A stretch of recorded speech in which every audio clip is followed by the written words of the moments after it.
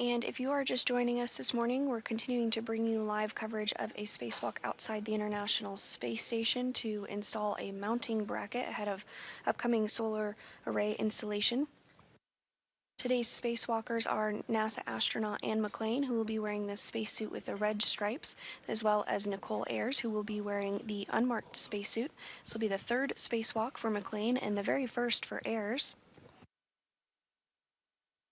Today's spacewalk will be the 275th in support of space station maintenance, assembly, and upgrades, and it will be the third spacewalk of the year, but the very first for Expedition 73. Here on the ground, there is a team supporting our spacewalking duo being led by Flight Director Diana Trujillo.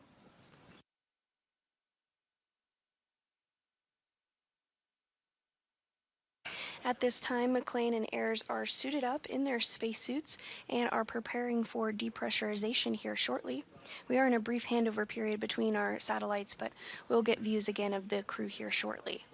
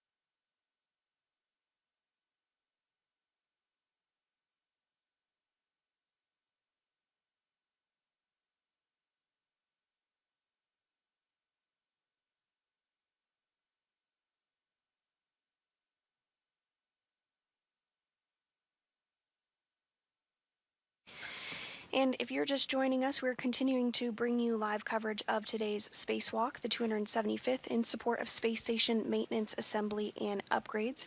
We are in a handover period between our satellites, but we do expect to gain communications with the crew here in a little less than 8 minutes. So let's take a look at some of the tasks for today's spacewalk. The crew will start by removing the C2B2 boom from the base, attaching an extension to the base, and installing the boom at the end of the extension. This action shifts the antenna boom by 1.5 feet, clearing the antennas from structural blockage. These steps complete the relocation of the C2B2 boom.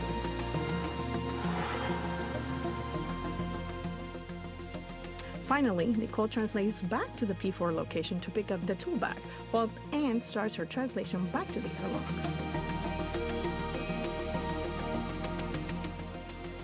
Shortly after, Nicole begins her translation back to the airlock as well.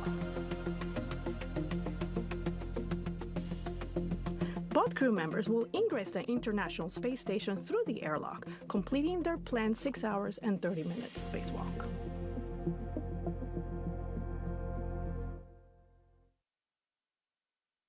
And that was an overview of some of the tasks that we can expect during today's spacewalk. Today's team here in Mission Control Houston is being led by Flight Director Deanna Trujillo.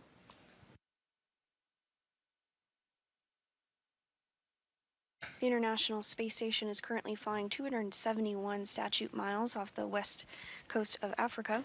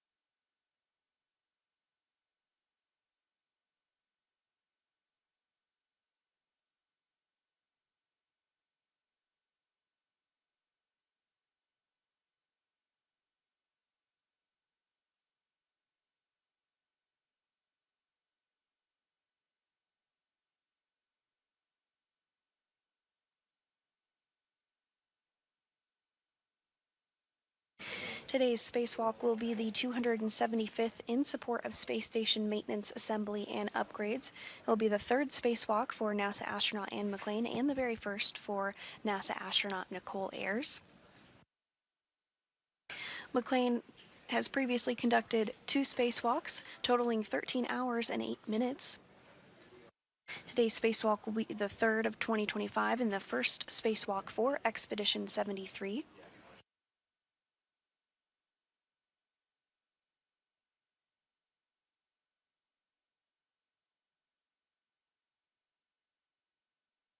McClain and Ayers arrived to the International Space Station on the SpaceX Crew Dragon Endurance on March 15th, following their launch the day prior. They are currently suited up and stepping through procedures ahead of exiting the airlock today. And there on your screen you do see a graphic of some of the spacecraft that are currently docked to the International Space Station. One of the tasks during today's spacewalk is to relocate a communications antenna, a common communications for visiting vehicle antenna, just 1.5 feet over to provide better redundancy for communications for all of those visiting spacecraft that you did just see on your screen.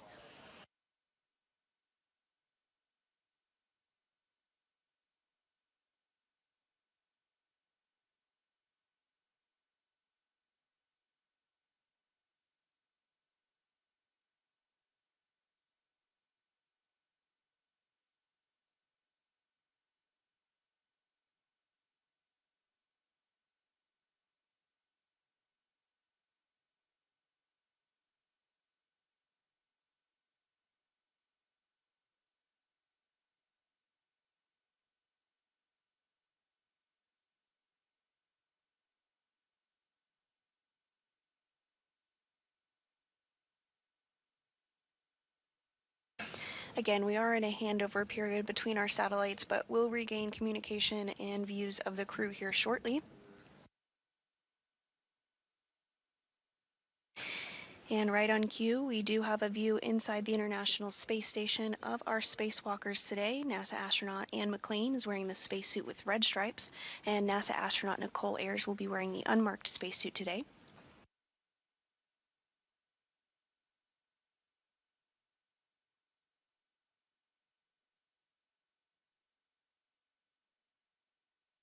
Assisting on your screen is NASA astronaut Johnny Kim, as well as coming into view now JAXA, or Japan Aerospace Exploration Agency astronaut Takuya Onishi.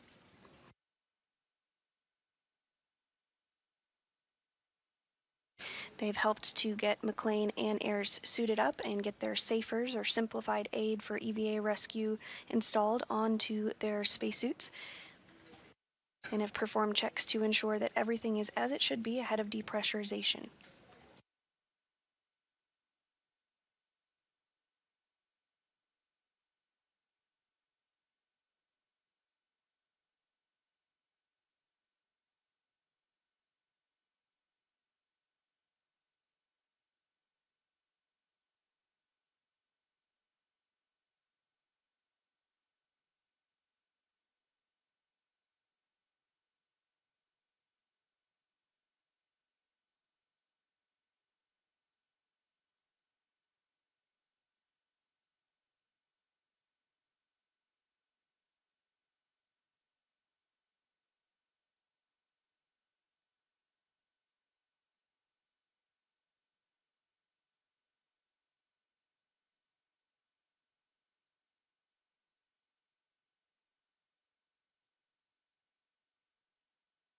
At this time, both McClain and Ayers are in the crew lock portion of the International Space Station.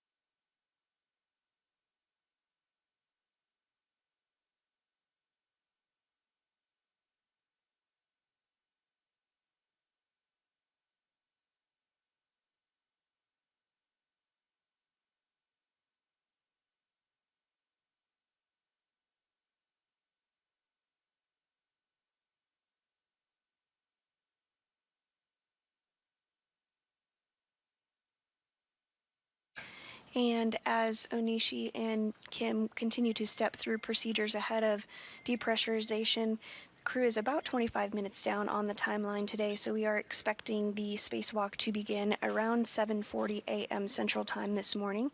We mark the beginning of the spacewalk from the time that the spacesuits are switched on internal battery power.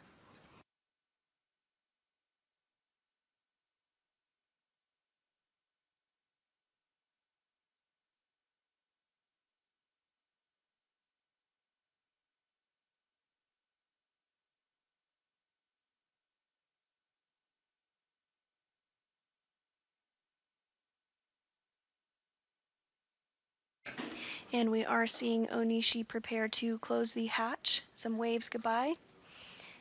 See you soon, more like it.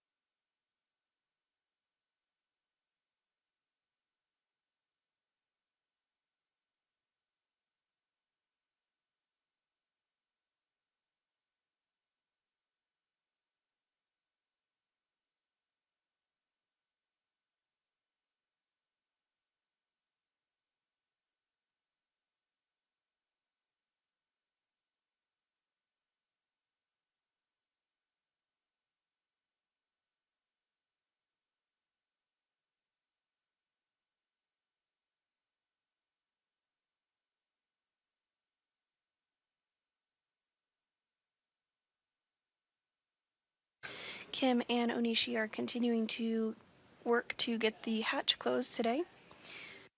Following this, McLean and Ayers, who are in the crew lock portion of the International Space Station, will complete some communications checks before getting the go for depressurization.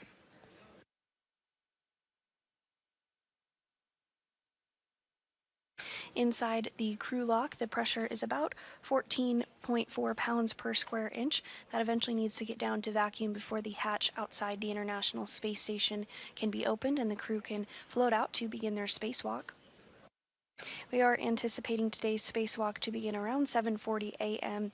Central Time this morning and last approximately 6.5 hours.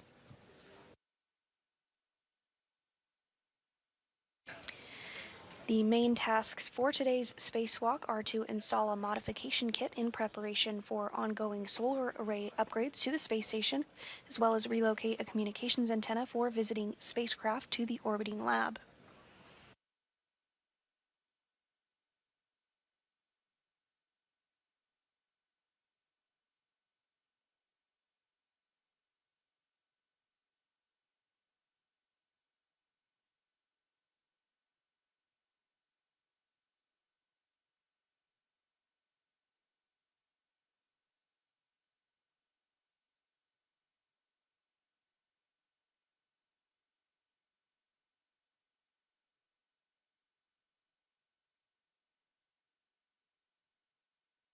Houston Airlock for EME privilege, step 76 and 77 complete. We copy. We'll put 78 through 80 in work.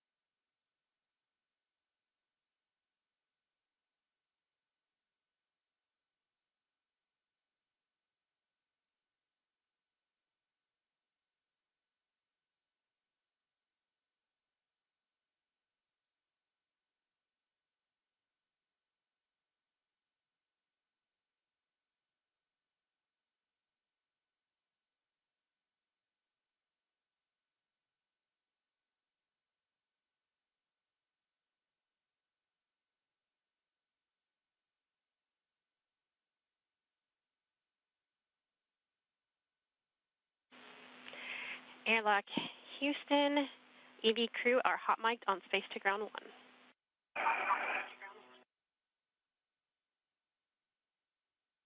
Airlock copies.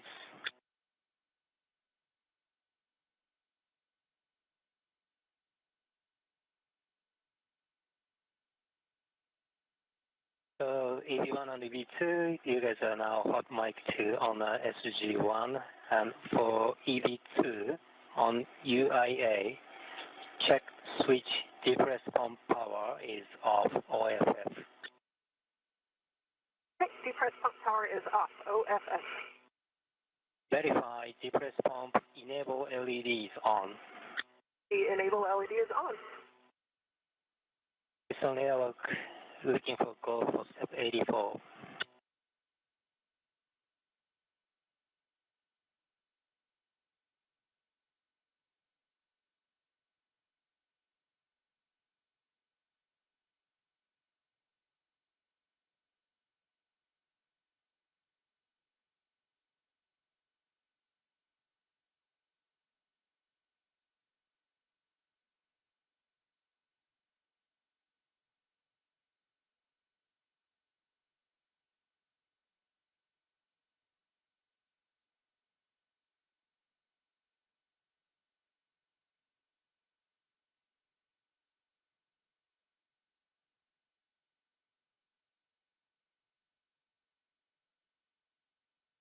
Houston airlock on 1 com check.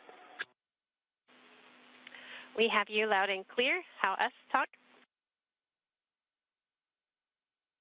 Okay, loud and clear. Looking for go for step 84. An excellent job this morning. You are go in step 84. Copy. Go to transition to the crew lock depress COORD. Okay, for EV crew members, we are now in a depress COORD, crew lock depress. For EV2 on UIA, switch depress pump power to on and wait 10 seconds for complete startup. Right, depress pump power switch is on.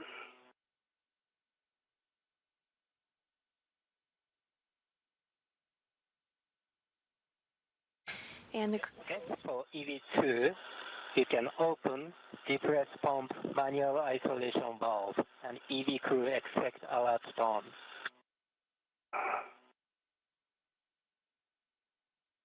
Pump man ISO valve is open.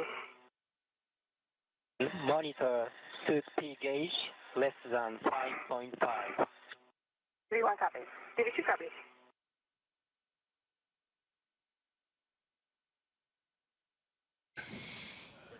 and McLean and Ayers did get the go for depressurization, so they're stepping through procedures with Onishi as well as the team here on the ground.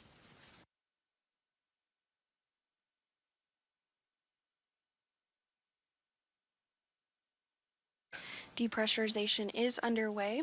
Pressure inside the crew lock is now at about 13 pounds per square inch. As a reminder, it does need to get all the way down to 0, or the equivalent of vacuum, before the airlock can be opened.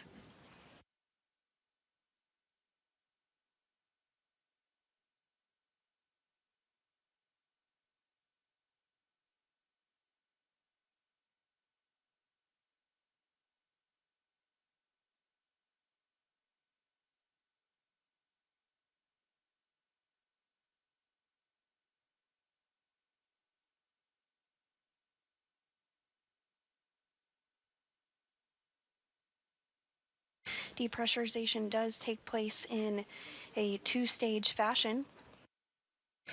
The pressure inside the airlock will get down to 5 pounds per square inch, at which point they'll pause depressurization to do a system check, make sure everything is configured properly before continuing to depress down to 0 or vacuum.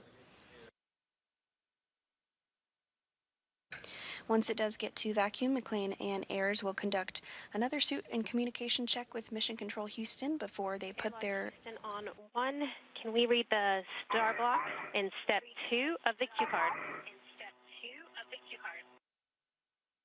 Copy that. So for both EV crew, if 2P gauge is greater than 5.5, stop, depress, and check MCCH. EV1 copy, suit gauge is 5 and steady. EV2 copy and same, 5 and steady.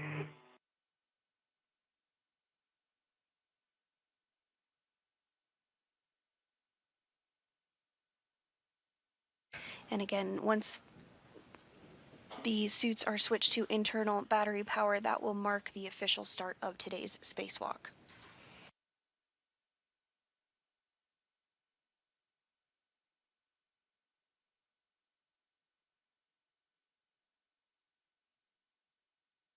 Depressurization is continuing as expected inside the airlock. The pressure is now approaching 10 pounds per square inch.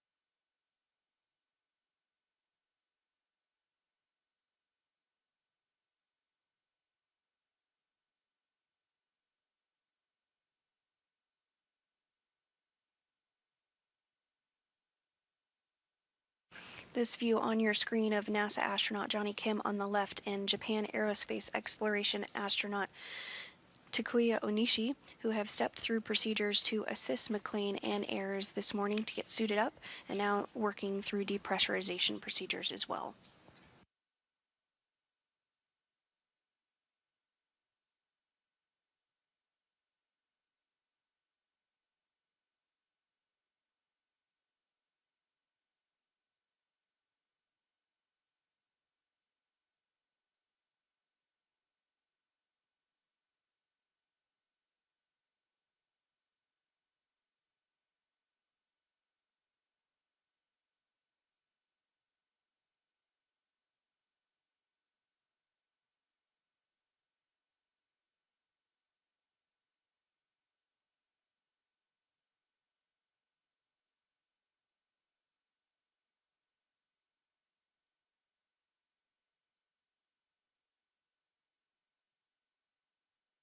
For both crew members, when crew lock at 6.0, EV crew expect alert tone.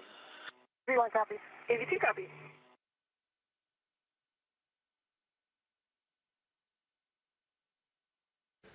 Pressure inside the crew lock now approaching 8 pounds per square inch.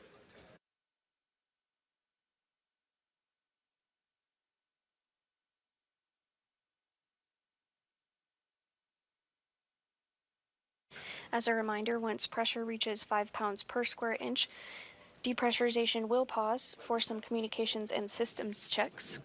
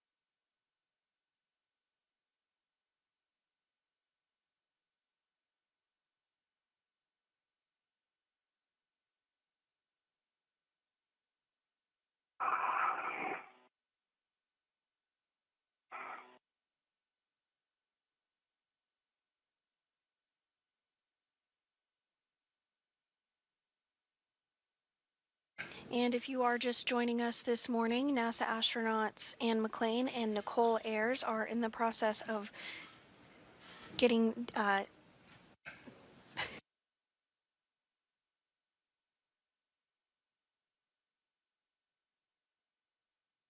Again, if you're just joining us this morning, NASA astronauts Anne McLean and Nicole Ayers are stepping through procedures to get the crew lock down to vacuum. The pressure inside is about 6.7 pounds per square inch. Today's spacewalk is the 275th in support of space station maintenance, assembly, and upgrades, and the main tasks will be to install a mounting bracket ahead of the installation of an additional set of International Space Station Rollout Solar Arrays, or IROSAs, as well as relocate a communications for visiting vehicle antenna called C2V2.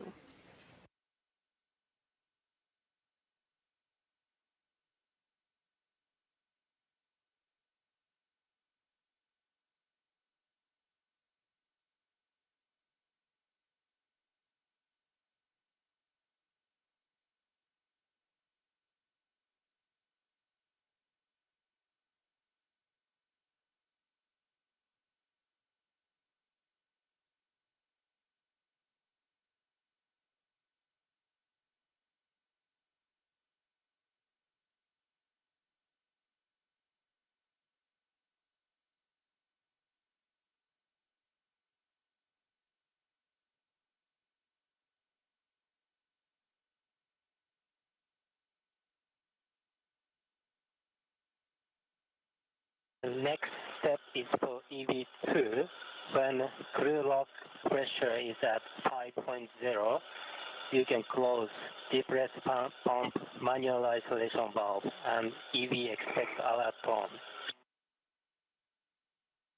2 copy.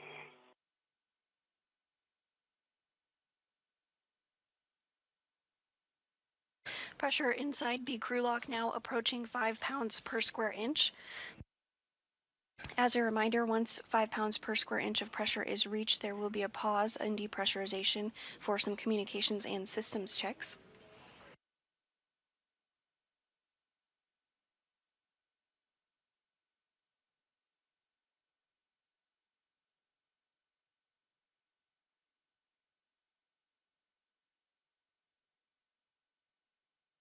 For EV2, I'm not seeing the airlock key on my DCS anymore, so can you let me know when it's at 5?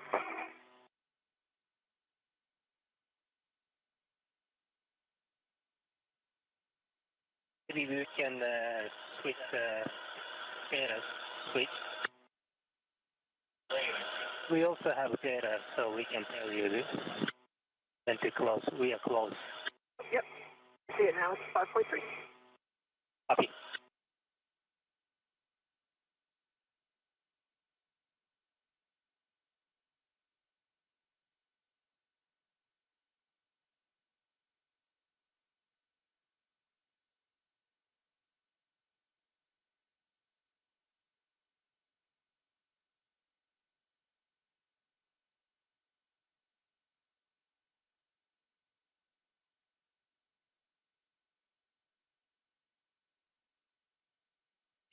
And we are seeing that the crew lock is now at 5 psi.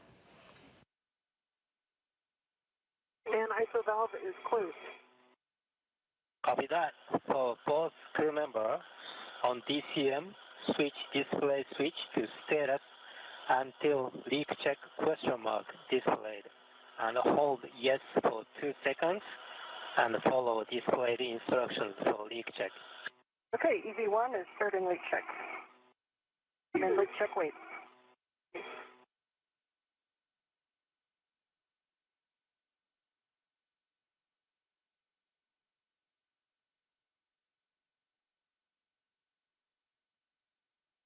If you see if leakage high should be message, let us know. Okay, copy.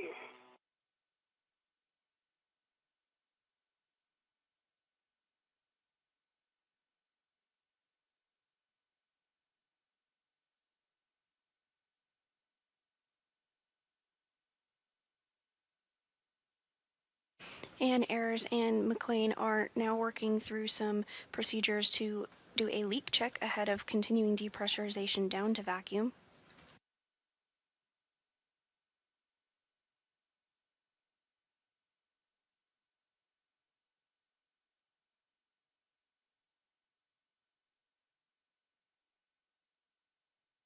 EV1 is going go tracks ready to EPA.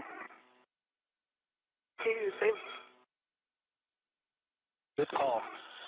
So for both crew members, set auto actuator to EVA.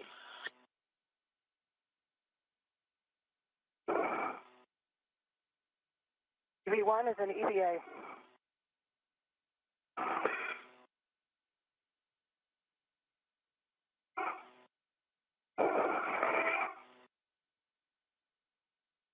So just double check EV2, your auto actuator is also in EVA, right?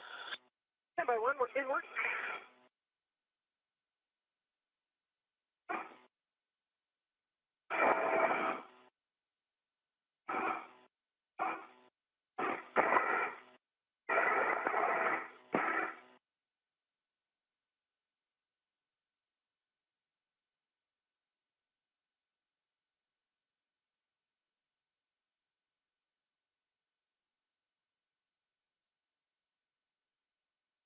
And Vapor, while you're working that, just wanted for baseline glove check. On my right index finger, I just noticed a small slice about 2 millimeters long in the RTV. And through it, I can see one single white string.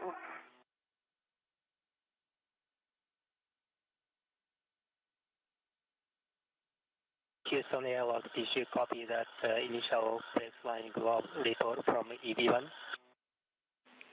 And we copy talk right index finger on EV1, 2 to 4 millimeters long on the RTV, one small white string. Is there a length on that string? No, it's kind of inside, so if I kind of open up, it's directly a straight slit, and if I open it up, I can kind of see a few strands. They're not sticking out. I can just see them kind of separated within the slice, or within the cut. Houston copies.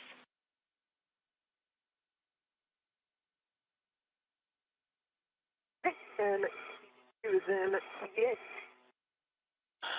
Nice job, Becca. And for next step is for EV2. Stand by. Houston airlock. Do we have go for further debrief? And talk, we have additional question for Anne for her right index finger on that string. Is it cut or loose in any way?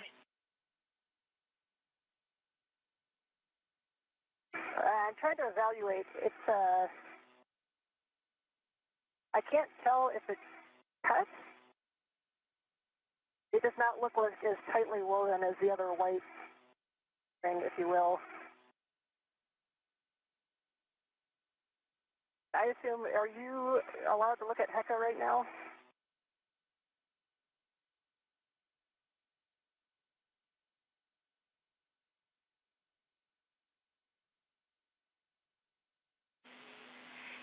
And Anne, we copy. We are go for you to turn on your HECA. We would like to take a look at that. I thought so. My HECA is on. I have a green light. Let me know when you're seeing it, and I'll try to give you a good view. And we copy. We're putting that streaming in work now. Copy.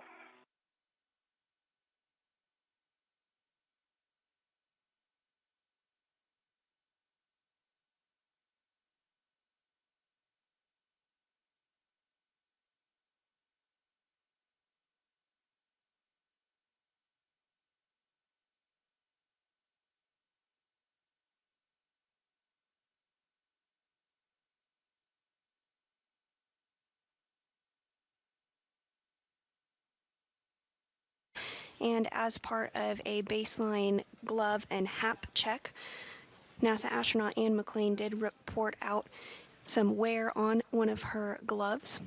The team on the ground has asked Anne McLean to turn on her helmet camera and are going to take a look at that to get some more information.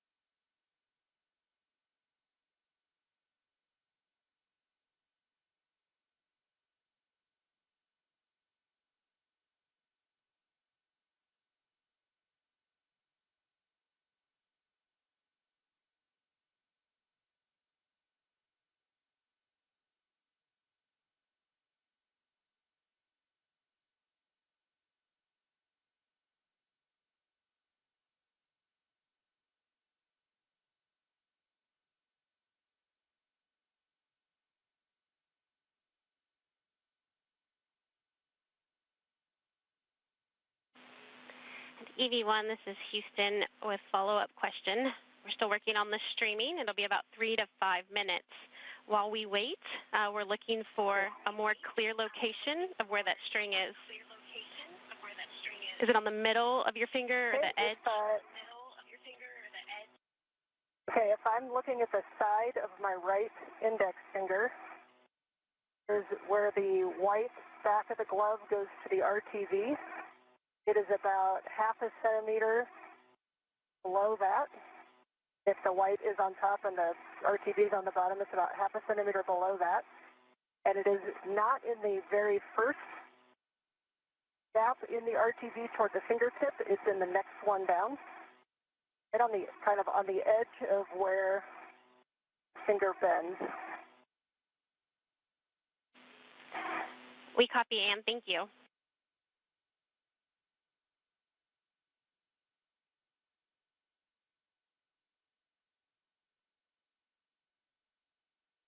And Houston, for Sandy, if it helps, when I bend it, it's kind of right at the corner of where the finger bends. So when I bend it, it kind of opens up, the little cut opens up. Perfect description. Thank you. We're chatting it. We'll be back with you in a little bit. Still working on streaming. Okay.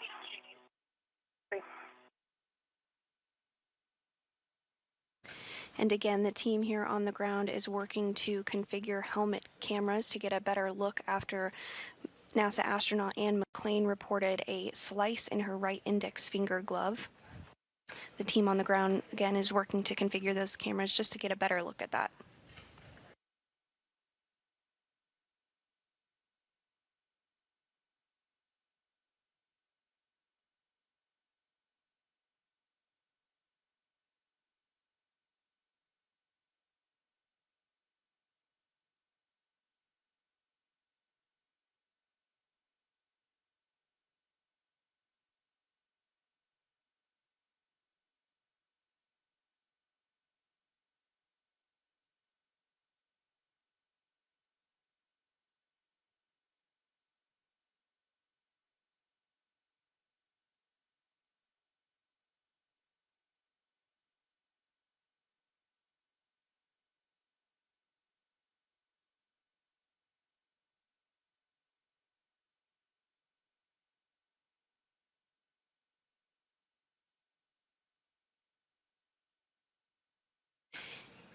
And we are getting views now of NASA astronaut Anne McClain's glove. We are holding pressure at 5 pounds per square inch so the team on the ground can get a better look at that reported slice on her right index finger glove. AV1, this is Houston. We do have streaming, and we can see your glove now. If you want to move it a little closer, we can maybe get a closer view. Okay, and I can kind of see it's right at the bend. If I'm putting it in the wrong place, just let me know which direction to move. When it's straight, it's If you could move closed. it away from the light, it's kind of bleaching it out, so more across your body. Perfect, and stand there.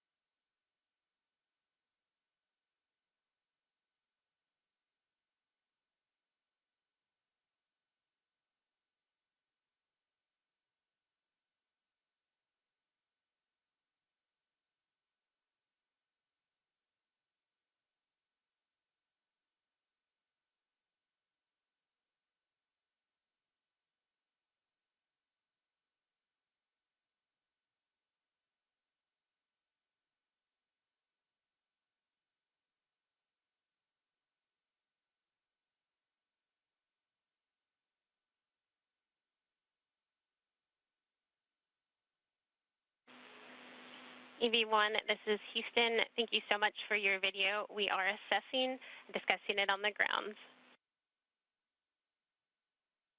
Copy, thanks. Let me know if you need any other views.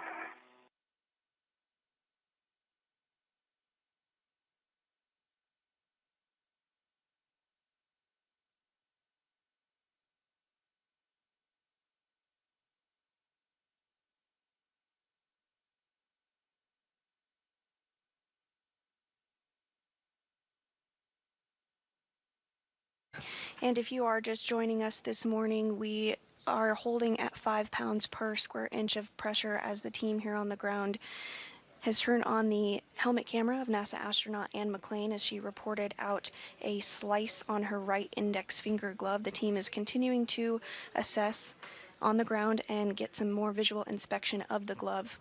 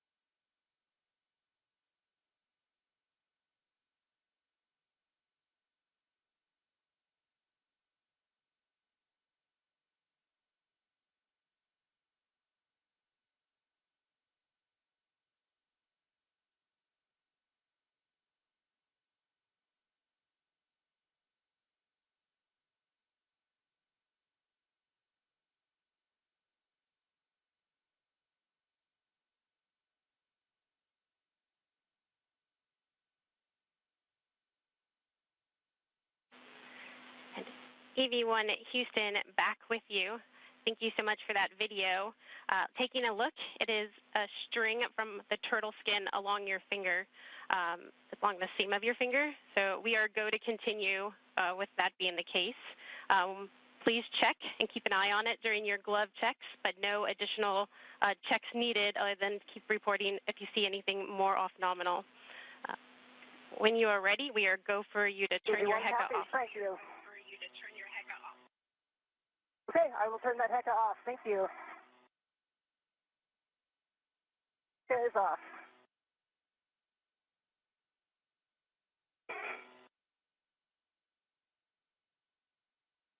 Houston Airlock on 1, we copy that we are still close for picking up 7.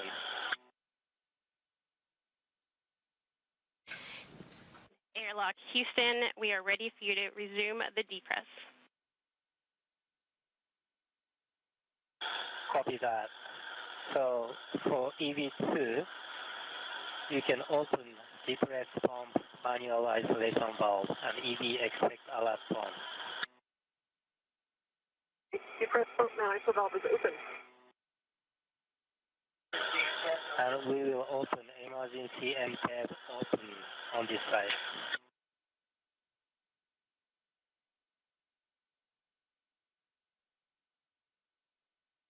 For post crew members, monitor safety gauge less than 5.5. If gauge shows greater than 5.5, stop, depress, and check Houston. V1 copy. AV2 copy.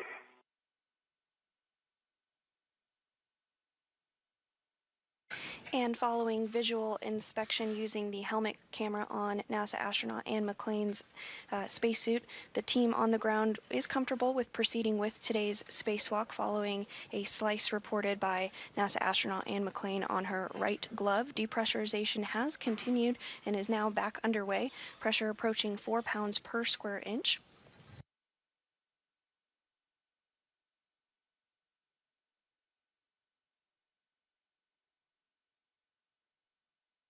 The team on the ground did discuss having some additional checkouts of the glove throughout the spacesuit. That is part of the normal procedure.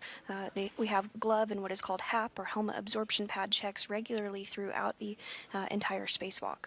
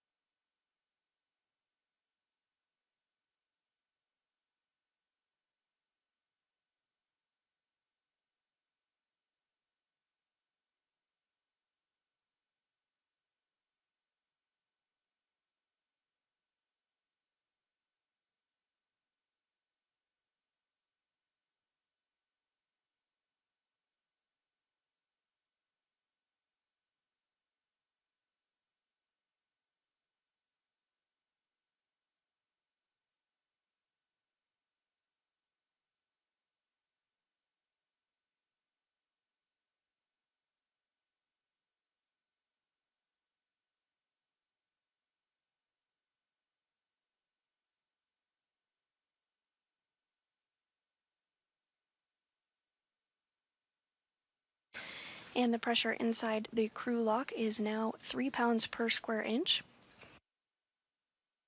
Once we do reach vacuum, or 0 pounds per square inch. Step is for EV2.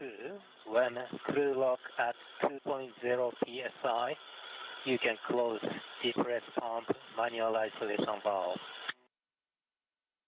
Copy.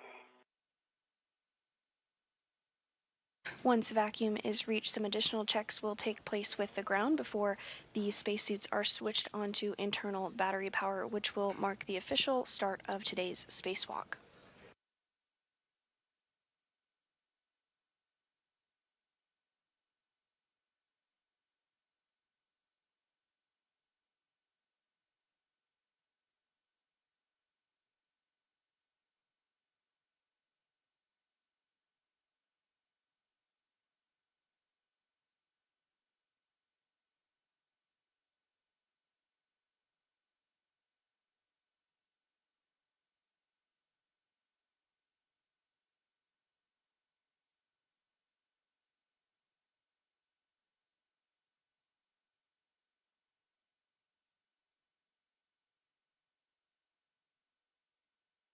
NASA astronaut Johnny Kim and JAXA astronaut Takuya Anushi are continuing to step through procedures ahead of depressurization.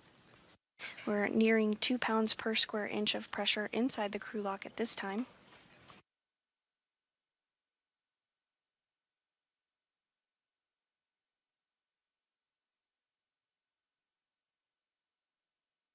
Press pump man isolation valve is closed. Copy, and the next step is for also EV2. On UIA, switch depress pump power to off, OFF.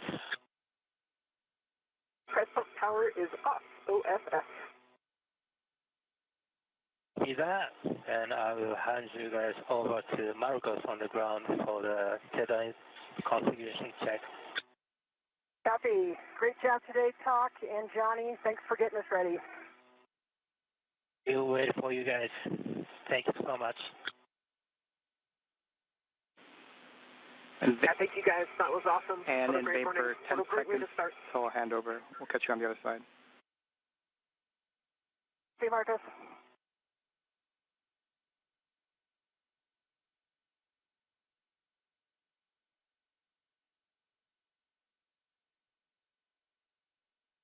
And as pressure in the crew lock approaches 1 pound per square inch, we did have a handover to our ground IV, who is NASA astronaut Marcos Barrios, who is going to be communicating with NASA astronauts Anne McClain and Nicole Ayers during today's spacewalk.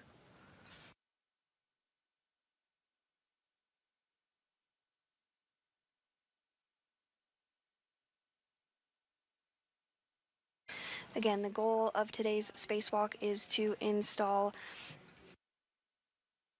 a modification kit ahead of upcoming solar array upgrades, or IROSAs, as well. For your essay, I've kind of shifted off to the right, so when we go to open the hatch, we'll have to do a little another shift. Okay.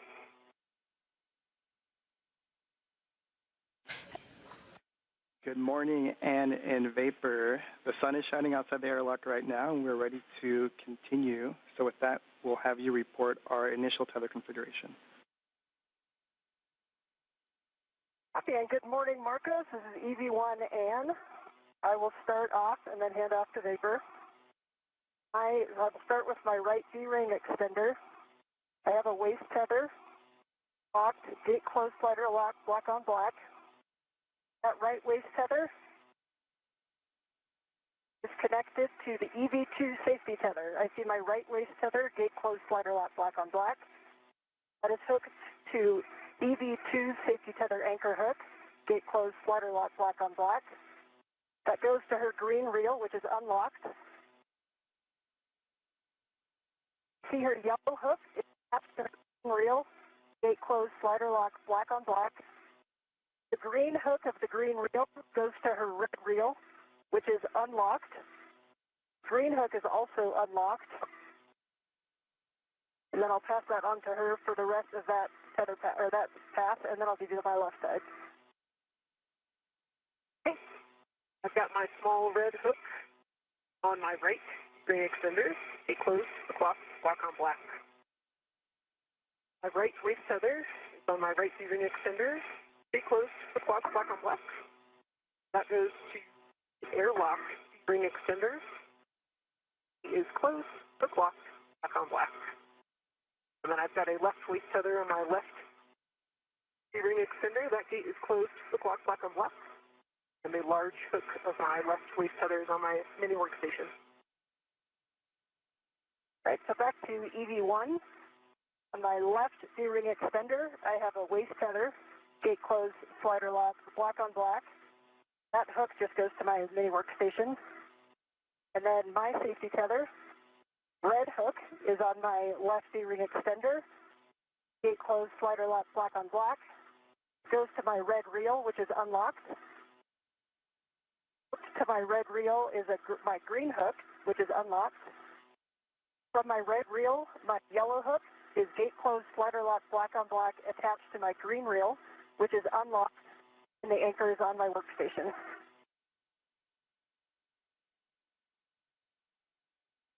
I also have a single waist tether hooked to the airlock D-ring extender, and that's just hooked back to a handrail. Copy, Anne and Vapor, and that is a good configuration. So next, when the change of pressure in the crew lock is approximately 0, expect an alert tone. D1 copies. D2 copies. And just as a reminder, we are going to pause for data review and a go from MCC before proceeding with hatch operations, Anne. D1 copies. And then as the airlock pressure drops below 0, there are 2 messages that you might get, just for your awareness. The first one is suit P high. If either of your met rates are very low, that is expected, no action. And the other is H2O is off. If the switch is in the off position for over a certain amount of time, that's also expected, no action needed on your part. D1 copies. Thanks, Marcos. D2 copies.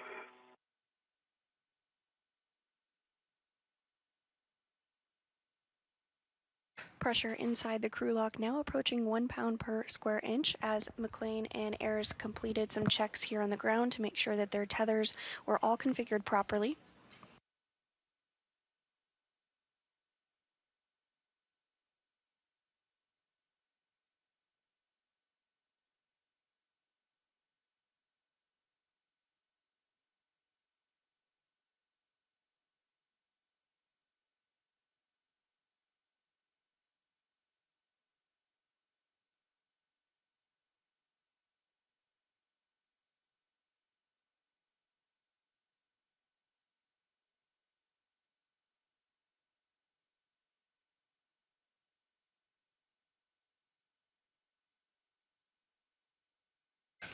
Pressure now less than 1 pound per square inch inside the crew lock with NASA astronauts Anne McClain and Nicole Ayers. Once the crew lock does reach vacuum, the duo will get the go to switch their suits onto battery power, which will mark the official beginning of today's spacewalk.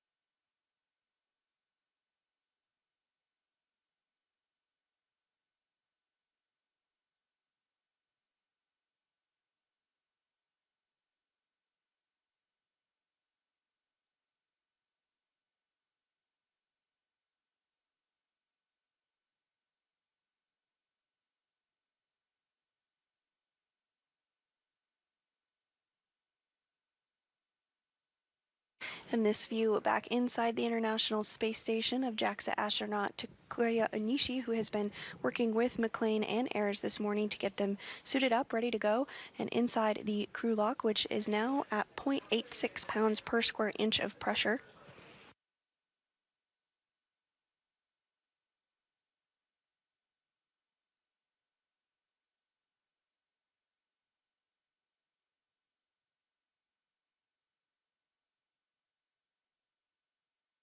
Today's spacewalk will be the third for McClain and the first for Ayers, and the 275th spacewalk in support of space station maintenance, assembly, and upgrades. During today's spacewalk, McClain and Ayers will complete tasks to build and install a mounting bracket on the 2A power channel in preparation for the next delivery of ISS rollout solar arrays, or IROSAs, which will be delivered on a future flight.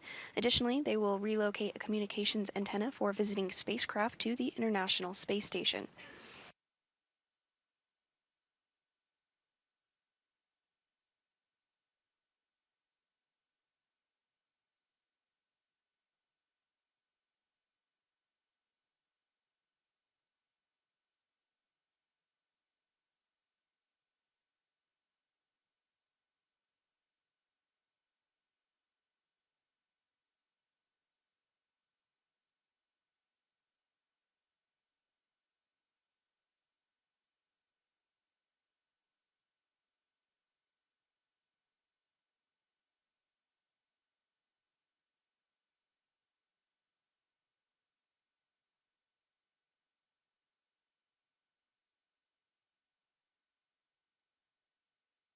Pressure inside the crew lock now at 0.75 pounds per square inch.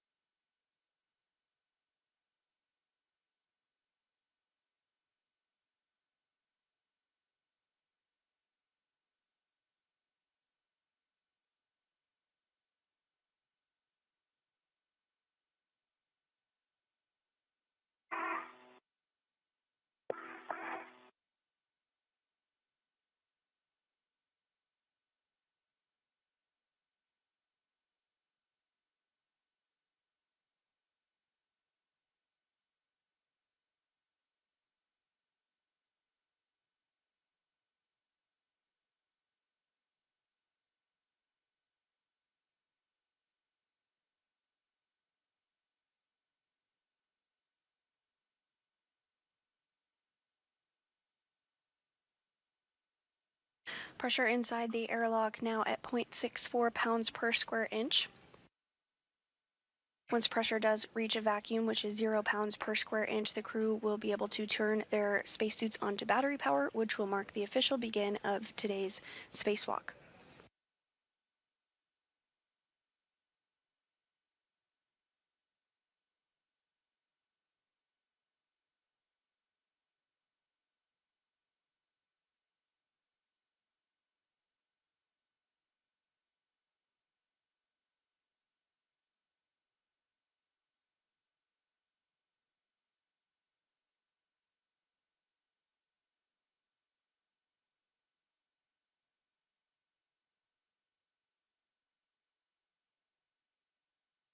And this view on your screen of NASA astronaut Marcos Barrios, who is the ground IV and will be interfacing with Ayers and McLean this morning. And Vapor, I know you both heard this earlier today, but we just wanted to repeat it for your situational awareness.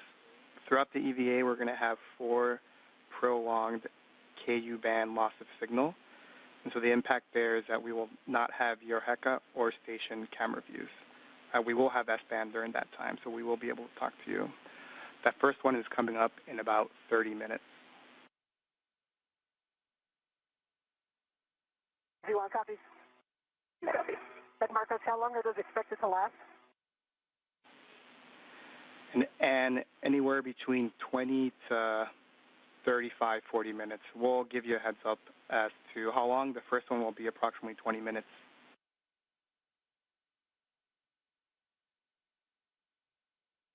Okay, thanks.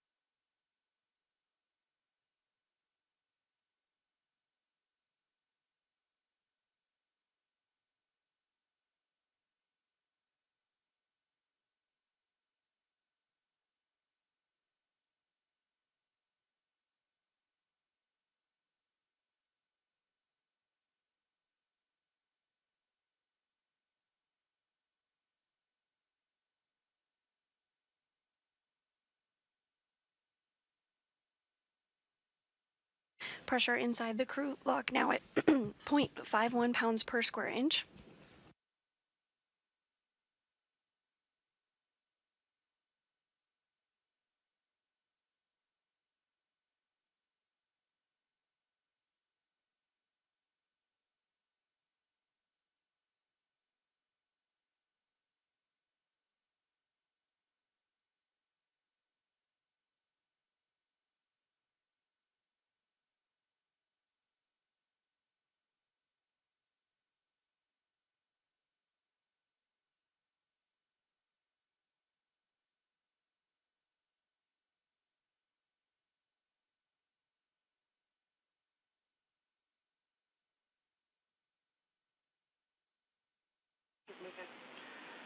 And in Vapor, we're showing the crew lock pressure less than 0.5, and we have a go from MCC to proceed with hatch operations.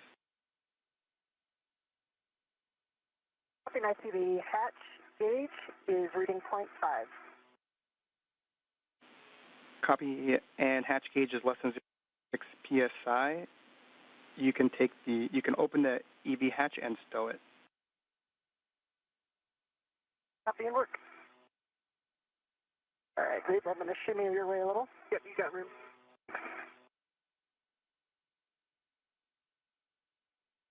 And with that, McLean and Ayers did get the go to open up the hatch, so we will see them float out here shortly. First, they'll remove the cover of the hatch, and then we'll see them come out from that point.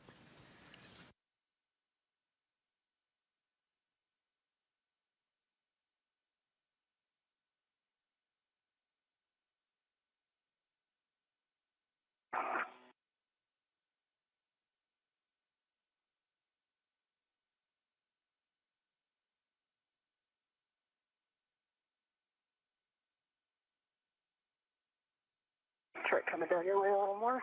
Okay.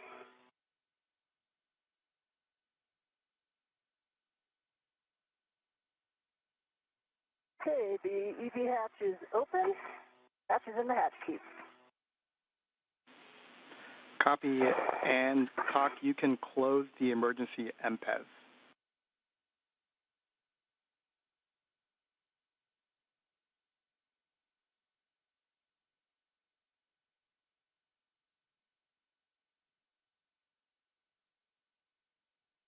Emergency MPEG is closed. Copy, TOC, and then and Vapor, we're going to pause again here for another data review before continuing with the post-depress procedures. If you want copies. You copy. And Vapor, for your situational awareness, one more message that you might receive is the SCU power avail. That is when we go to the bat on the power switch and the SCU is still connected for a certain amount of time. No action required. You want copies.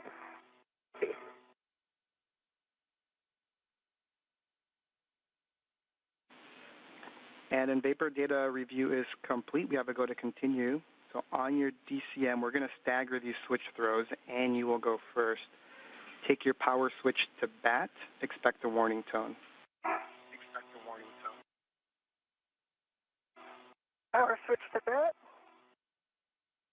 And I got the warning tone.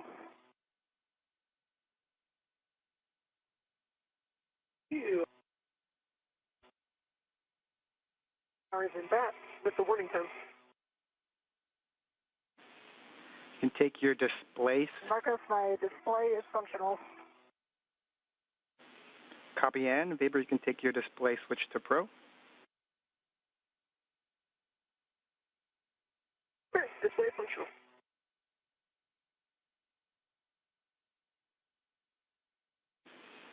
I copy Vapor on the UIA power EV 1 and 2 switch to off OFF, and you will check that the 1 and 2 LEDs are off as well.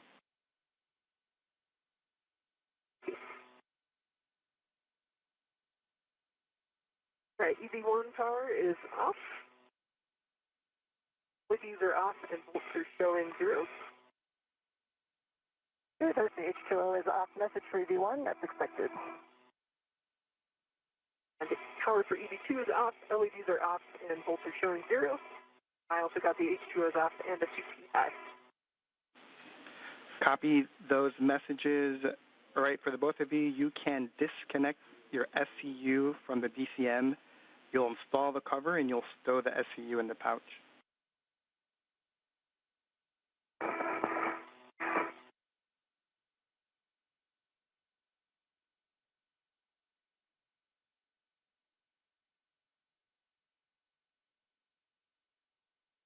V1, SCU is removed in the pouch. My cover is back on my DCM. Copy, Ann.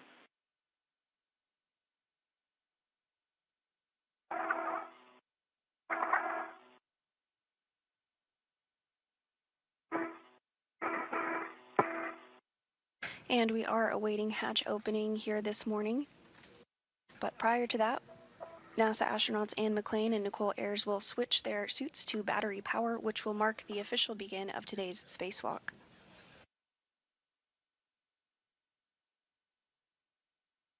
Right, EVT SC is removed from the DCM in the pouch and cover is on. Copy you both. Vapor, you can take the depress pump man ISO valve to close. That would be a check, Vapor. And Marcos for EV.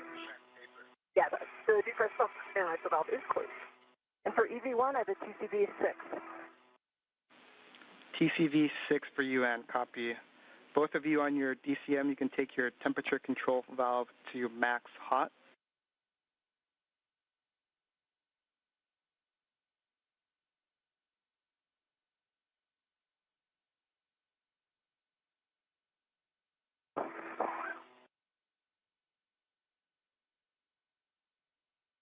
all right.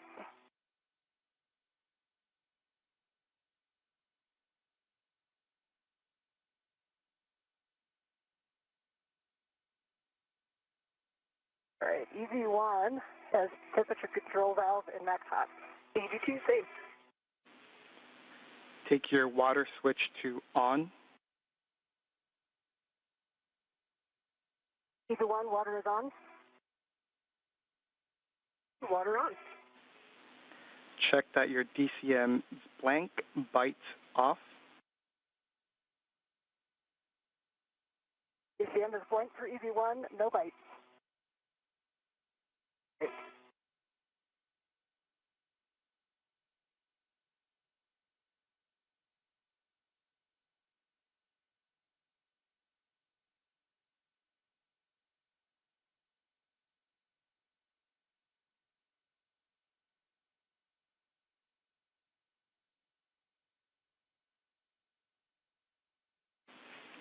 And Vapor, apologies, I may have missed it if you called us with your DCM.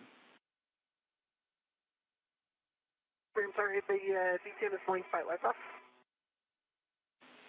Copy. You can both of you take your temperature control valve as desired and let us know what it is, and then please keep us informed if you make those any TCV changes during the EVA.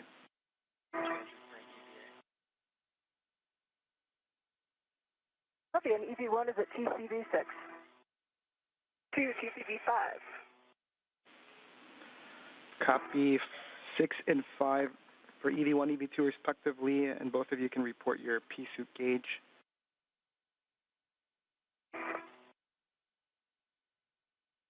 EV1, CP gauge 4.2. Here's gauge 4.2. Copy 4.2 for the both of you. Visors as required. The sun is out for the next 28 minutes.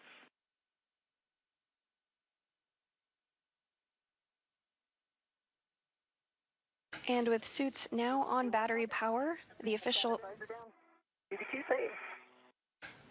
start time of today's spacewalk is 8:05 a.m. Central Time this morning. He's ready.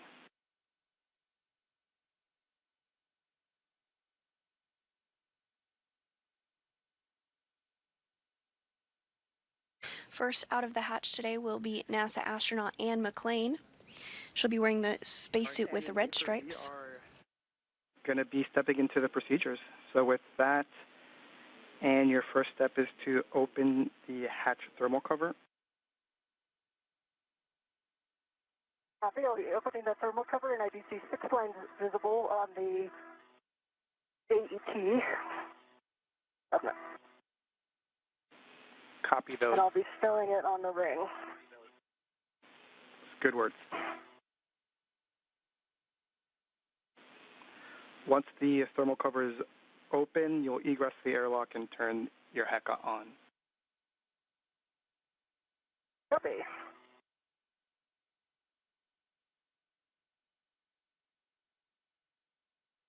Right, it is sped back onto the ring, and I still see 1, 2, 3, 4, 5, 6. We copy? And the thermal cover is now open.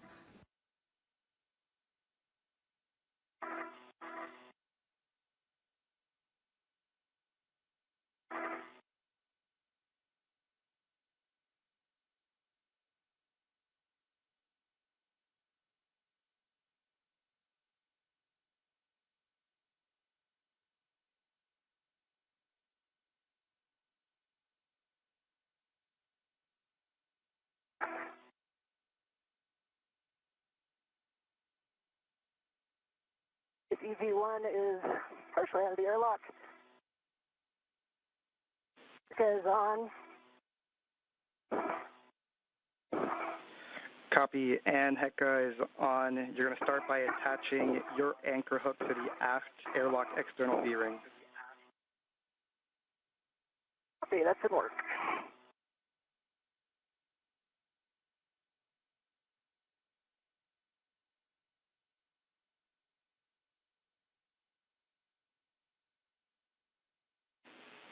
And Vapor, for you as you wait. Vapor.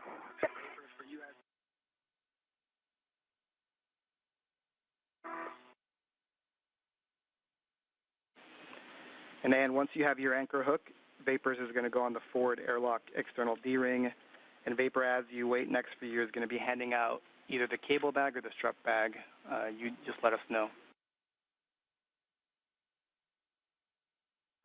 All right, Marcos, my safety tether is attached to the aft D-ring extender and gate closed slider lock black on black. I'll be working on Vapors.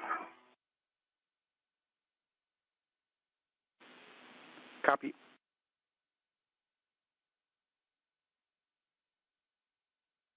And first out of the airlock is NASA astronaut Anne McClain. This is the third spacewalk of her career. She's again wearing the spacesuit with the red stripes. Next up will be Nicole Ayers, her first spacewalk today. She'll be wearing the unmarked spacesuit.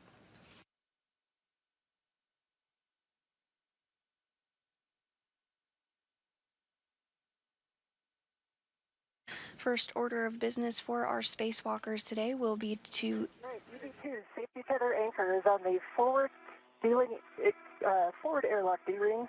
Gate closed, slider locked, black on black.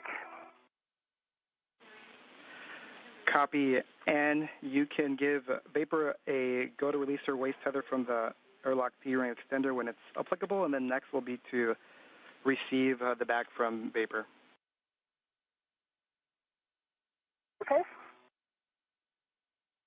So Vapor, you can do your waist tether anytime you want. You have a good tether path. Okay, copy that. I've got the cable bag. I see it. Out, ready for you. I'm coming into a good position to grab it here. Okay, 1 by 1. First order of business for McClain and Ayers will be to get the 8-foot-long strut bag out of the airlock, as well as the tool bag that will be utilized during today's spacewalk. They'll then translate to the port side of the International Space Station, heading to the work site of the modification kit structure, or mod kit. Okay, so we're going to cable back first. Copy.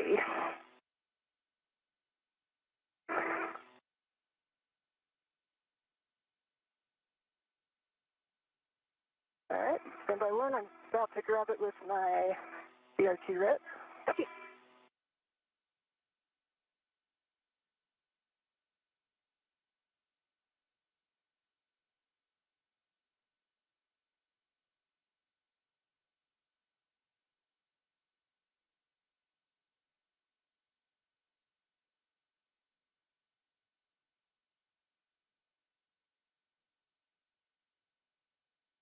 All right, my BRT ret is on the cable bag.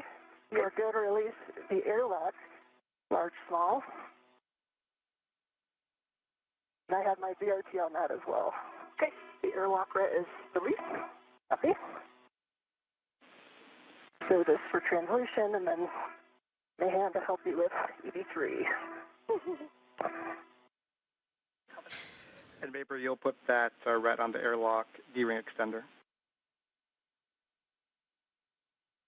Marcus, I threw it on the airlock D-ring to leave the extender free. That works. Copy that. That works. Thanks.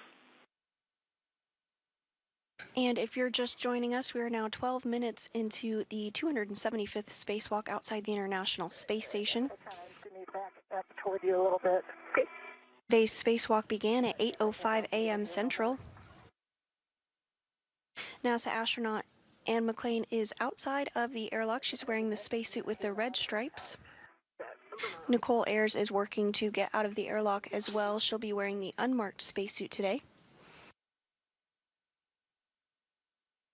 The goal of today's spacewalk is to complete a modification kit build and installation on the International Space Station ahead of upcoming solar array upgrades, as well as relocate a common communications for visiting vehicles antenna, otherwise known as C2V2. And then it kind of got pulled aft. Okay, I do have a hand on it. I'm not ready to it, so not ready to let's go.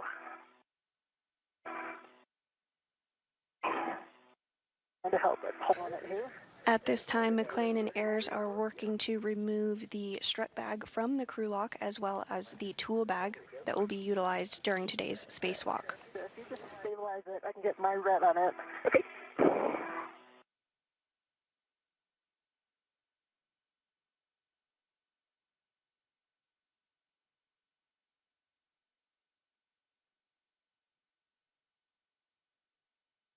Okay, I have a ret on it.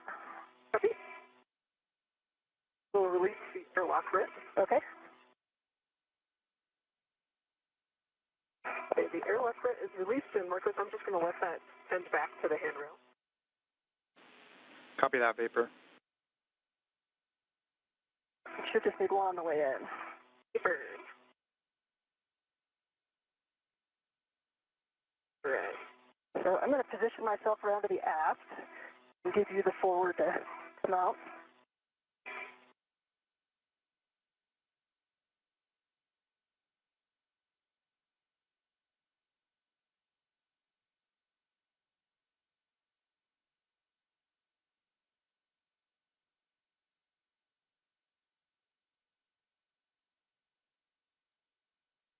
The strut bag that McLean and Ayers are working to get out of the airlock is about 8 feet long, Okay. and it contains the pieces of the modification kit that will be assembled during today's spacewalk.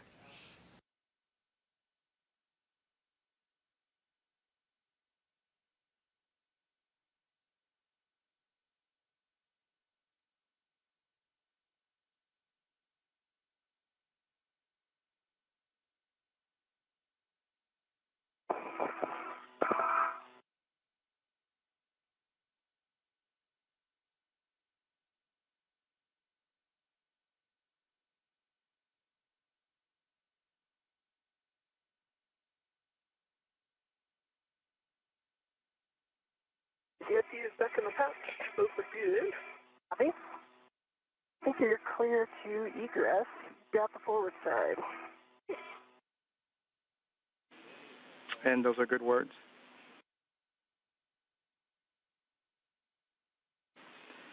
And if you have a free hand, it looks like your HECA was turned off, so if you can turn it back on for us, we'd appreciate it. Okay, it's back on. Green light. Copy.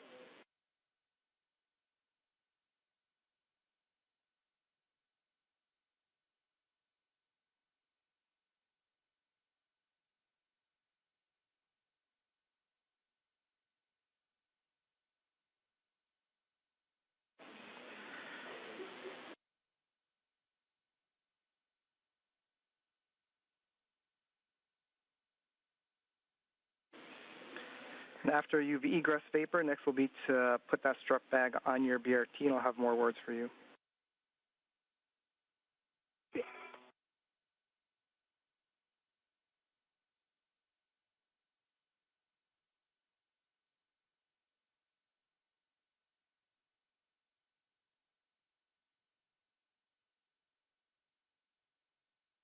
And now out of the hatch is NASA astronaut Nicole Ayers. Again, today is her first spacewalk, and this is the third for NASA astronaut Ann McLean in the suit with the red stripes. Hazard and everything get situated before we hand off. And a Vapor question for you, whether or not you wanted to do the translation adaptation with or without the strut bag.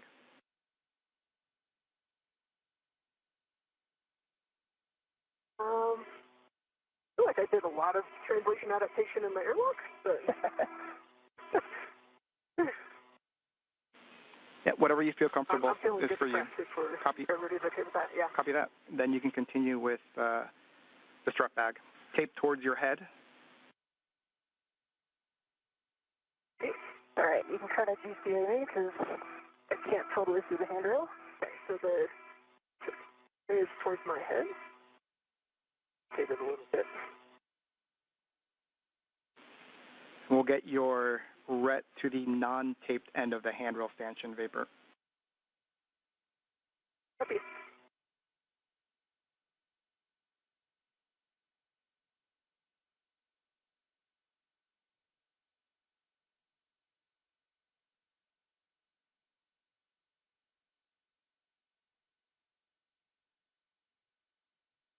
And now move it, hold it right there.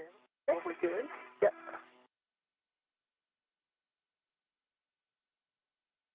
My ret is on the non-takedown, the hammer. Okay, you have a ret on it? I do. Okay, before you pull it your way, I'm going to take my ret off. Copy. Okay, my ret's off. Back on my NWS. All right, how can I help you get this situated here? My DRT on it now.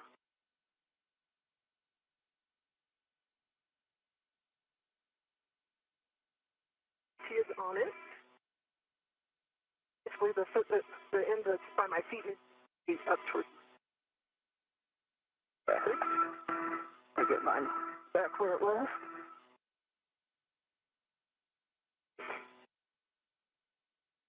Pause there. I'm going to put this adjustable on my spinning workstation. Okay. And now out of the airlock is also that strut bag, that long 8-foot long strut bag that has the pieces of the modification kit that will be assembled and installed during today's spacewalk. And we are getting a view from NASA astronaut Ann McClain's helmet camera here. Okay. We're done. Good job, the both of you. And Vapor will have you turn your HEC on. Okay. And we'll go with buddy checks after.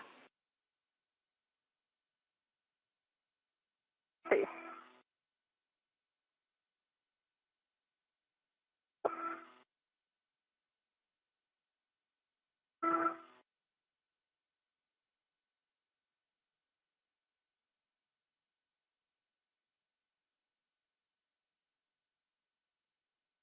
With the strut bag and the tool bag out of the airlock, McClain and Ayers will now work to translate to the port side of the space station.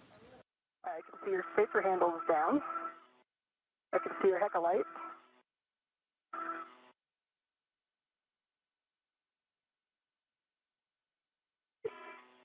I've got your HEC light, and I've got 3 taps up. So your left safer handle is down. Now to your left just a bit, right safer handle is down, so both safer handles are down. And your tools and tethers look clean to me. Let me have your camera real quick. Have a tether that... And can you confirm that both of Vapor's safer handles are down? Yes, her safer handles are down. Copy that. We'll get a baseline HAP check from the both of you. And my HAP for EV1 is dry.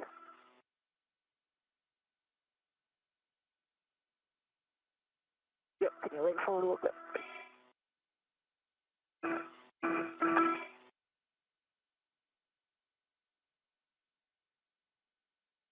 My HAP is dry as well for EV2.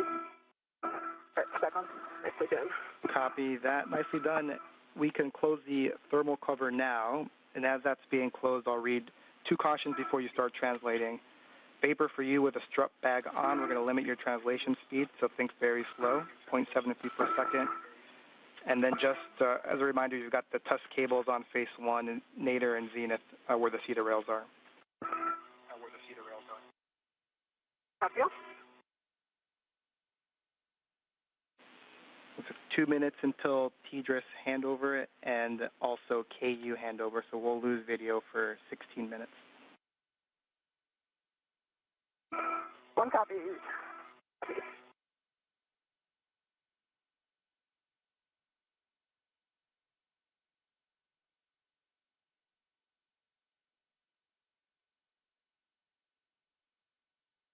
Thermal covers closed.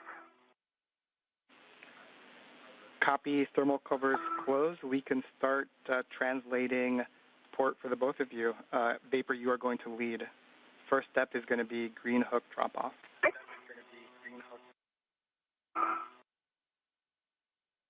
didn't work.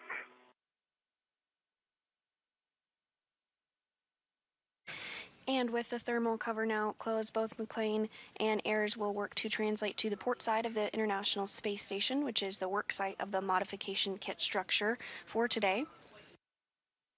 You also heard the duo perform what is called buddy checks. This is essentially a check to make sure everything on their spacesuit is working and looking as expected. These will take place throughout the spacewalk and include looking at gloves, looking at the helmet absorption pad, as well as making sure that their safer is in the proper configuration. Copy.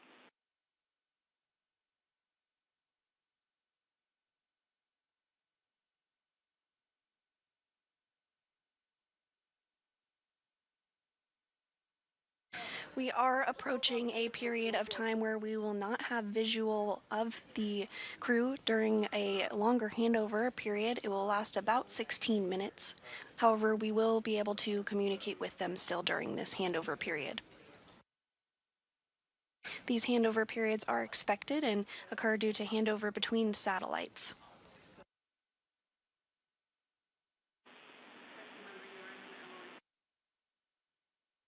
I'm on the speed of right.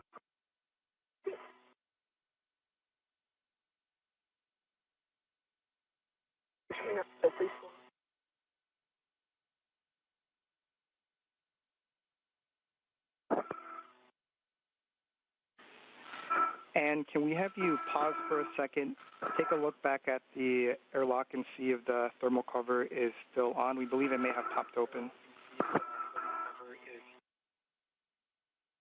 It's top open. Copy that. If you don't mind going back to close it, we'd appreciate it. More.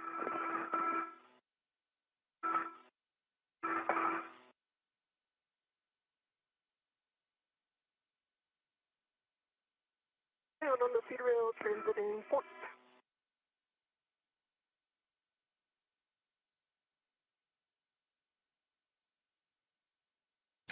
And before the loss of signal, the team on the ground did notice that the thermal cover had opened back up, so McLean is going to translate back over to the airlock to ensure that that thermal cover is closed.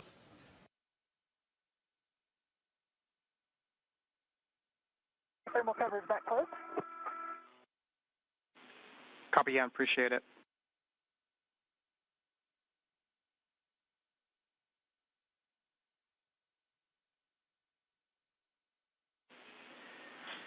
In Vapor, as you approach the FHRC, your green hook is going to be handrail 3651. It is the nadir one.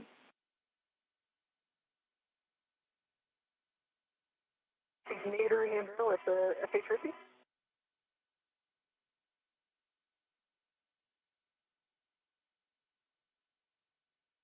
Can I come back up to see the spur? Copy, Ann.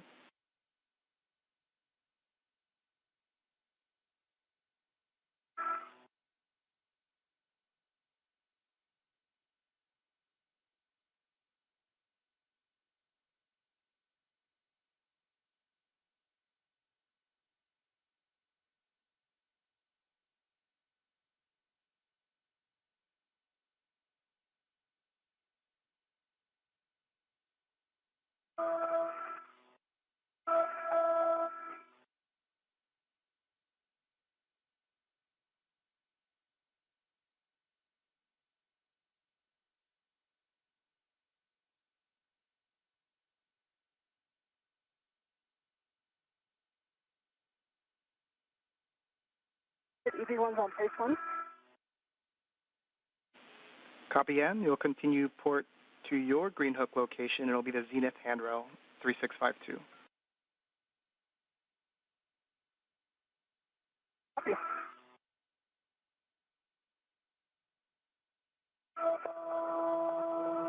Vapor bag's looking good. They're big, I will say that much. But it's a large bag. Yes, it is.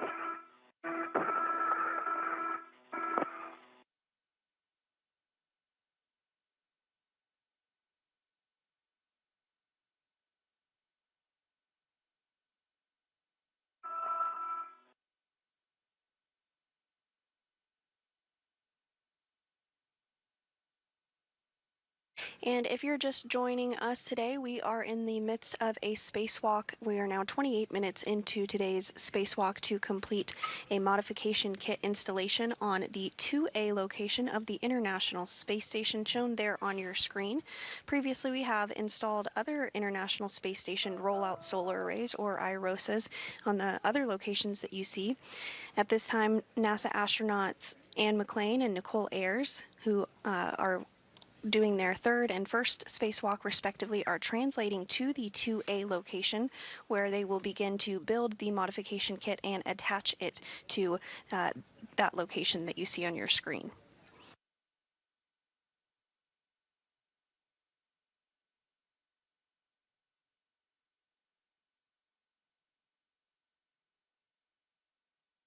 And you may recall that over the past couple of years, we've continued to work to upgrade the power channels on the space station.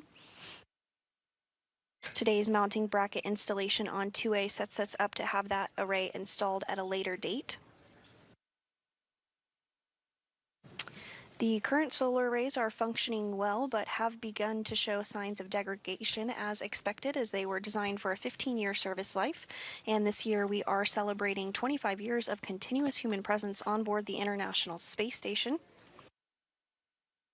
Once the new solar arrays are positioned in front of the other arrays, the current arrays, the station's total available power will increase from 160 kilowatts to a maximum of 215 kilowatts. Copy vapor. Handrail 3651 to Nader 1.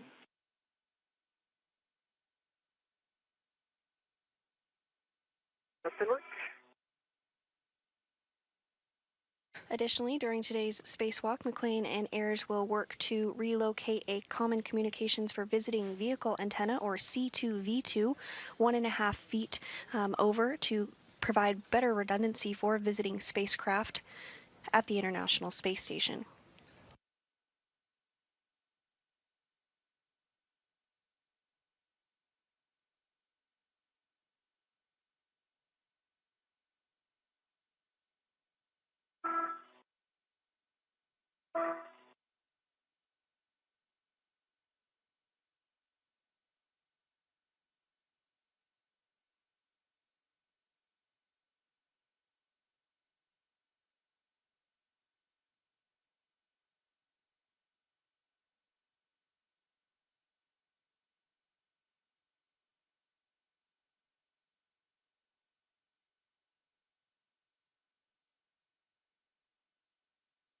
My green hook is on 3651. Copy vapor. Once that's complete, you'll continue port to the work site. Just make sure your gauntlets are in place prior to crossing the Sarge.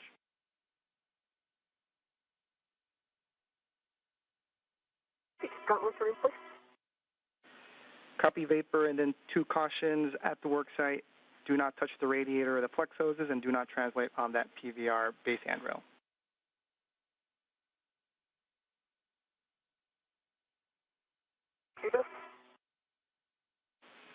And I'm at 3652 and working on the green hook. we copy, and thanks.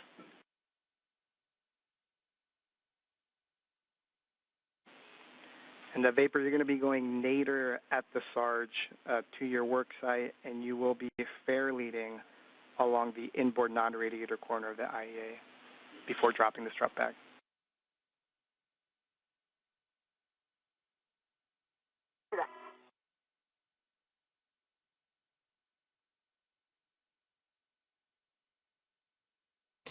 At this time, McClain and Ayers are continuing to translate to the port side of the International Space Station, heading to the work site of the modification kit structure for today. Once they are at that location, they will secure their 2 bags, the tool bag and the 8-foot-long strut bag, and begin the installation activity. Ayers will start the modification activity by removing the strut out of the bag and assembling what is called an upper triangle, consisting of several pieces. It consists of 2 struts and a mounting bracket. Ayers will then hand that assembled triangle to McClain, who will install it on the mass canister of the Beta Gimbal Assembly, or BGA. The duo will be utilizing the pistol grip tool, or PGT, to secure it to the beta gimbal assembly.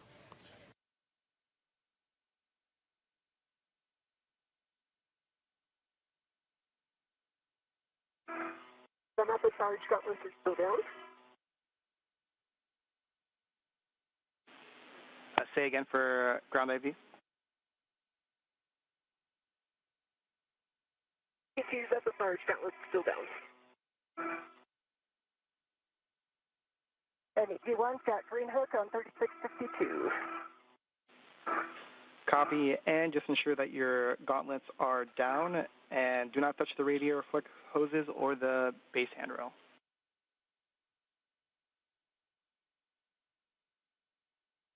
D1 copy. Gauntlets are down. Copy gauntlets. Next for you then, Ann, is continue to translate port to the worksite. You're going to be stowing the cable bag and putting the IROSA cables just external to the bag. No fair lead required.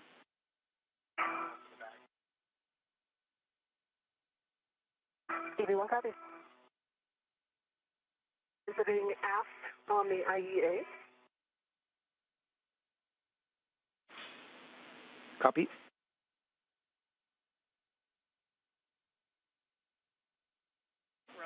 And as a reminder, you'll fair lead there at that inboard corner vapor, and then you'll proceed with the strut bag drop-off.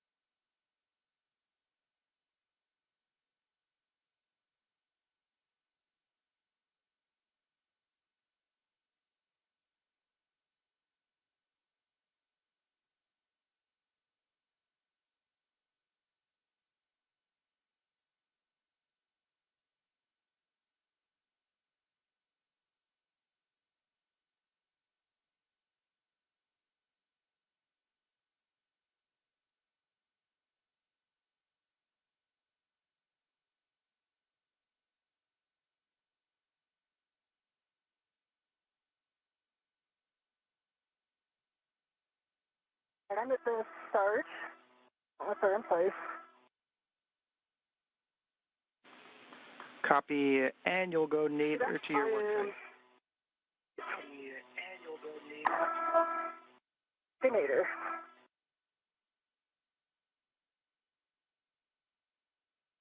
I'm looking at handrail 5136. I tried to put a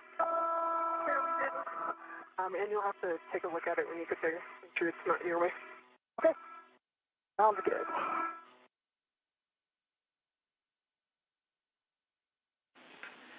And vapor, I guess a copy, you are dropping the strut bag. Looks like you already started with one handrail. We can give the other ones if you need it. Just make sure that the handrail is towards the center of the IEA. The tape is towards the mass canister and that it's flush with the outboard edge of the IEA. Okay, copy that. If I did view on your safety tether vapor, that's a good spot. I'll make sure I don't tag it down with a bag. Okay. And Ann, so next for you is stowing the cable bag. I've got handrails if you need them, and then tending the IROSA cables external to the bag.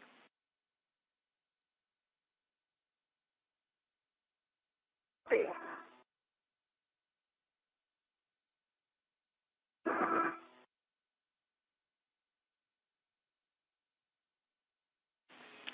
The vapor, once you're complete, you'll open the strut bag, secure the straps, and let us know we can get started.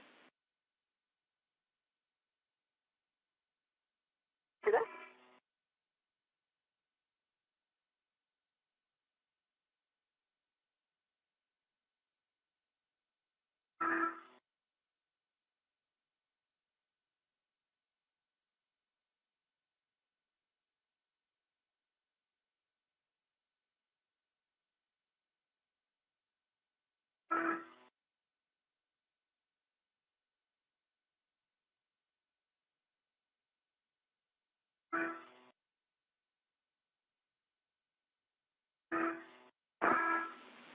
And in vapor, 2 minutes until a TDRS handover.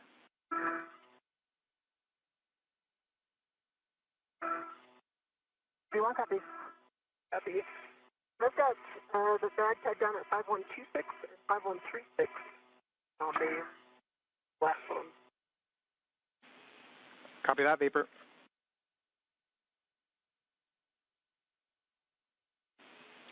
Vapor, after opening the bag, you will retrieve the mounting bracket and the right upper strap.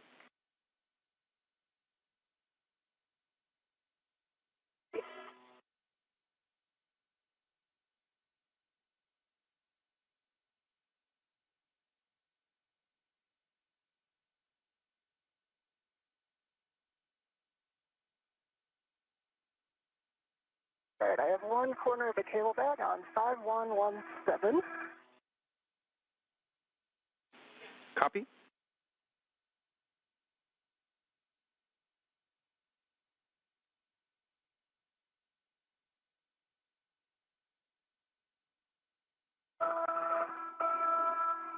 And if I verified your tether is still free.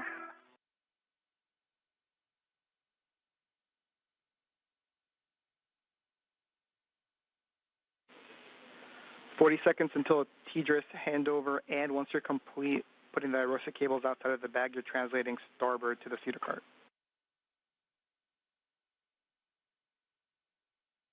Copy.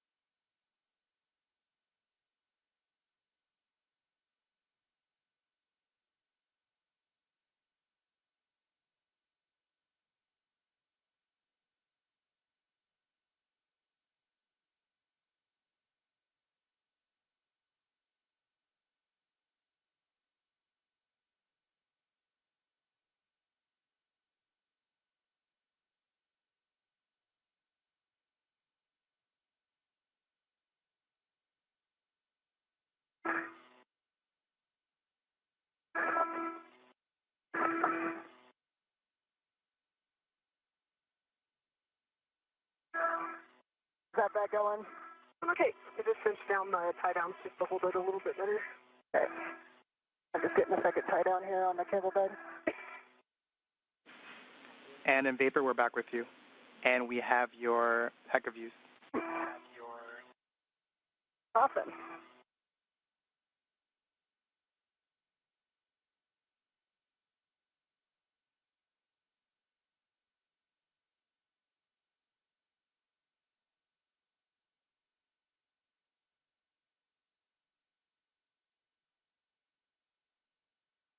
Okay, I have a second corner of the cable bag on 5109.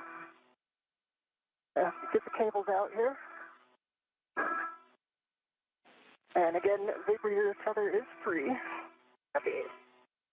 The bag open, I'm going for the upper strap.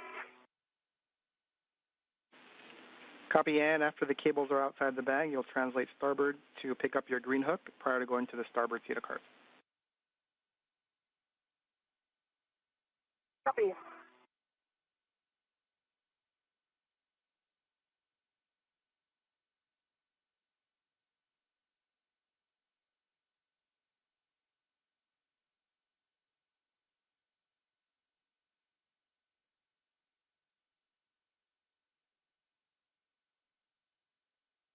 All right, cables are out. And vapor, I think that our original plan, I think these will reach over there. Okay, you need it. And we are getting some views now on our screen of some of those cables that NASA astronaut Ann McClain is working to remove ahead of the build of the modification kit this morning.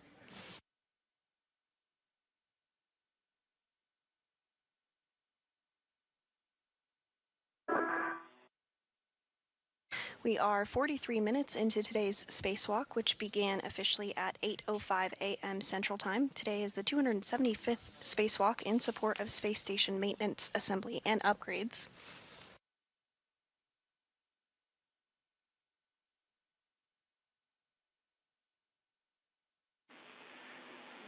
And we are not receiving your HECA stream. Do you mind pressing the HECA button again? Sure.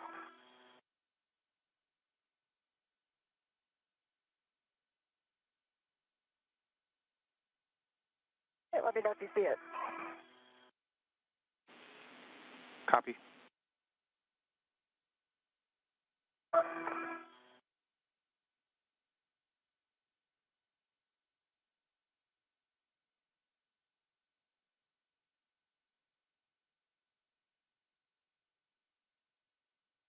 All right, Vapor, I'm going to go on a little walk. I'll see you shortly. All right, have fun.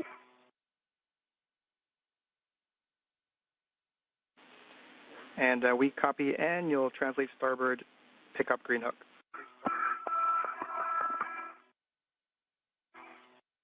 Copy and work. Okay, so I've got the right upper strut out. 13 and 14. And my gauntlets are in place, Marcos. Copy, and appreciate that. And just remember the tusk cable's on phase 1. Copy, Vapor. You've got the mounting bracket and the right upper strut. Make sure that the EV3 PGT is available for you, and you're going to be aligning the right upper strut with the mounting bracket. Is nearby?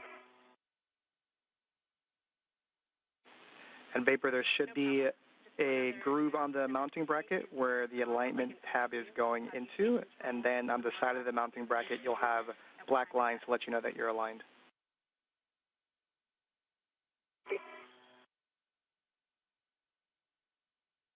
And this view of NASA astronaut Nicole Ayers' helmet cam as she works to prepare and assemble the strut to the mass canister.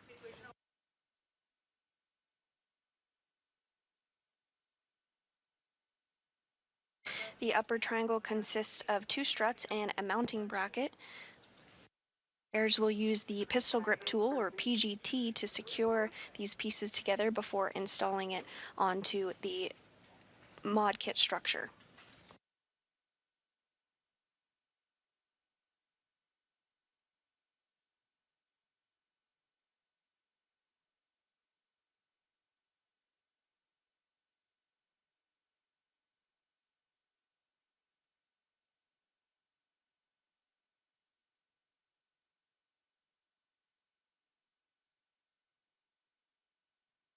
EV1 is at the green hook, and I'll work on picking mine up.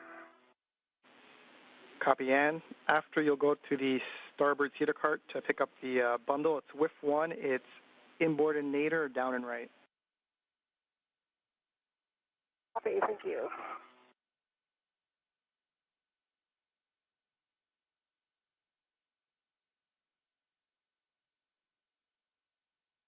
Marcus, I have, for EBT, got 4 turns on M13 and M14.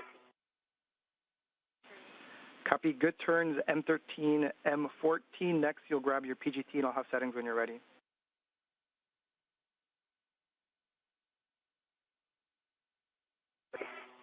The next bolt is 17.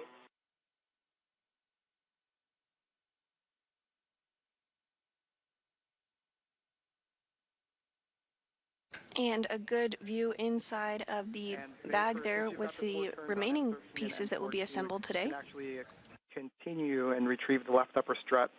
It's a Velcro's straps 1 and 2. That's it. All right, EV1 has my green hook, and I'm going to continue translation. All right, we copy and starboard cedar cart, WIF 1.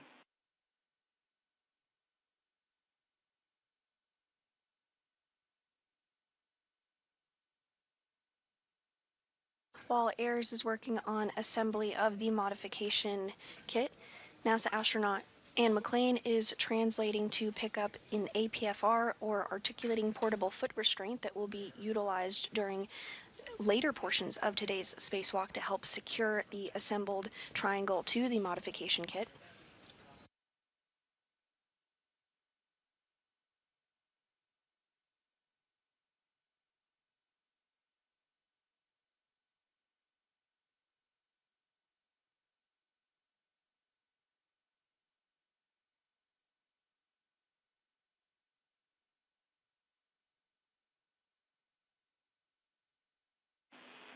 And Vapor, with that left upper strut, you are going to align it with the center pad.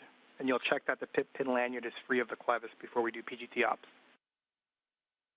The pit pin lanyard is clear of the clevis.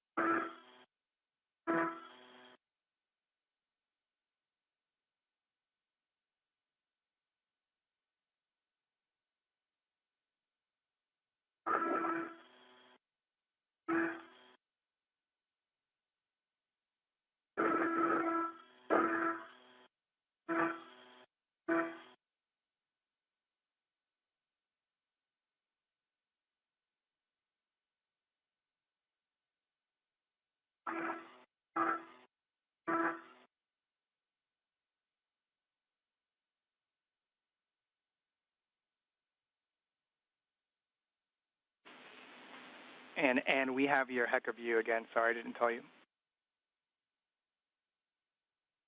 All good. Welcome back.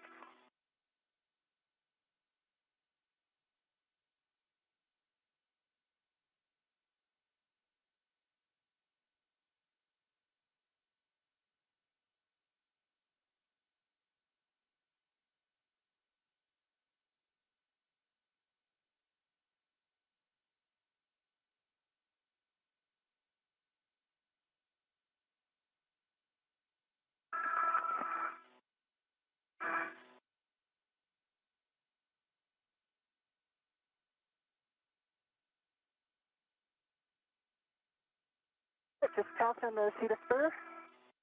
Vapor, I watched your tether all the way in. It looks great. Thank you. And we copy.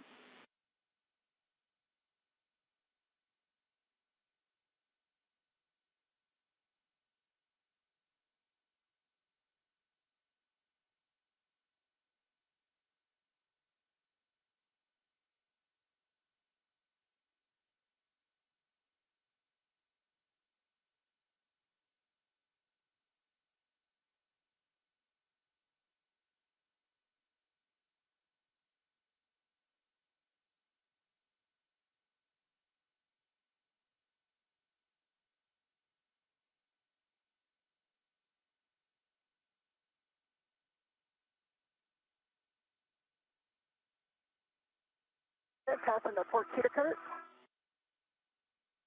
And if you're just joining us this morning, we are approaching the 1 hour mark of today's spacewalk with NASA astronauts Anne McClain, who is serving as EV1 wearing a spacesuit with red stripes, as well as NASA astronaut Nicole Ayers, who you see a helmet view on your screen there as she works to use the pistol grip tool to assemble the upper triangle. And looking for whiff 1, bottom right, inboardinator. Today's spacewalk is the third for McClain and the first for Ayers. The hand start on my clevis. Tina's give me a little time on the work quick. The goal of today's spacewalk is to install a modification kit in preparation for ongoing solar array upgrades to the International Space Station and relocate a communications antenna for visiting spacecraft to the orbiting lab.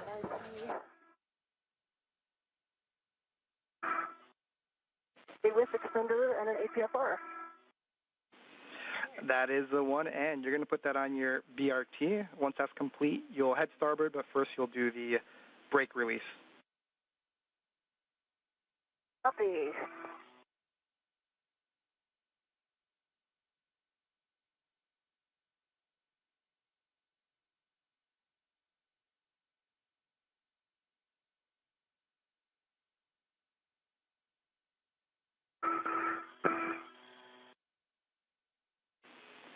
And Vapor, from your heck of view, it looks like there may be a ret that is situated in a way that it's making it difficult to hold the upper triangle in place.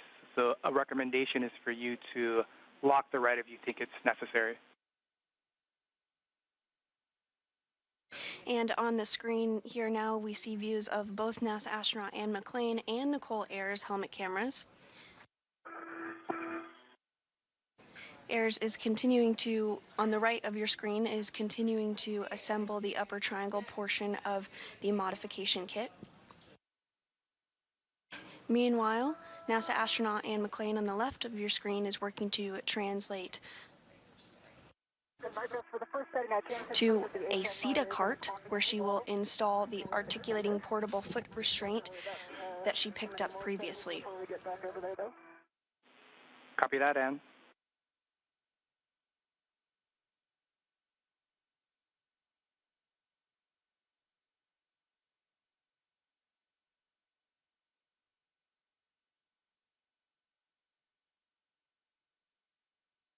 Do you have a BRT ret on it?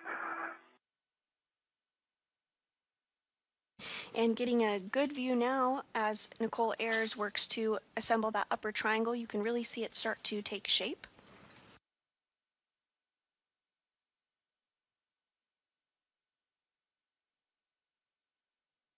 The upper triangle does consist of 2 struts and a mounting bracket.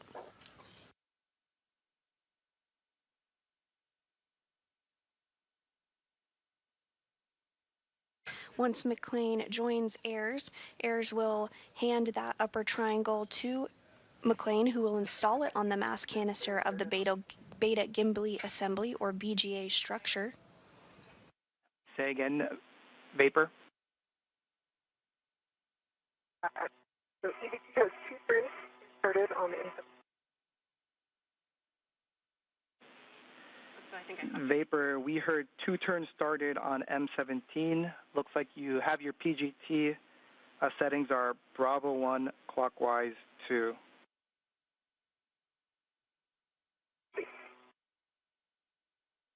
And Mark, I set Golf on the pitch on the WIFX. Copy Golf on the WIFX. Appreciate that. Copy Golf on the WIFX. Appreciate that.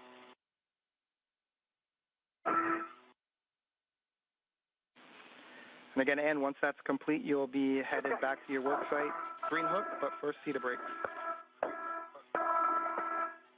Copy. On my EV, the good calendar, LED test, and 41.7. And Vapor, can you say again, you're coming in kind of broken? Got a good cal test on the PT 41.2 volts. A good LED test. I've got Bravo 1 clockwise 2 set. Copy good cal, Bravo 1 clockwise 2. Looking for an additional 5 to 7 turns. You'll drive M17 to torque.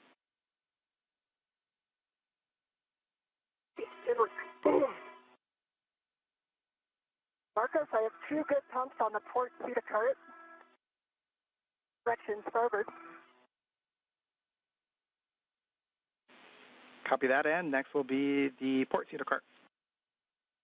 And Ayers is using the pistol grip tool, or PGT, essentially a space drill, to help assemble that upper triangle we discussed. Marcos for EVT, that was 6 turns. Got a green light. 11.9 on this.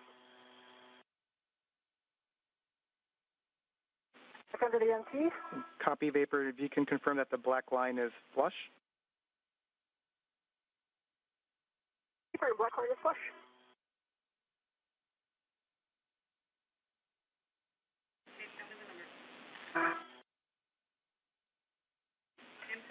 And Vapor, that is a good M17. You can release the ret from the right upper strut.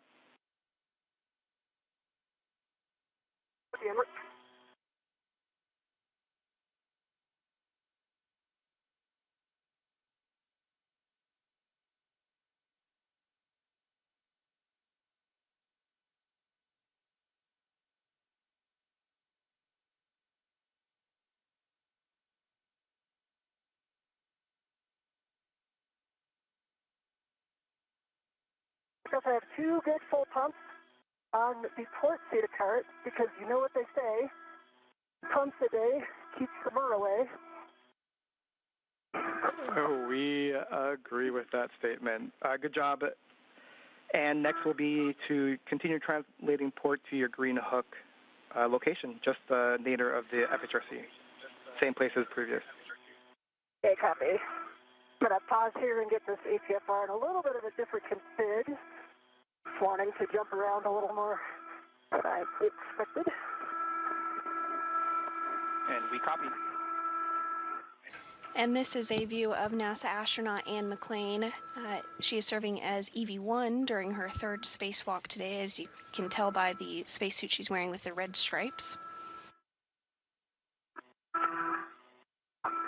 She is working to readjust the APFR, or articulating portable foot restraint. And Vapor, just catching up with come you. Back out your way, Vapor. She will utilize this to help install the upper triangle that AIRS is building as we speak. McClain will need to use the APFR to help install the upper triangle on the mass canister of the Beta gimbal assembly. To the center pad grounding block. I did not. I got now. Copy. After the pip pin, I'll have instructions for MLI, so just let me know once that's done. And I'm going back by the seat of spur. Copy, Ann.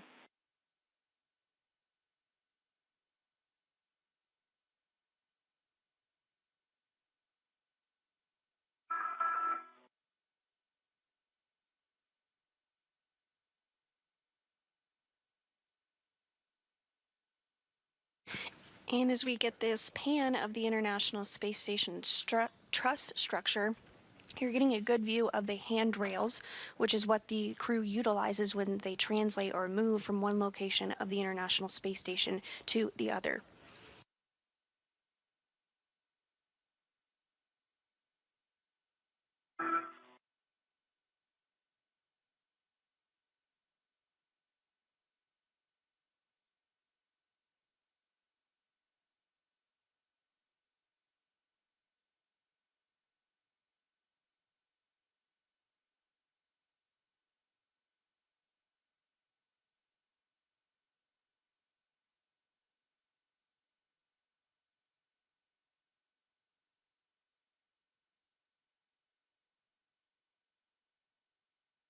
Marcos, the pip pin is installed.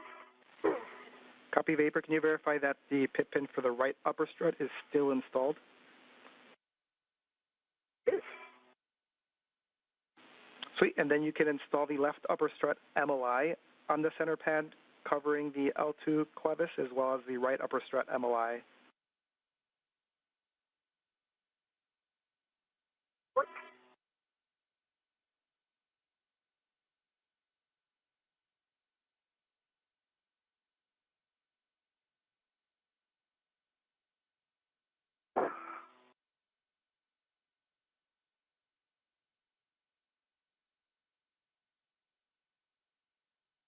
All right, Marcus, I am back at 3652. Work on the green hook again. Copy. And after that, you'll be continuing starboard to your work site to install the bundle. In this view of Nicole Ayers' helmet cam of the upper triangle, she has been in the process of installing multi-layer insulation, or MLI, around the upper triangle. It's that white fabric material that you do see. How many turns you started on M15? 4. Copy. That's good turns on M15. We'll work on M16. I've got PGT settings when you're ready.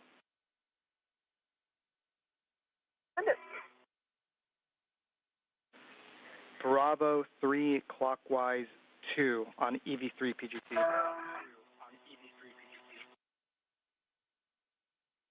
I've got Bravo 3. Clockwise 2. Copy. You're going to be driving M16 to torque. Expect 24 to 25 turns, and we'll get the black line flush call. Yeah, it looks. Green hook, EV1 on 3652.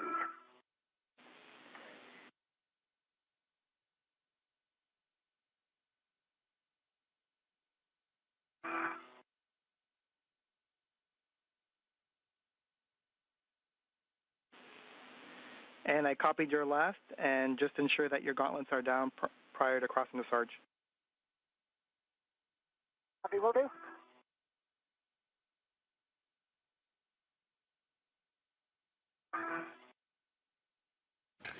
McLean is continuing her translation or movement over to where NASA astronaut Nicole Ayers is.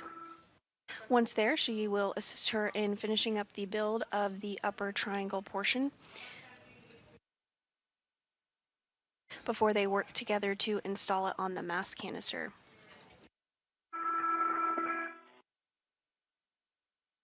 Okay, we're good for EDC M16, about 22.5 turns. Green light for the torque. And the black line is push. And Vapor, can you say those numbers again for us, please? At 22.5, 22.5 turns, 0.8 on the torque. Right, black line fly.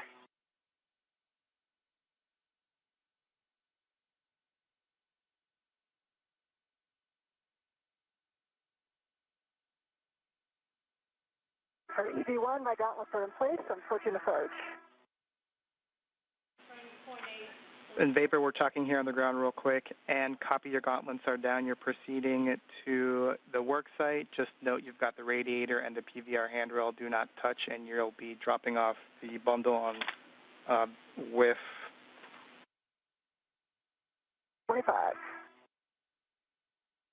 20, actually.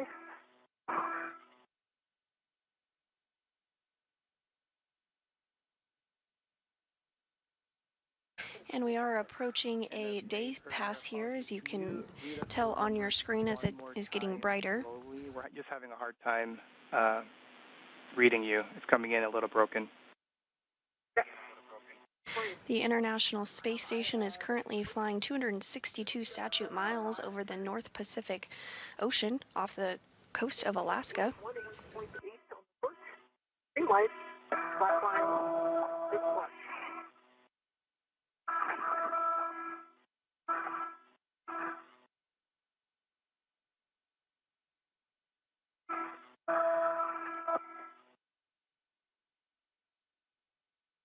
All right, I'm back on the IA with you. With you.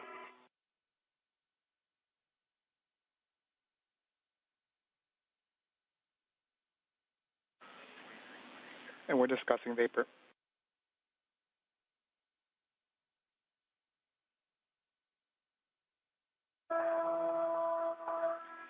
And Vapor, we're expecting 24 turns. We got about 22 and a half. So we'd like you to hit M16 one more time to torque. Okay. And a really great view here of NASA astronaut Ann McLean as well as NASA astronaut Nicole Ayers. Ayers is on the left and building that triangle. McLean is on the right in the spacesuit with the red stripes, and you can see the articulating portable foot restraint that she brought over to assist in the build.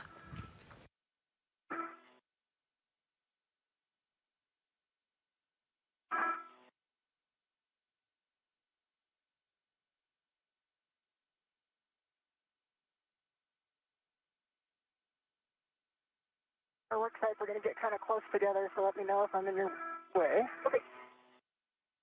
That's for easy. Scout 18.3, light, and that was no turn. Copy, no additional turns.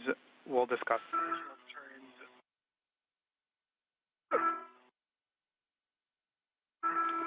And for you, look like it's in work with 25. The clocking is 6. You already have the pitch at Gulf, so expect the handrail to be facing towards the IEA. Copy.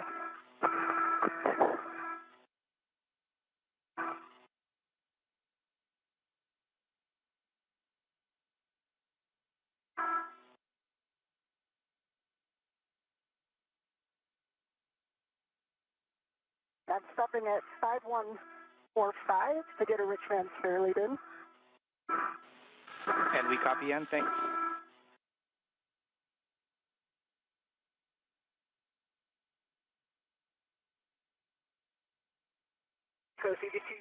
say the PD burn count is 22.98. That's the base.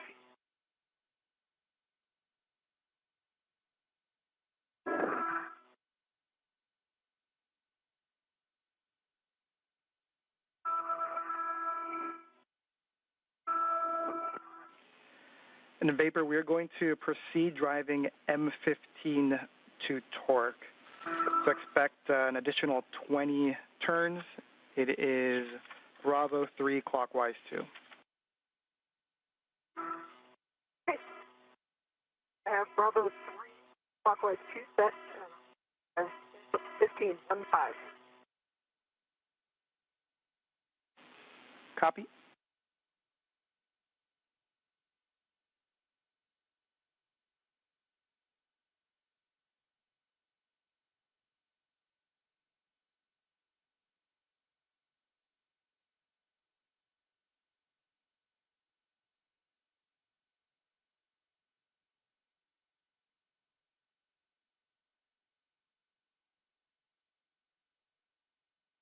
If you're just joining us this morning, you're looking at a live view of two NASA astronauts outside the International Space Station performing a spacewalk. On your left of your screen is NASA astronaut Nicole Ayers completing her very first spacewalk today. On the right of your screen is NASA astronaut Anne McClain with a spacesuit in red stripes on her third spacewalk. The primary tasks for the spacewalkers today is to install a support bracket called a modification kit, which will prepare the site for future installation and deployment of the fourth of 6 new International Space Station rollout solar arrays, or IROSAs. Additionally, the duo will relocate a communications antenna called the Common Communications for Visiting Vehicles, or C2V2 antenna, to ensure better redundancy in communication with visiting spacecraft to the International Space Station. And this view of McClain and Ayers' helmet cams showing them at their respective work sites. McClain is working to translate or move over to where Ayers is at to continue to help with the triangle build as well as install it to the mass canister.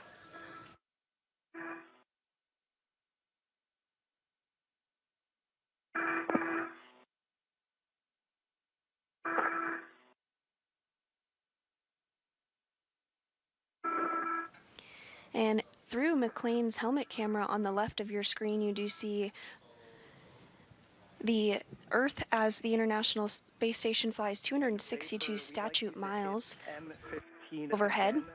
To torque, same settings, Bravo 3 clockwise 2. Bravo 3 clockwise 2, looking M15 15 again.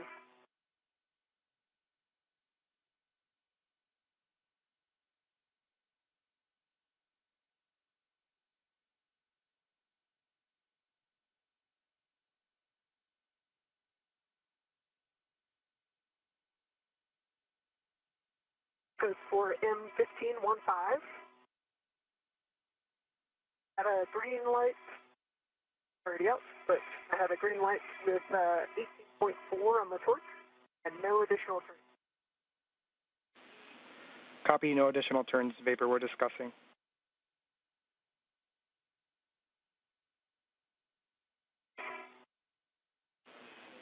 And Vapor, just give us a minute, we're checking.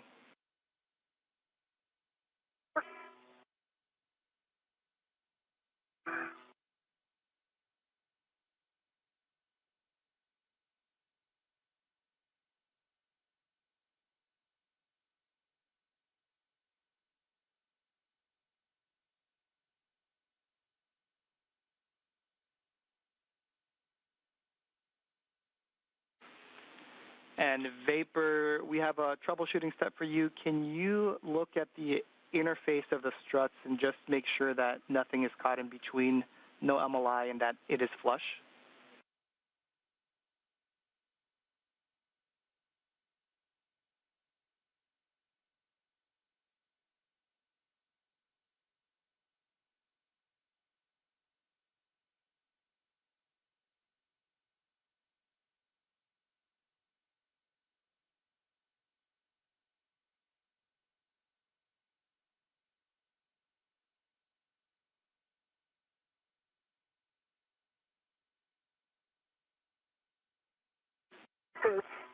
MOI is not in between mounting bracket and the upper strut.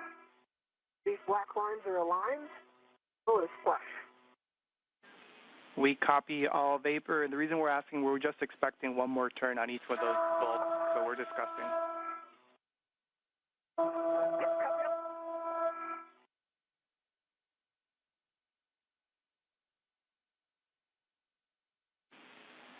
And looks like it's in work. The extension will be 5. Yes, I have the settings set, just working on getting it locked in the whiff. Copy.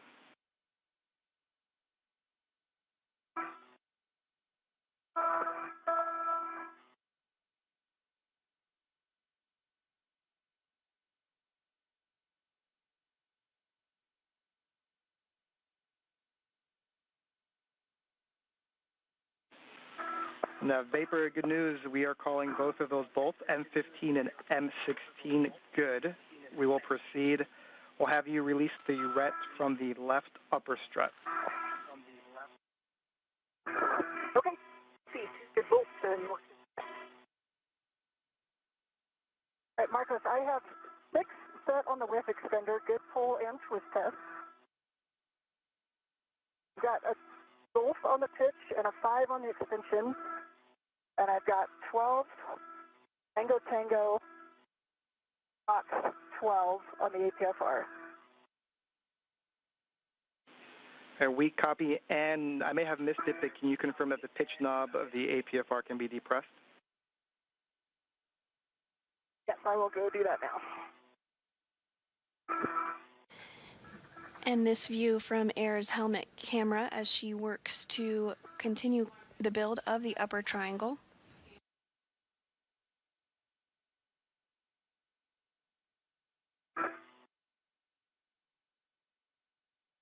Marcos, the ret is off of the left upper strut.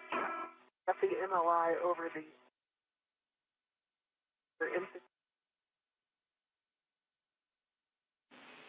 And vapor, I think I heard you say that you released the ret from the left upper strut.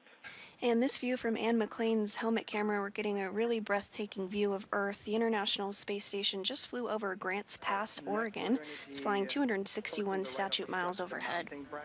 And I've got PGT settings for you, which should be Bravo 3 clockwise 2, so no change. Let me know when you're ready, and I'll give you more words. Okay, I'm ready for your words. Are you going to be driving M13 and M14 to torque, and we expect an additional 20 turns? The M13 and M14 to torque. And for both Ann and vapor, the pitch knob can be depressed. Copy and pitch knob can be depressed. It's about 1 minute and 40 seconds till TDRS handover. Copy. And I've got Bravo 3 clockwise 2 set. Copy Bravo 3 clockwise 2. Drive M13 and M14 to torque. And work. And then, and for you, looks like you're setting up the APFR, and if that's complete, you can assist vapor as needed. We might have some more words for you. Copy. How's it going, vapor?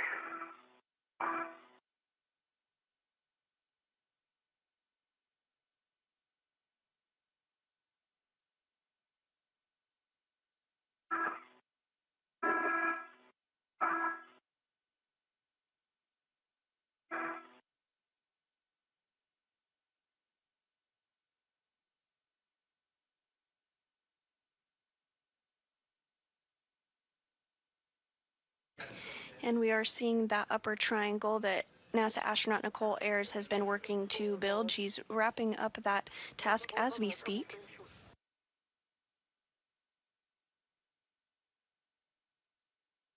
Are you still with us? I am with you. Say again. M13 was 8 additional turns. The green light, an 8 28.3. And these black lines. Flush. Vapor, I heard torque 18.3, turns 18, green light, black line flush for M13.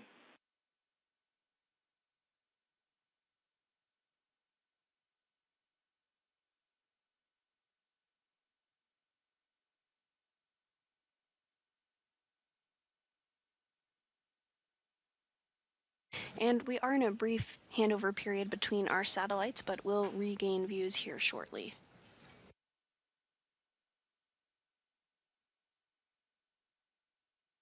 The team here in Mission Control Houston is being led by Flight Director Diana Trujillo today.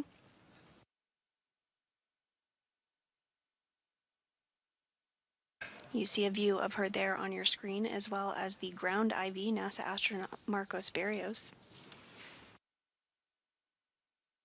Barrios is interfacing with Ayers and McLean during today's spacewalk. We're now 1 hour and 20 minutes into the spacewalk today. And in Vapor, we're back with you. Vapor for M13, we copied 18.3 on the torque, 18 turns and a green light. Vapor.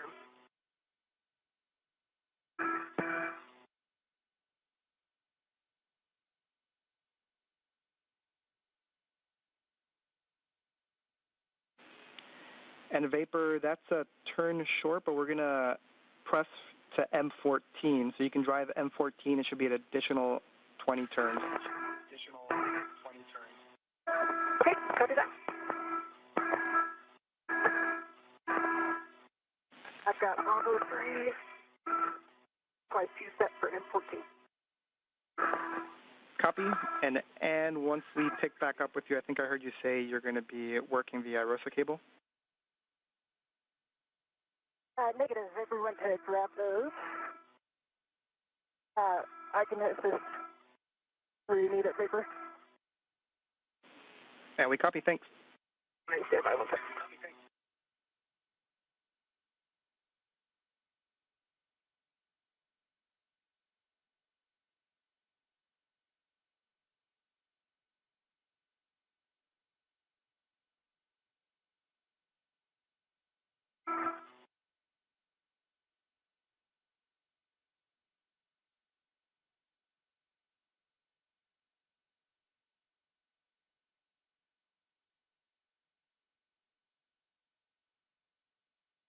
Marcos, for M14, I've got 18 additional turns, 1/8, 8.4 for the actual torque and the green light.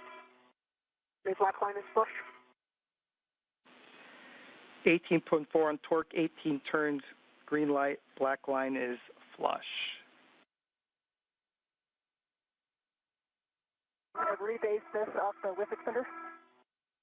Sure. Yeah, I've got the other end of the AET right here. I can take it. I've already read it to it. Okay.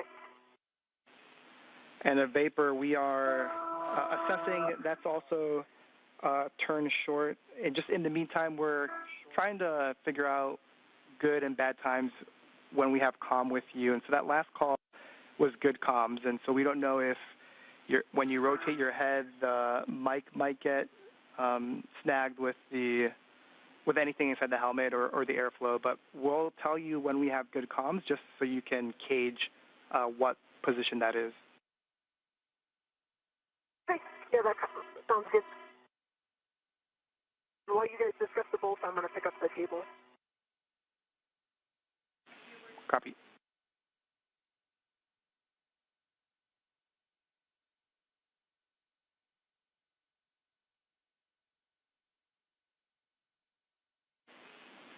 And Vapor, those are good bolts for M13 and M14. So next for you is to just tend the EV3 PGT back to the strut bag unless you are moving it to the WIFX. And the PGT and torque wrench are on an AET to the WIFX already. Sorry about that. Was calling. That was she's doing the bolt. And while I have you, Marcos, I'm redoing my glove check. It has no changes, and the one spot has had no changes to it. And my half is dry. Copy, good glove and hat check for you, and we copy that you've already transferred the EV3 PGT and torque wrench to the WIF-X. So next will be to copy the ROSA cable. Copy, and Vapor is grabbing those right now.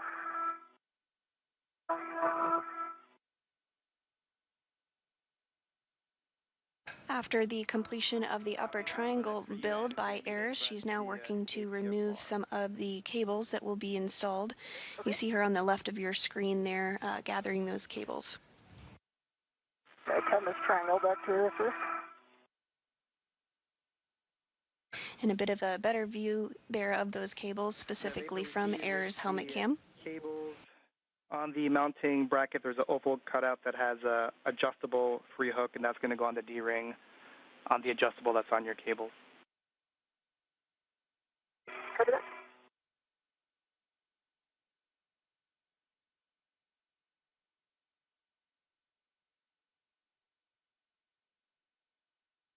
These cables will be routed on the rollout, so will be routed for future installation for the rollout solar array.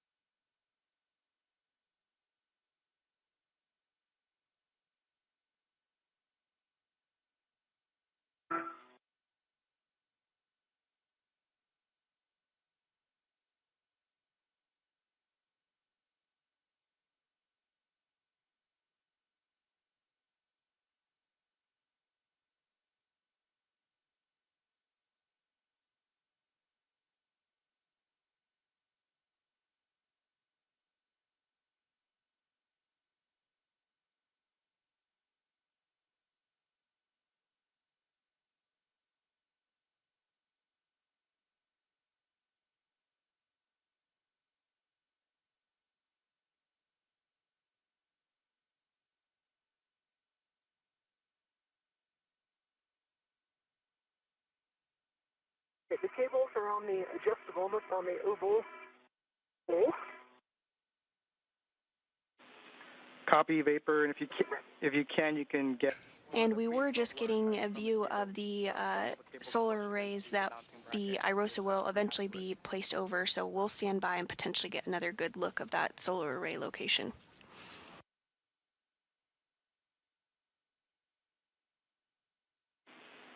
And Vapor, there should be one pre-installed wire tie per bundle that you can attach to the mounting bracket. Yeah, that's in order.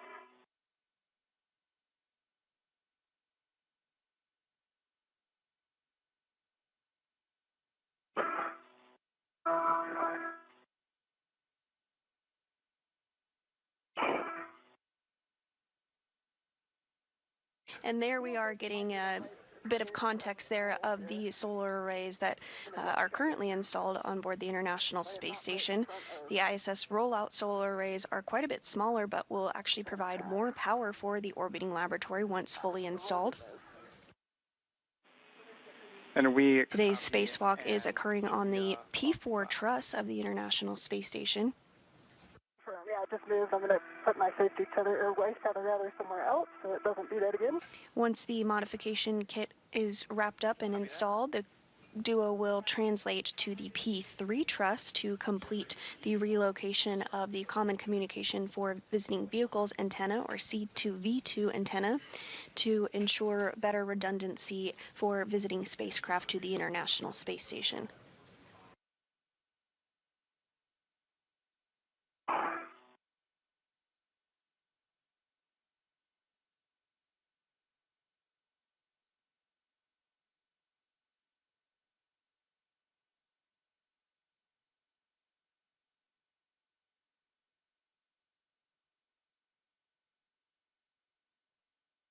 Okay.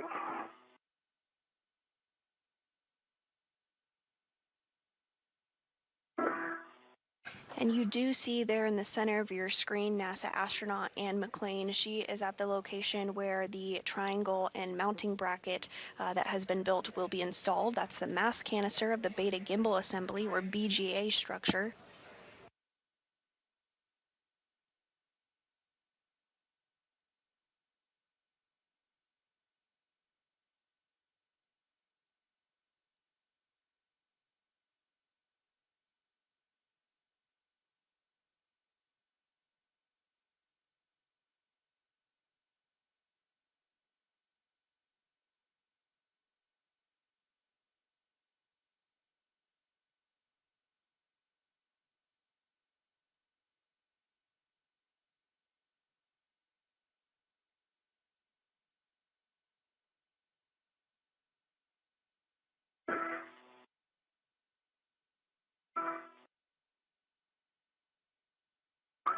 for EV2 while I'm working, or while Ann's working the. And a bit of a better view there of NASA astronaut Ann McClain in the spacesuit with the red stripes working to get into the articulating portable foot restraint, or APFR. That will help her as she works with AIRS to install the triangle on the mast canister of that beta gimbal assembly. Hand the upper triangle to Ann, and we'll have more words for you with cautions before we proceed. Yep, and Vapor, you just verify my feet, please. Yep, let me get into a better spot here where I can see.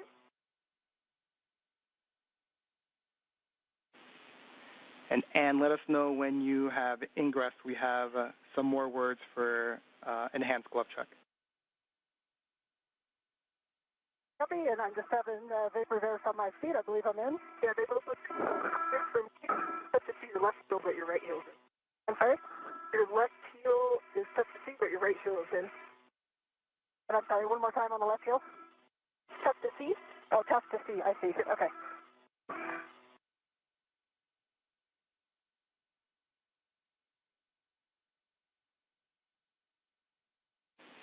All right, and good job ingressing the APFR.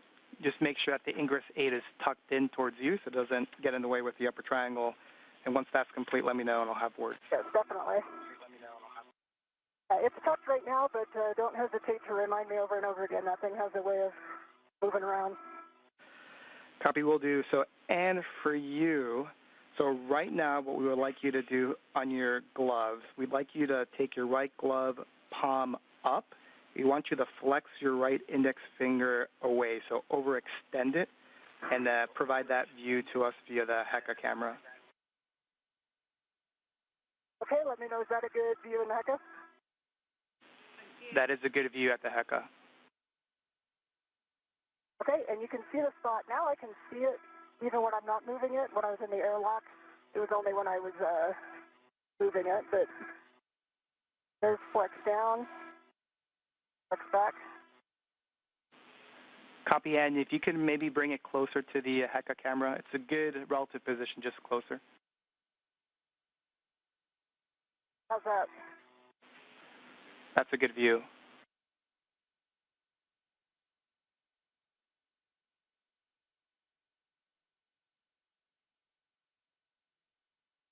And teams here on the ground taking another look at Ann McClain's glove following a report of a slice in her right index finger prior to exiting the airlock.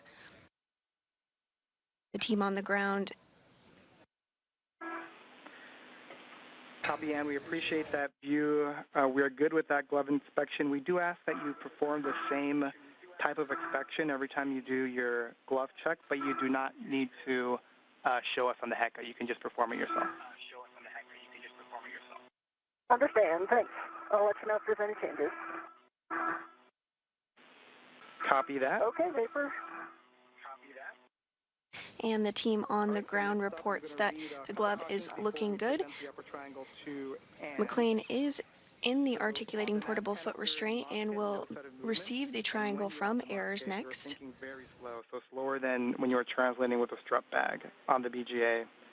Avoid cyclic loading on the mass canister in BGA. Max lateral loads is 40 pounds. And do not impart any forces into the mod kit struts before they're fully installed. Give me one copy. Please. All right, next, Vapor, you can present the left or non-tethered end of the upper triangle to Ann. So let me know. I can't really see. Remote land off here. Yeah, just 1 second. I'm getting my workstation. Okay, out of the way here. Walk up. Okay. Go up about another 12 inches, I think. I have a hand on it. Okay.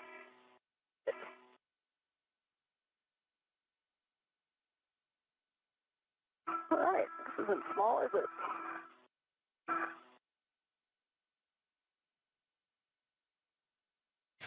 And AIRS has handed the upper triangle to McClain following her build of it. Installing the center pad on the mass canister.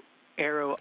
McLean will now install it on the mass canister of the Beta Gimbal Assembly, or BGA structure. Your mini workstation tabs, and for soft engagement left to right, which is what you're doing, and once that's complete, you can rotate the upper triangle so it's neutral and you have access to the bolts.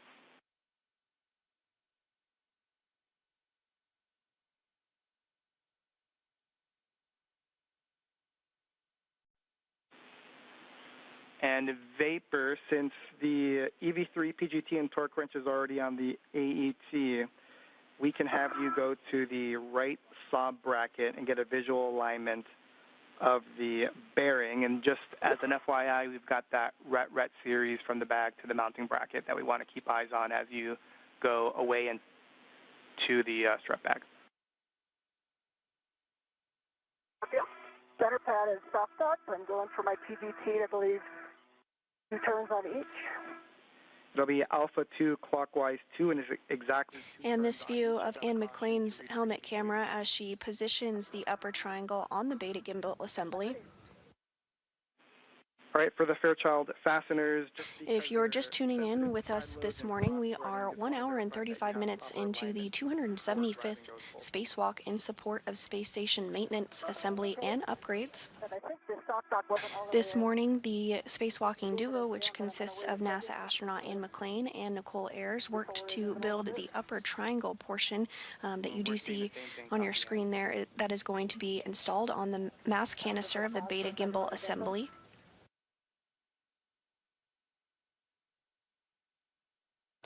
The primary tasks for our spacewalkers today is to install this support bracket, which we call a modification kit, in anticipation of future solar array upgrades of the International Space Station rollout solar arrays. The duo will also work to relocate a communications antenna called the Common Communications for Visiting Vehicles, or C2V2 antenna, to ensure better redundancy in communication with visiting spacecraft to the space station. So you have a go to continue. Okay, that's helpful. Okay. Alpha 2 clockwise 2, and it's exactly 2 turns on all those bolts. Alpha 2 clockwise 2, 2 turns.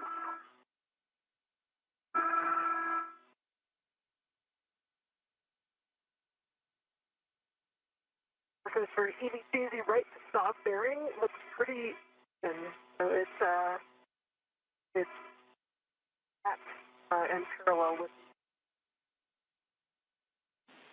And we copy Vapor, and just for your essay, that last comm is in and out.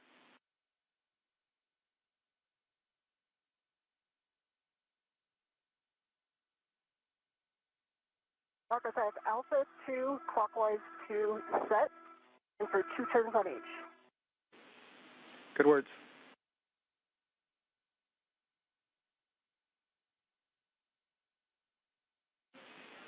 And Vapor, we are now waiting for the center pad install before proceeding. Copy that. I have 2 turns on M6 and M5, and for 2 turns on M8. Copy, good turns on 5 and 6.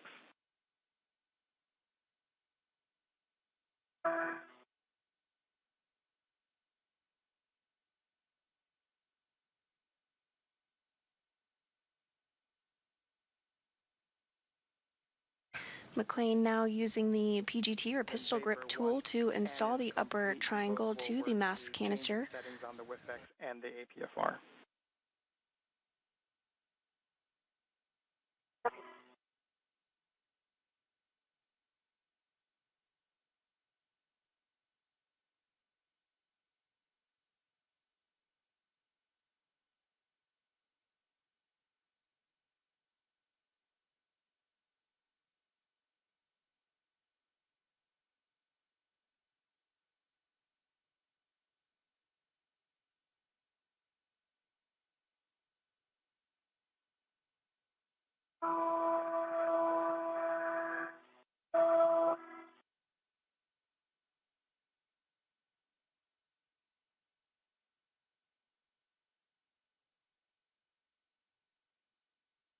I have 2 turns on 8 and 5, especially top back out. I don't think it was all the way in to get those 2 turns again.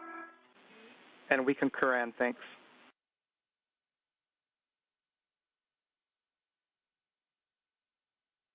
Okay, I believe 6 now has 2 turns.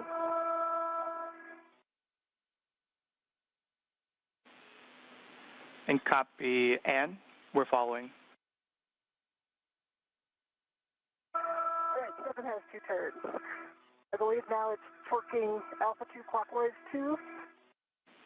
Alpha 2 clockwise 2, M5 through 8 to torque. Expect an additional 3 to 8 turns. Copy, and there's no order, right? Order does not matter. Copy. Starting with M6.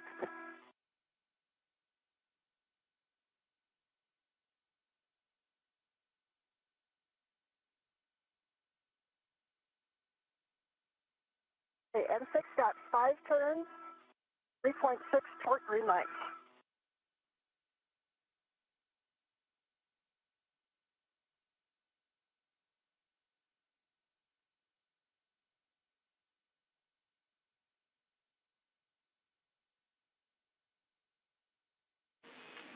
And Ann, we're checking. Give us 20 seconds. Okay. That's a good M6. You can proceed, Ann. Copy, good M6.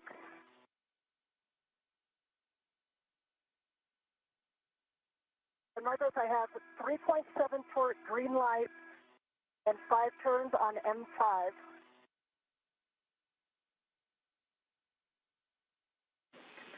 That is a good M5. Proceed. Copy, good M5. Going with M8.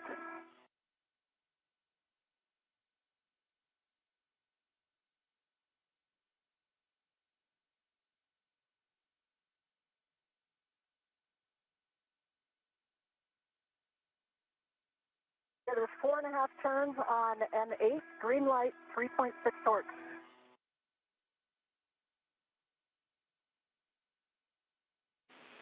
It's a good M8. Copy. Last golden work.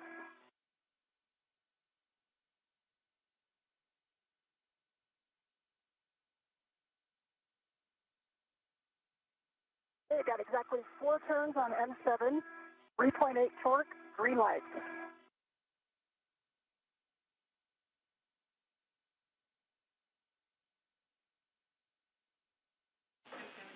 And that's a good M7. And we'll have you check that the center pad MOI and the pit pins, 2 of them are still installed.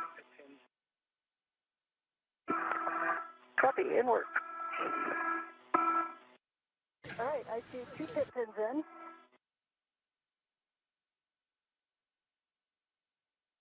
Good job on the MOI. Vapors nice and tight.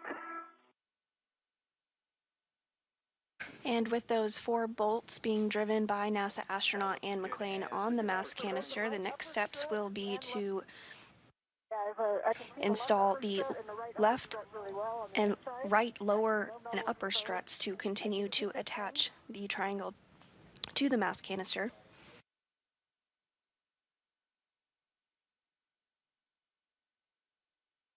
And if you agree, I think it's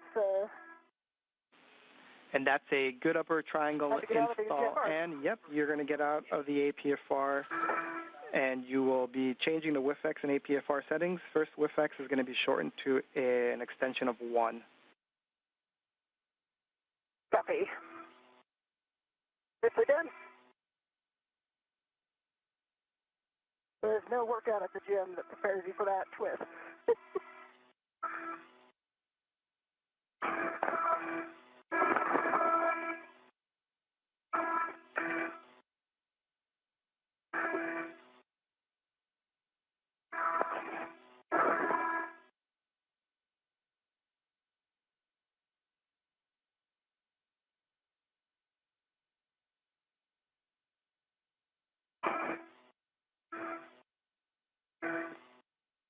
We are now 1 hour and 44 minutes into today's spacewalk. The crew is about 10 minutes ahead of the timeline. The upper triangle has successfully been installed to the beta gimbal assemble. Here we go, I'm free. And for the both of you, just be aware that you still have that ret going from the bag to the mounting bracket. The crew will now proceed with the installation of the right lower strut and right mid strut on the right side of the mast canister before doing the same on the left side.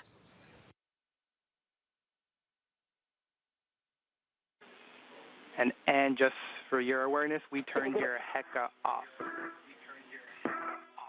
Copy, HECA off. Looks like you're working the extension of 1. Just verify that the ingress 8 is clear of the upper triangle after that reduction in height. Ingress 8 is clear. Now it's clear. Copy, thanks, Ann. And then we're looking for a pitch of Papa Papa and a roll of Charlie for the APFR. Copy.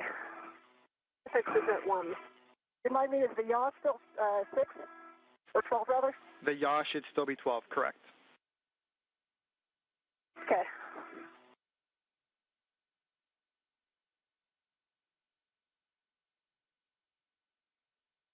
All right, so 12 Papa Papa, Charlie 12. Good words.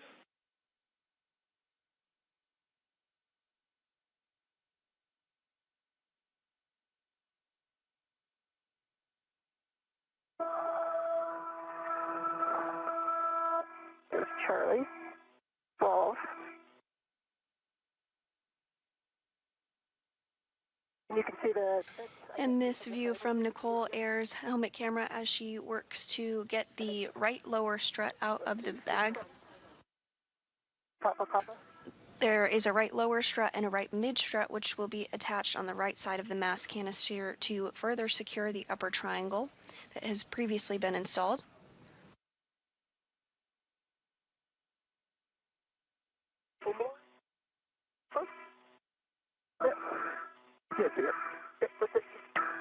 That was blind.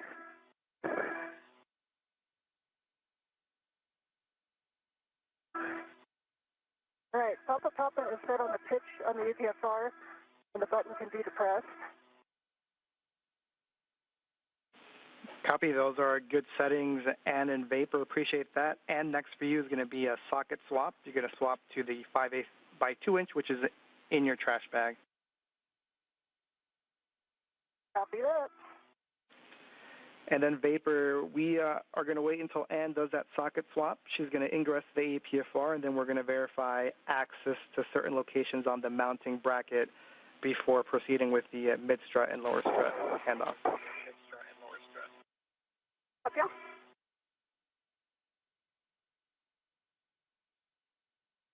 And Marcos, if it's okay, I'm going to get in the APFR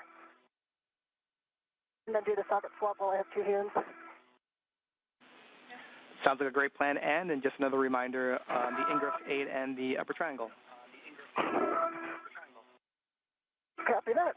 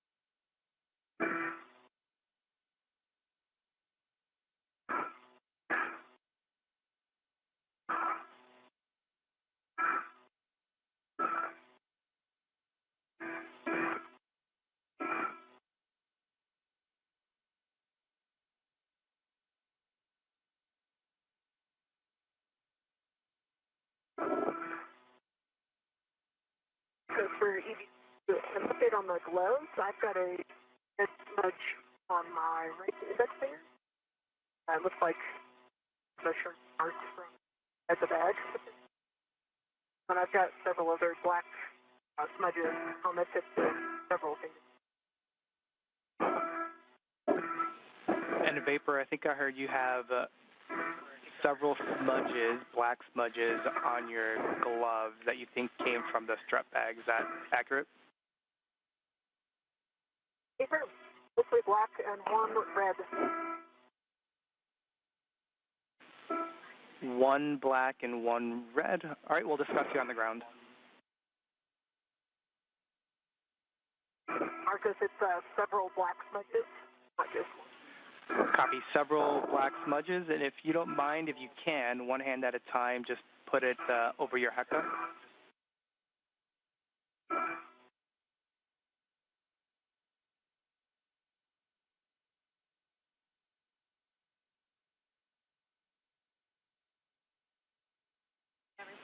And that's a good view, Vapor. We see the red one, and we also see kind of two black on your right ring finger.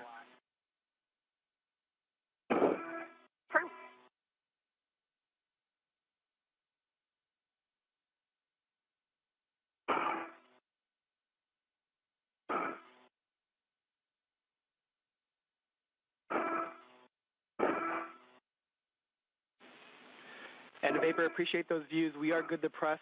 We're being told that it's not uncommon to get smudges at the IEA. We'll keep you updated.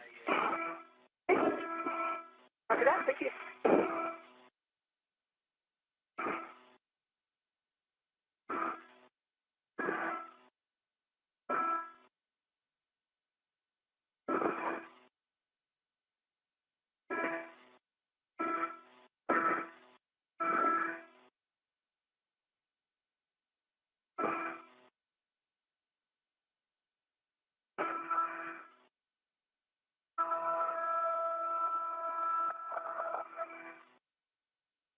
You were just to the right of the toe loop, like you might have yachted a little bit. Okay.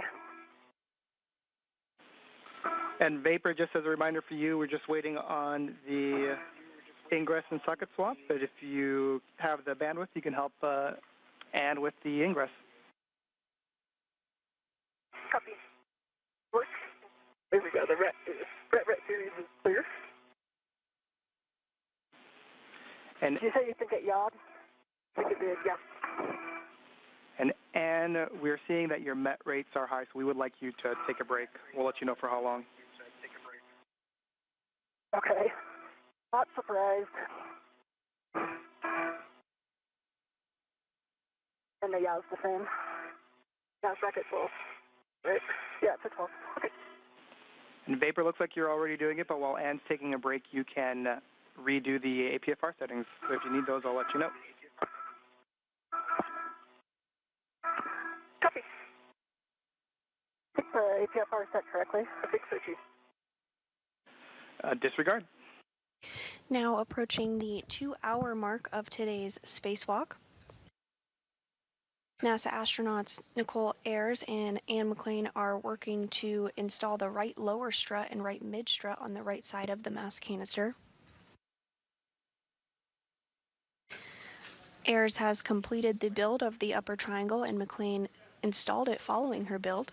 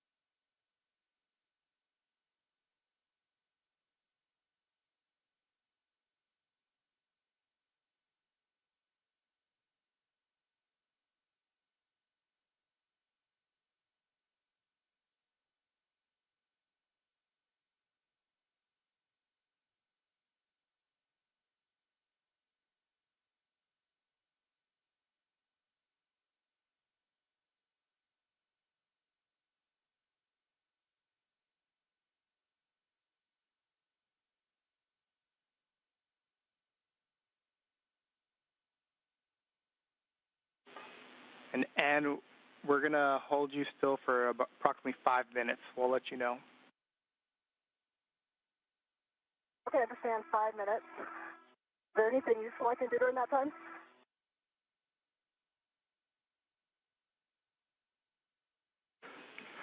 I think that's safer. Pictures, whatever minimizes your movement. Copy and Smile, understand. yeah. Laugh. So we'll take in the views.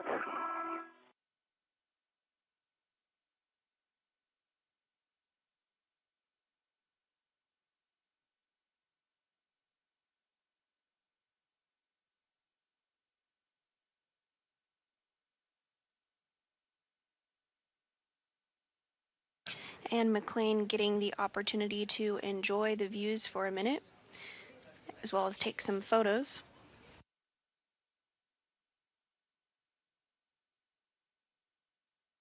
The International Space Station is currently flying 272 statute miles off the southern tip of Africa.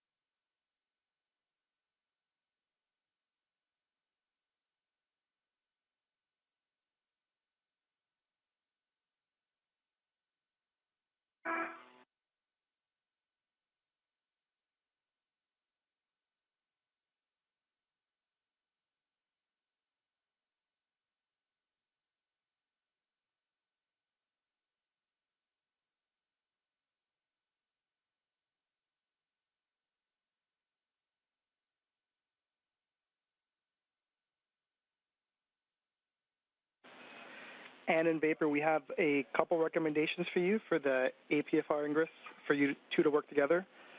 The first one is to lock out your safety tether in case that is creating moments and pulling you over. The second is for Vapor to, at a minimum, get eyes to guide you in and or physically be there to support if you need it. Okay. Does that mean that we have a green light to go? I'll give you how much time remaining here in 10 seconds. Copy. And just like that, 5 minutes are up. Got a good view from here. You have a go to continue. So next up, ingress to APFR.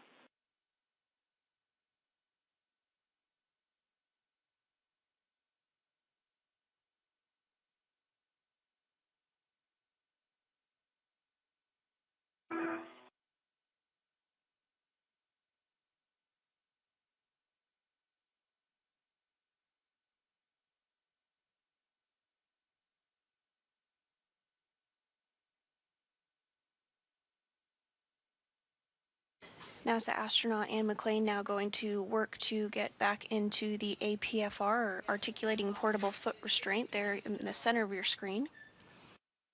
2 minutes until a TDRS handover. Reel's locked. 2 minutes until a TDRS handover.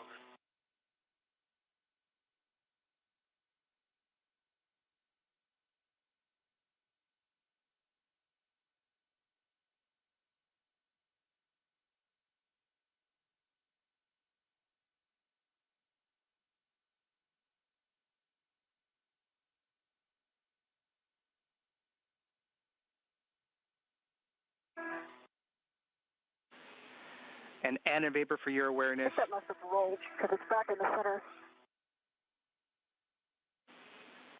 And in Vapor, it's a minute and 20 seconds until a TDRS handover, but we'll also have a KU handover, so we're going to lose all video for approximately 30 minutes. Copy.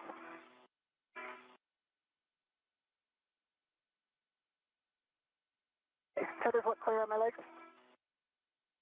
Apron, yep. And before this handover for the both of you, we'd like Vapor to come over and help out with the APFR ingress. We'll get you on the other side.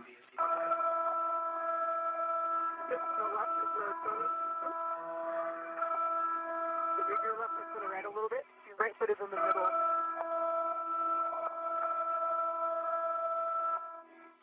Move your right foot to the right a little bit.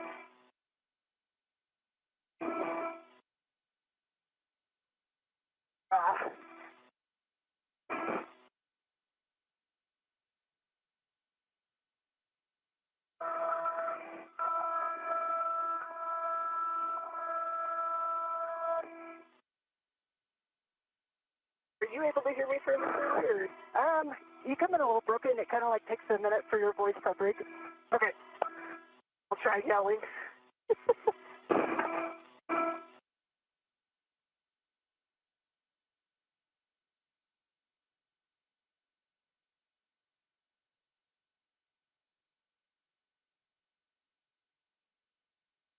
And we are in a handover period between our satellites.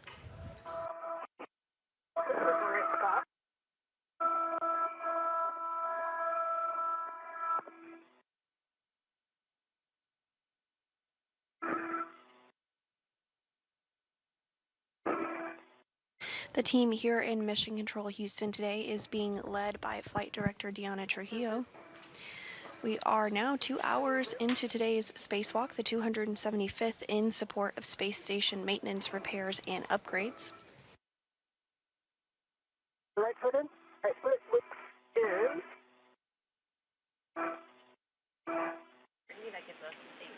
And in Vapor, we're back with you with left comms. Left foot still out, or your right foot in? The left is not in? Copy. The left heel is on top of the hook. There it is. Left heel's in, both are in. Awesome. Very nice. Thank you. All right, I'm going to release this upper triangle right to you.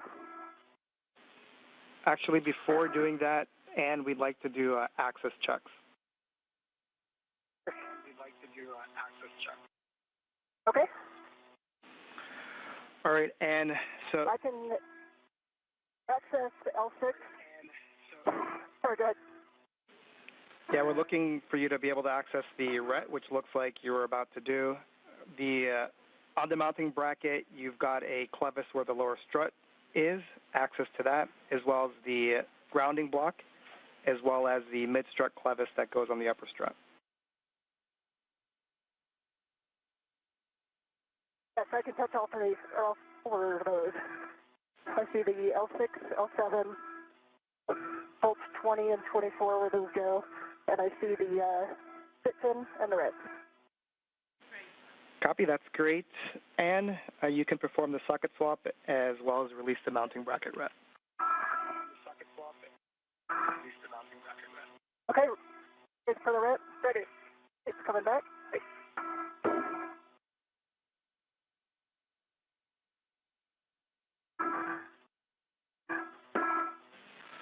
And Vapor, once you have that ret safely in the bag, we're going to have you start working the right mid-strut, straps 12 and 13. We're going to have you start working the right mid-strut, 12 and 13.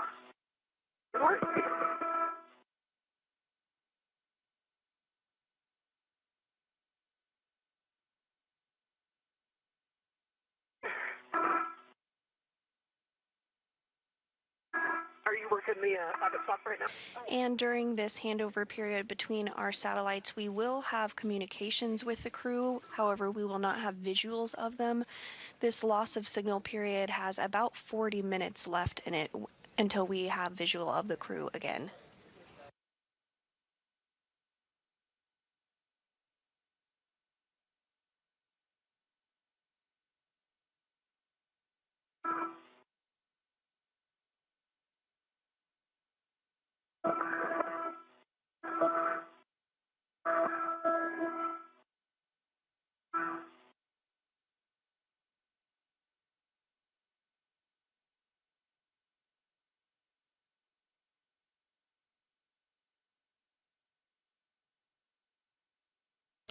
At this time, NASA astronaut Anne McLean, who is serving as EV1 today, has ingressed the APFR, or Articulating Portable Foot Restraint.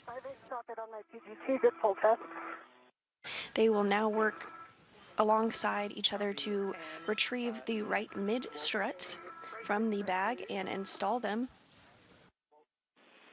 Yep, right mid-strut, and you'll receive that from away, so it's not foiling. vapor. You'll put that on your BRT ret.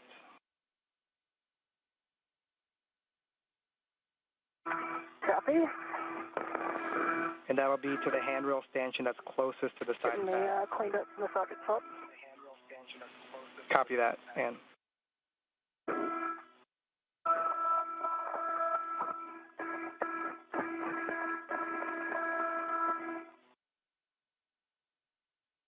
All right, Viper, I am ready for the right mid-strut. The BRT ret ready. A little further, yeah, and you said a ret furthest or closest to the mid-pad, is that right? It seems opposite. Can I release it for you? Okay, if you release it, I'll put it over there closer to you. And here comes the large soak sack. Okay. And while Ann is putting that on her BRT vapor, you can go ahead and grab the right lower strut. Okay, the mid-strut is on my BRT. BRT vapor, you can go ahead and grab the right lower strut. Okay.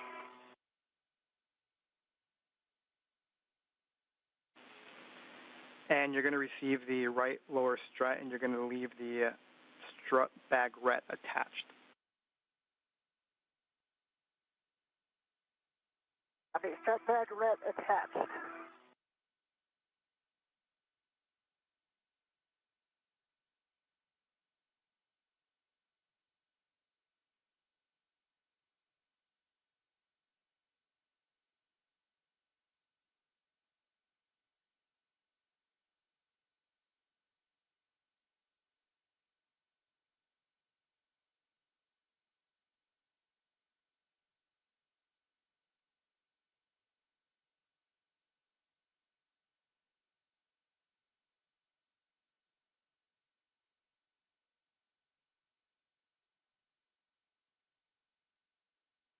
Okay, the right lower strut is in the Velcro.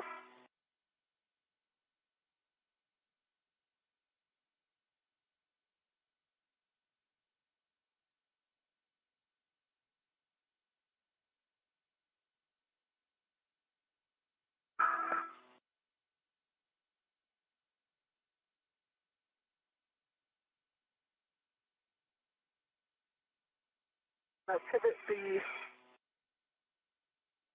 it looks like that ret swapped out. And if you're just joining us today, we are 2 hours and 7 minutes into a spacewalk where NASA astronauts Ann McClain and Nicole Ayers are working to install a modification kit ahead of upcoming deployment of the fourth of the 6 new International Space Station Rollout Solar Arrays, or IROSAs. Additionally, the duo will relocate a communications antenna called the Common Communications for Visiting Vehicles, or C2V2 antenna, which will ensure better redundancy in communication with visiting spacecraft to the space station. I think I have the saw bolt in my hand. So far this morning, NASA astronaut Nicole Ayers worked to start the modification activity by building the upper triangle portion of the modification kit, which consists of 2 struts and a mounting bracket. McClain then installed the upper triangle on the mass canister of the beta gimbal assembly, or BGA structure. And the crew is now working to install the right lower strut, and then we'll move on to the right mid strut on the right side of the mass canister before doing the same on the left side. Once the handoff is complete, we are in a handover period where we do not have views of the crew. We have about 35 minutes left in this loss of signal, but we do have communications with the crew at this time.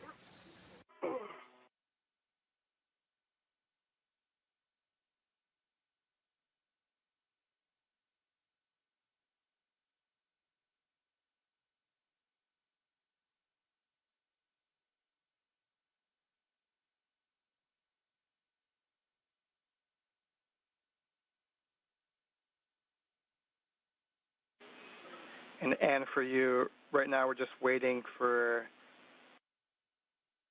vapor to drive the bolt at the saw before continuing with your portion of the strut. Copy and understand.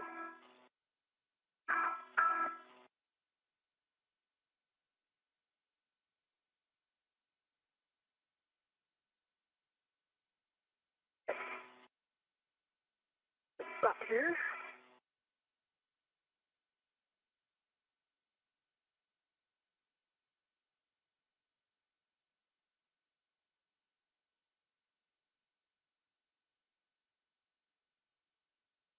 I'm ready to, okay. I'm going to try to be real light on it, but let me know if I can help you out at all. Okay.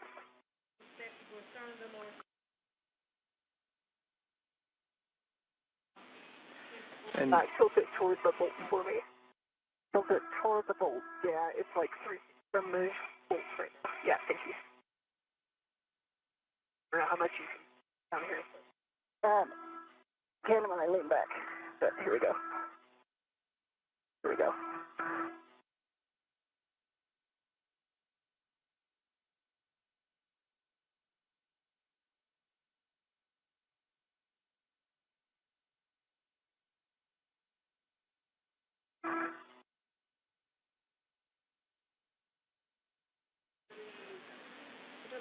And in vapor, just as a reminder, I misspoke that we will not have video for 30 minutes. It's actually 50 minutes.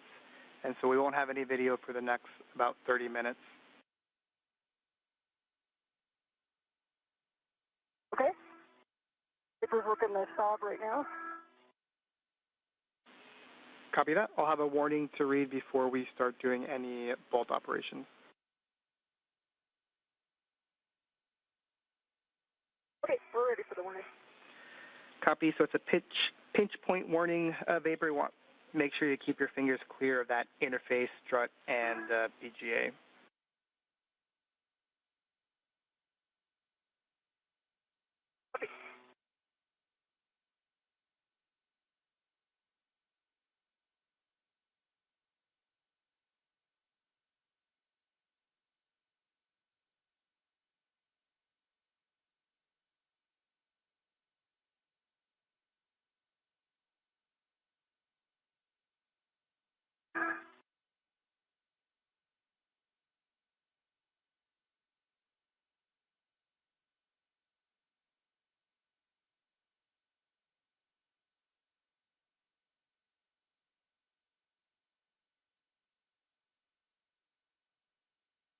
Good job. That's a hard angle.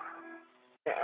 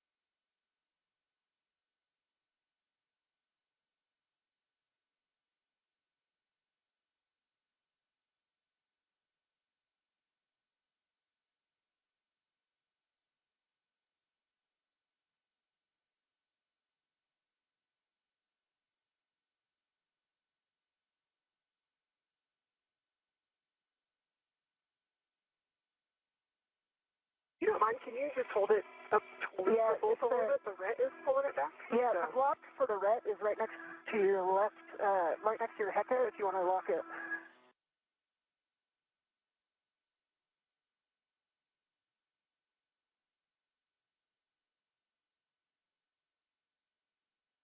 There we go. Now it's staying in place.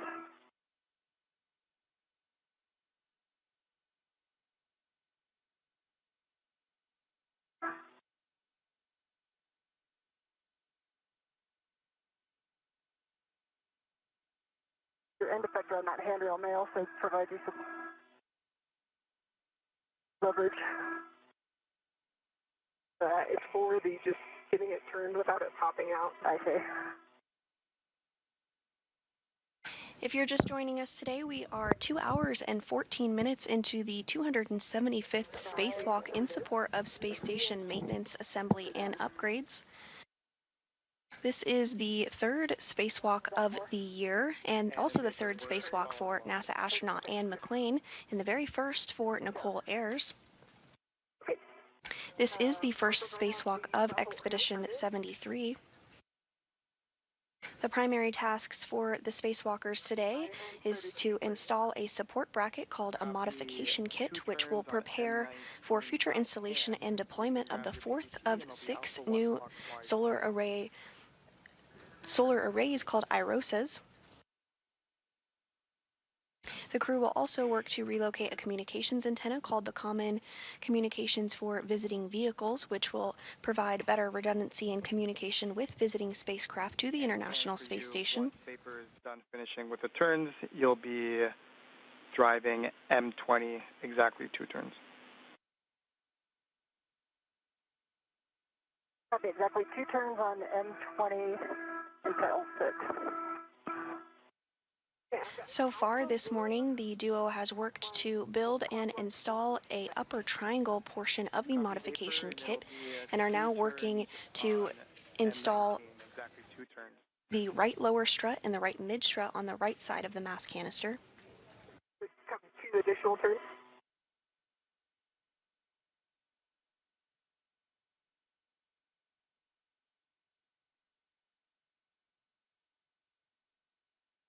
Four turns, right?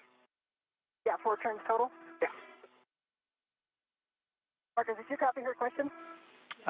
It is 4 turns total, so 2 hand start and then 2 with the PGT. Thank you. Okay, there's your 4 turns total. Copy 4 turns total. Vapor will have you hold tight, and just want to make sure that the pit pin lanyard is free of the clevis before we start driving bolts. Copy. I will grab the pit pin out. I see the pit pin. It is free of the clevis. And I have M20 in 2 turns. Am I good to put the pit pin in? Can you repeat, Vapor? And did you say you've already driven M20 2 turns? No, so the pit pin is free of the clevis, and I've driven M20, not driven, hand started 2 turns. Copy. You hand started M20 2 turns. Is that correct? Vapor. That's correct. All right, copy Vapor with that. PGT settings for you, Bravo 7, clockwise 2. Let me know when you have that. I'm set. Bravo 7, clockwise 2. And you're going to be driving M19 to torque. Expect an additional 10 to 11 turns, Vapor. Okay, driving a torque 10 to 11 turns. So Marcos, can I put the pit pin in? Negative, not yet, but you can take your PGT to Bravo 1 clockwise 2. Okay. But you can take your PGT to Bravo 1 clockwise. Bravo 1 clockwise 2.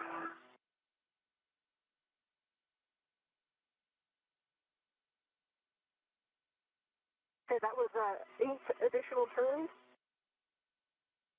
on the stop bolt. Got the green light. 55.5 on the torque. I copied 8 additional turns. Standby.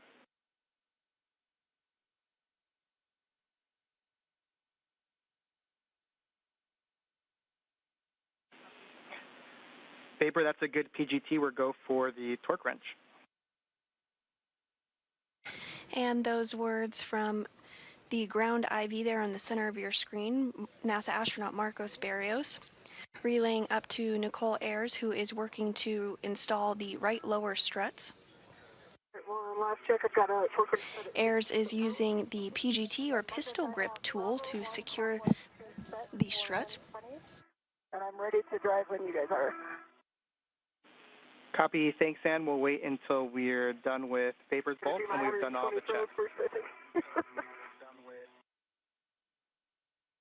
See, I am And a bye.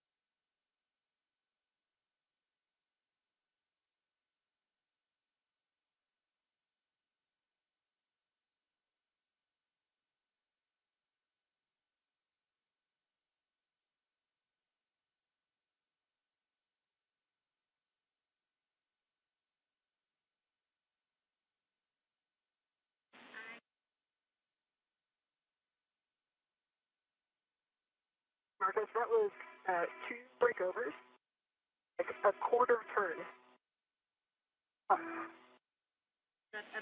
2 breakovers, quarter turn, we'll discuss.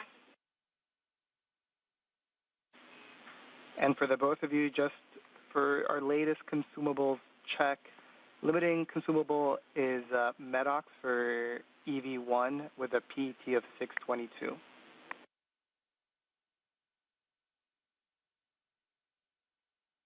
If you want copies. Copy. And what total time are we at right now, Marcos? We're at 221, and then we expect this number to get better, the limiting consumable, as time goes on.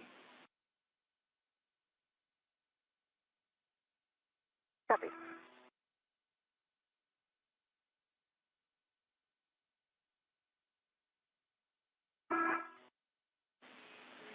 And Vapor, we're still talking the torque wrench.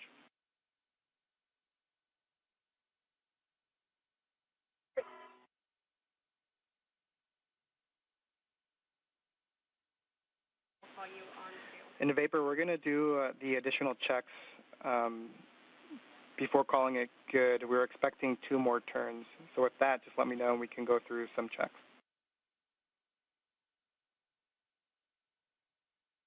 I see the black line is flush. The gap check actually looks good. And can you give it a wiggle? Yep. Again.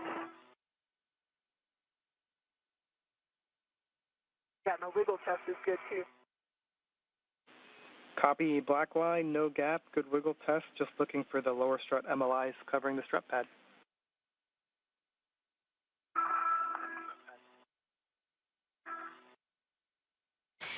McLean and Air is now working to ensure that there is a good connection on that lower right strut.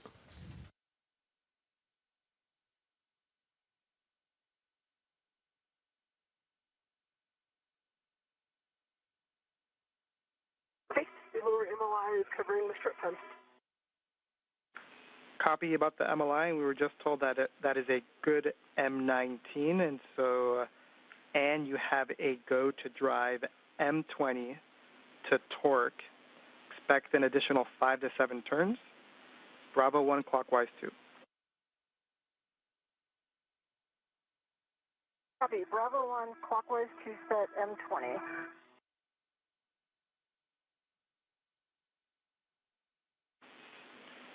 And Vapor, you can release the rep from the lower strut. McLean now using the pistol grip tool to secure the lower strut to the mounting bracket. 12.1 torque, green lights on M20.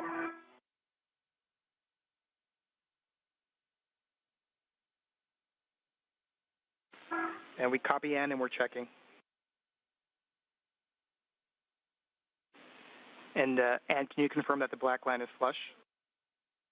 Following this, the next step will be to cover the strut with multi-layer insulation, or MLI, and then route cables of the solar array in support of future spacewalks. Until we get a heck of view.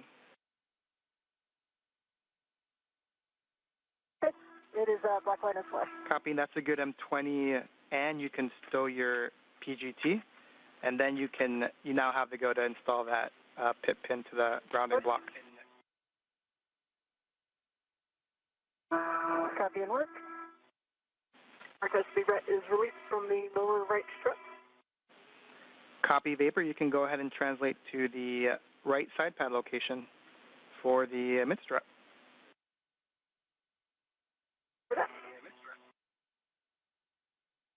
The pit pin is installed, and I'll work on the MLI around.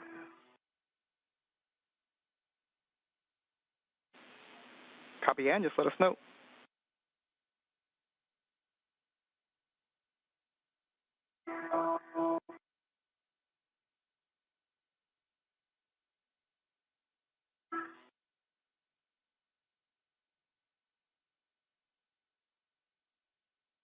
If you're just joining us this morning, we are approaching the 2-hour and 30-minute mark into today's spacewalk to install a support bracket called a modification kit in preparation for future installation and deployment of International Space Station Rollout Solar Arrays, or IROSAs.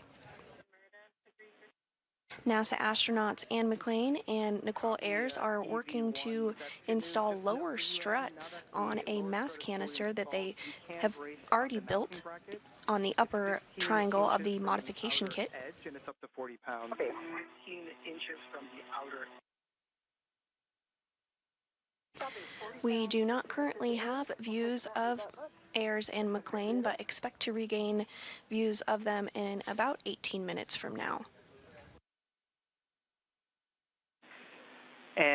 And we're currently just discussing things on the ground to look at the config of the mod kit. In the meantime, you do have a go to execute the IROSA cable routing on the right side.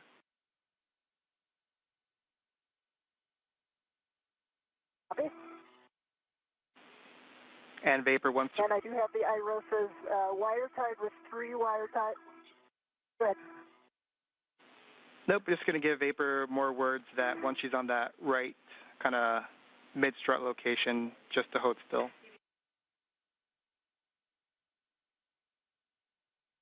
Here.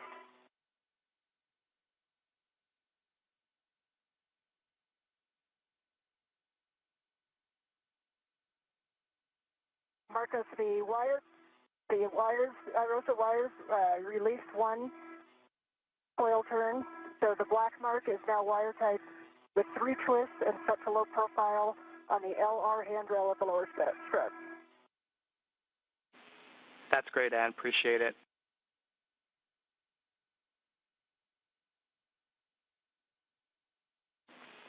And Ann and Vapor. My red is stronger than the force that collapsed in his back. Ann and Vapor, just wanted to give you an update for the day. We have reached min config. The target was 2:30 PET, and we're at 2:27, so we're about 3 minutes ahead of the timeline, and so we're going to proceed. Proceed with the day, and we'll get you more words on what we're doing next. Good news. Copy all. And just to be extra clear, we're going to pause right now to give you further words, but stand by. Okay, pausing.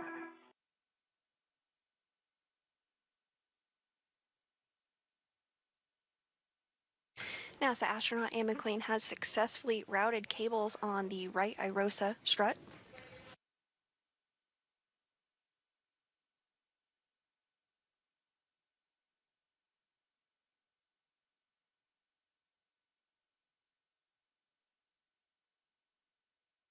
The crew is about 3 minutes ahead of the expected timeline for today.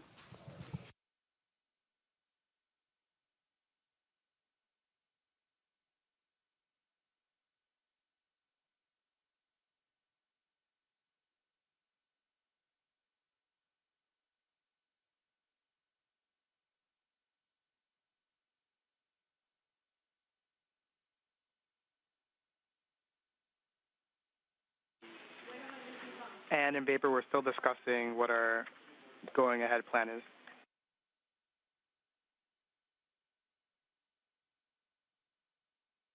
See.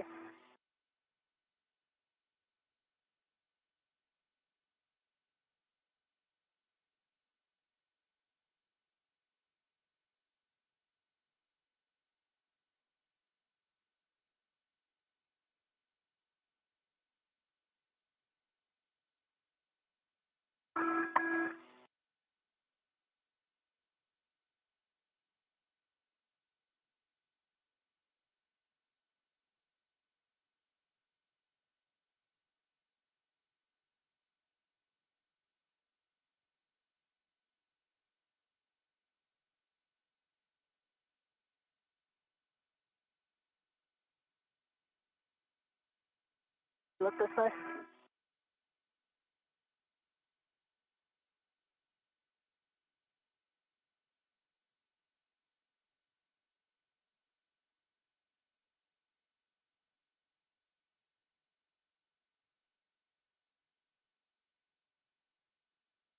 I can lock this right out so it's not pulling it. Okay.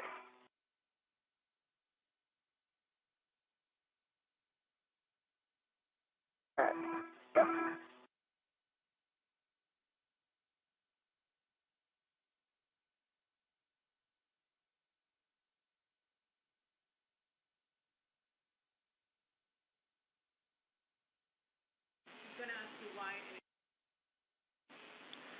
And in Vapor, just an update, we have reached the min config. We have decided to clean up and prioritize the C2 V2, and we're going to get additional words to you soon.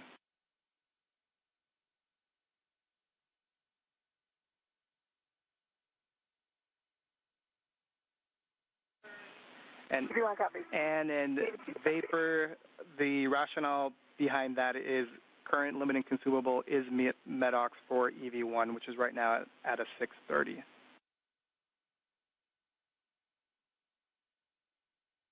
Understand.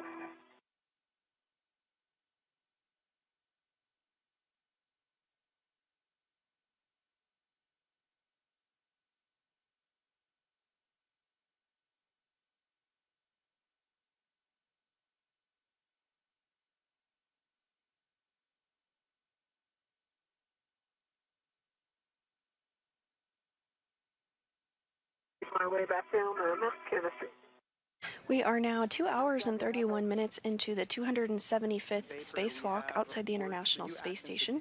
At this time, we'd like the mid-strut back in the strut bag, any free rets back in the cable bag, and the PGT and torque wrench in the cable bag.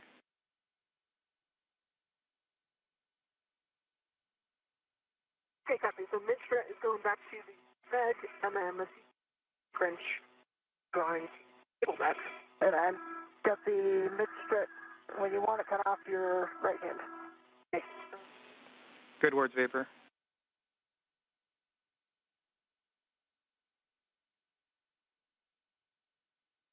And I'm ready for it in. Got it. Okay, and my DRT ret's still on it. Okay. If I can get a rev on it. Okay. And those words from the ground IV up to NASA astronaut Nicole Ayers, walking through some procedures to get the mid-strut cables and PGT put back in the cable bag ahead of the next steps in today's spacewalk. Got a bag ret on the mid-strut. Okay, I'm ready to send it back. We can just let go of it. Okay, I'll let it go.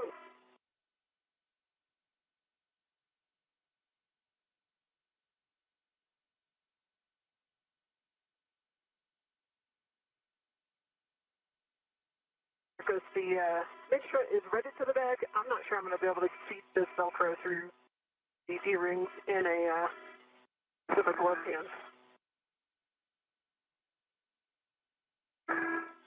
Make sure that's okay. Yeah, Vapor in it. The strut does not need to be inside the Velcro. As long as it's inside the bag and secure, we're good with that. Okay. And Marcus, I assume I'm not staying up here anymore. I'm going to hop off.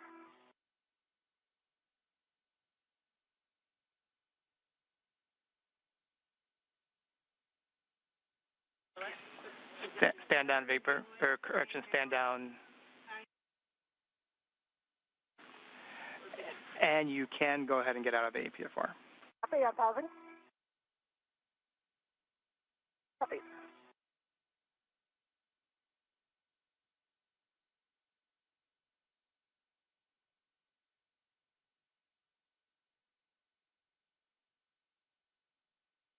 Yeah, I'm out of the APFR. Nice.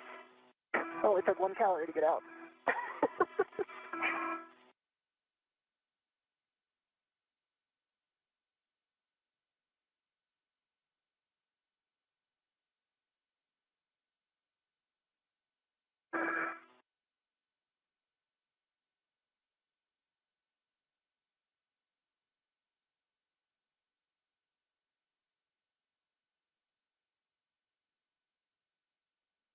unlock my reel, I'm thinking about it. Get my reels unlocked. Oh. You have a free hand? Sorry? If you have a free hand, can you give me the end of that adjustable? Yes, I'm going to make my way down there now. Perfect.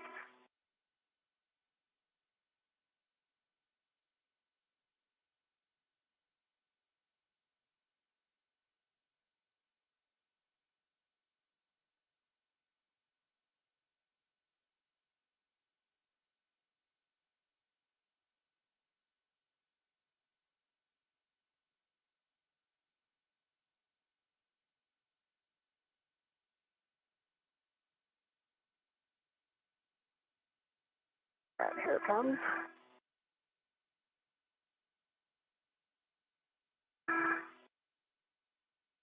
Going in the table bag. And we are now 2 hours and 36 minutes into today's spacewalk. NASA astronauts Anne McLean and Nicole Ayers have completed the lower right strut installation, which is the minimum configuration for the mod kit. Given the high priority of the common communications for visiting vehicles antenna relocation, the team has been directed to stop working on the mod kit, clean up the IROSA work site, and move on to the C2V2 relocation task. Copy? Copy. And Marcus, I'm sure you're discussing what's going to go out and what's going to stay out and go in. We know we're putting the torque wrench and the PGT back in the strut bag. Those are going into the cable bag. So the PGT and the torque wrench into the cable bag. Going into the cable bag. So the PGT and the Copy, cable bag. I think it'll be more helpful if I come around to the cable bag. What do you think? Sure. Yeah, so all I have to do is close the bag and then get these in the cable bag. Okay. Yeah.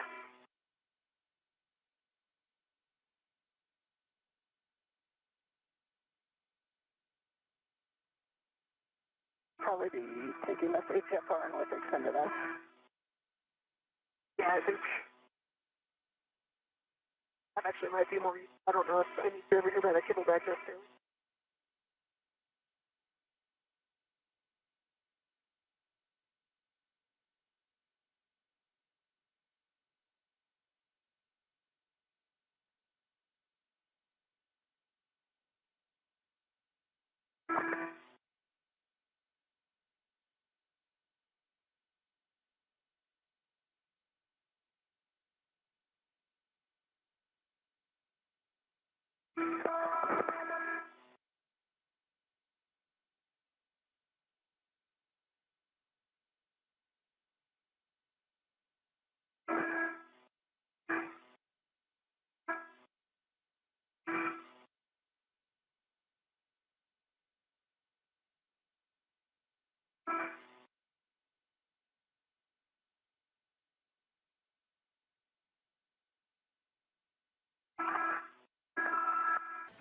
At this time, NASA astronauts Anne McLean and Nicole Ayers are working to reconfigure the work site, including adding the mid-struts, cables, and PGTs back in the cable bag as they clean up this work site and prepare for the common communications for visiting vehicle antenna relocation task.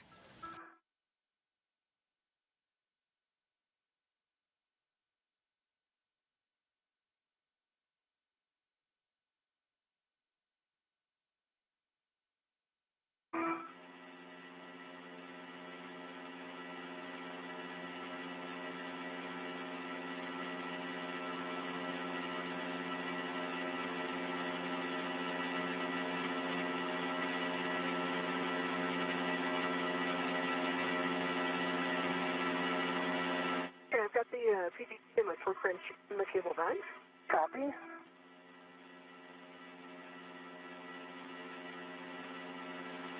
Move it back to the strut bag. And in vapor in about 4 minutes. And the HFR to lower profile for transmission. In about 4 minutes, we're going to have a TDRS handover of approximately 18 minutes. During this time, we're just going to ask you to enjoy the view and take pictures. If you both can right now, turn off your HECA and we'll pick up with C2V2 once we're done.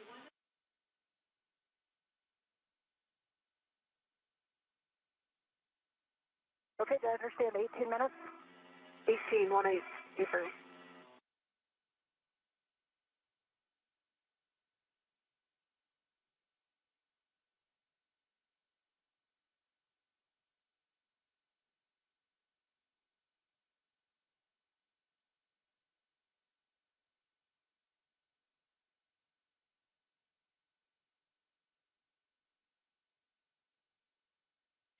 McLean and Ayers are continuing to clean up the ModKit worksite ahead of the C2V2 or Common Communications for Visiting Vehicle Antenna Relocation task.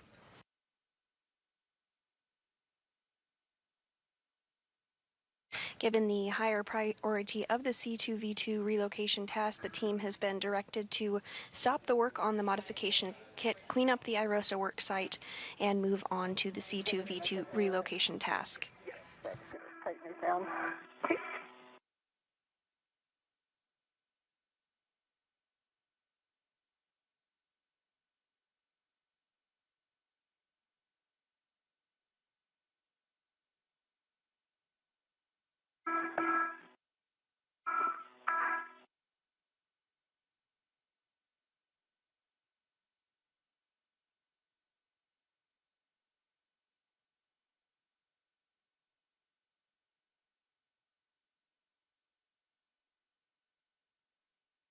You may want an inventory before we close that out. Okay. Marcus, did you want a ret-by-ret inventory of the front back? Let's do it.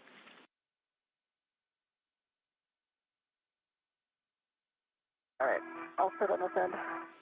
And we've got 2 minutes until that handover. That's going to last 18 minutes.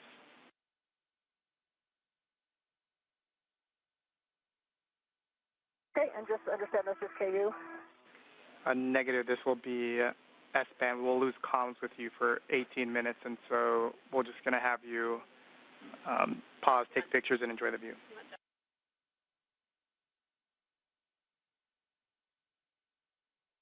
Okay, we have number 14 on the outside of the bag. We have number 10.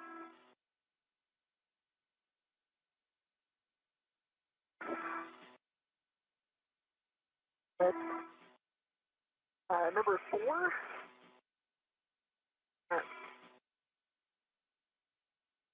Number 1.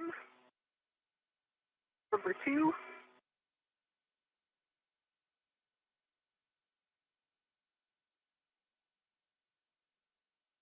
Number 3. That's 13.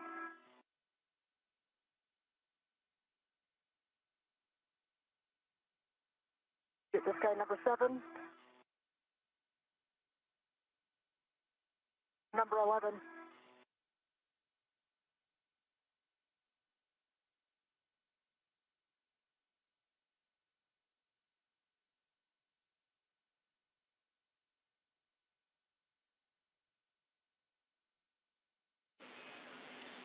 Handover in 20 seconds.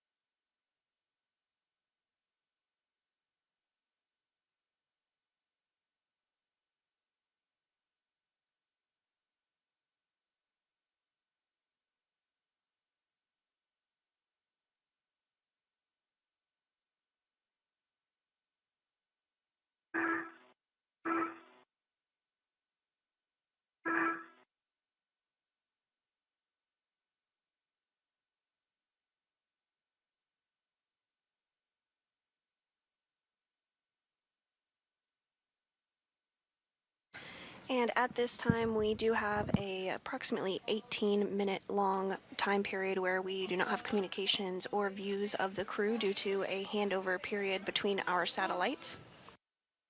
So the crew has been directed to enjoy the view and hang tight, and we'll see them on the other side of this handover.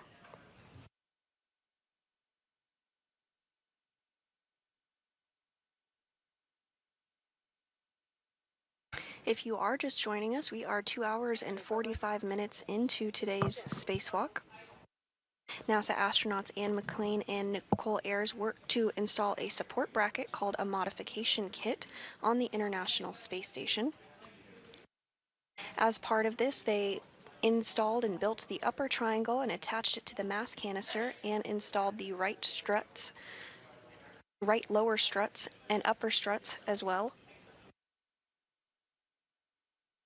This is what is considered the minimum configuration for the mod kit. Given the higher priority of the Common Communications for Visiting Vehicles relocation task, the team was directed to stop working on the mod kit, clean up the IROSA work site in this configuration, and move on to the C2V2 relocation task.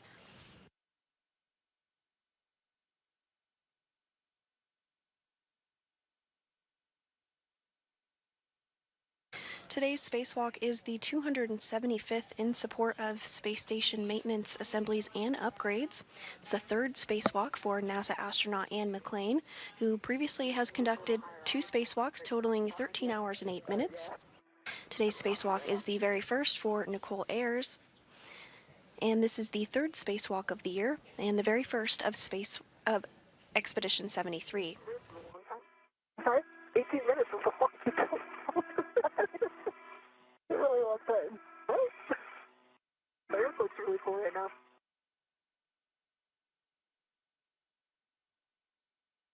Ayers and McClain arrived on the SpaceX Crew Dragon Endurance on March 15th following their launch the day prior.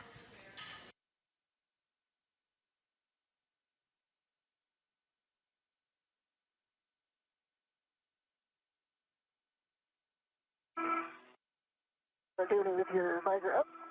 Yeah.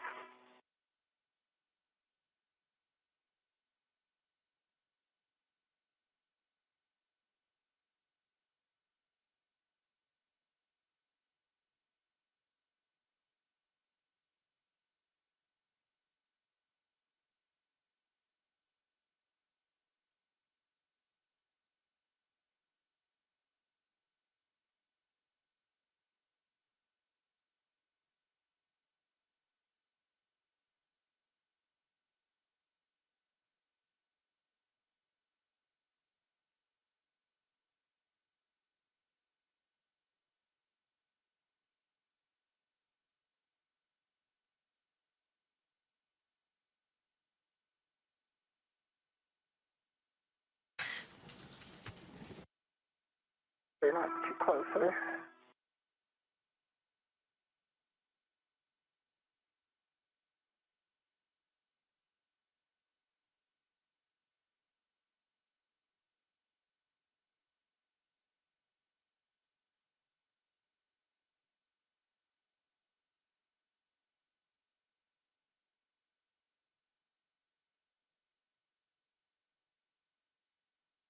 While NASA astronauts Anne McClain and Nicole Ayers are enjoying a break between a handover and our satellite communications, let's take a look at the crew that is on board the International Space Station. Seated in the front row from left are, of course, NASA astronaut Nicole Ayers and Anne McClain, who are our spacewalkers for the day. In the back row from left are Roscosmos cosmonauts Kirill Peskov, NASA astronaut Johnny Kim, Roscosmos cosmonauts Sergei Ryzhikov and Alexei Zubritsky, and JAXA, or Japan Aerospace Exploration Agency astronaut Takoya Onishi. Onishi and Kim helped assist Ayers and Nicole Ayers and McClain this morning as they got suited up and stepped through procedures for depressurization.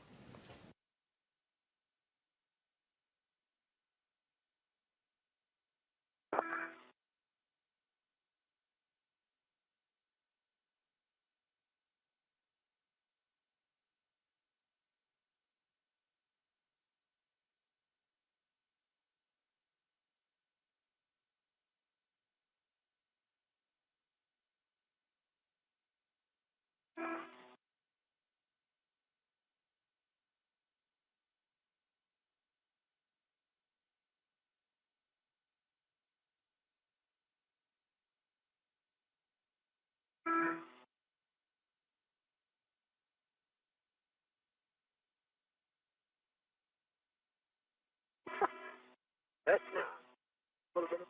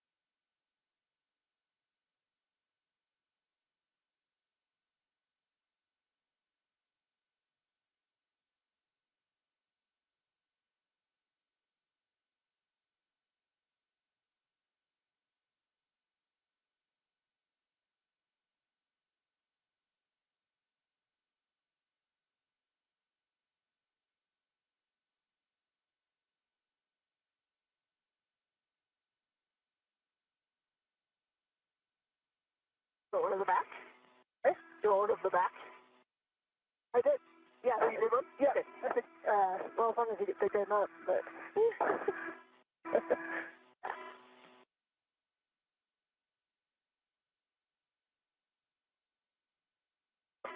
Roll it around. Is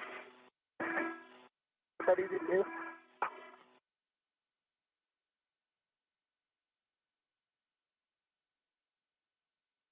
And we are getting a view there on our screen of NASA astronaut Anne McClain in the spacesuit with the red stripes, as well as NASA astronaut Nicole Ayers on the left, wearing the unmarked spacesuit and that strut bag that they were working to reconfigure ahead of moving on to the relocation of the Common Communications for Visiting Vehicles antenna.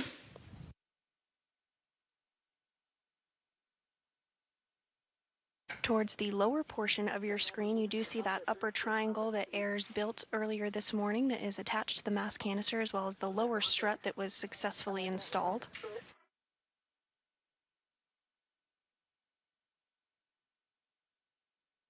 Again, this is considered to be the minimum configuration for the mod kit, and given the higher priority of the C2V2 relocation task, the team has been directed to stop work on the mod kit, clean up the IROSA work site, and move on to the relocation antenna task. Tried to get a bunch of pictures of the Bonzo solar arrays. They're showing their age. Yeah, they are.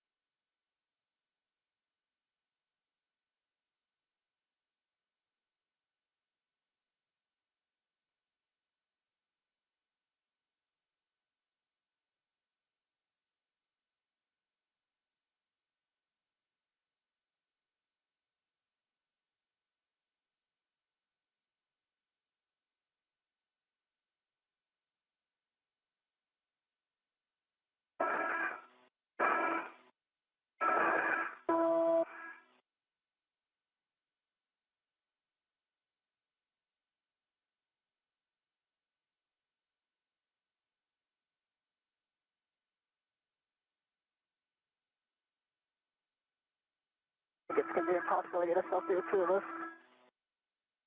Yeah, I guess. I think it might be impossible to get a selfie with two of us. You could peek over that bag.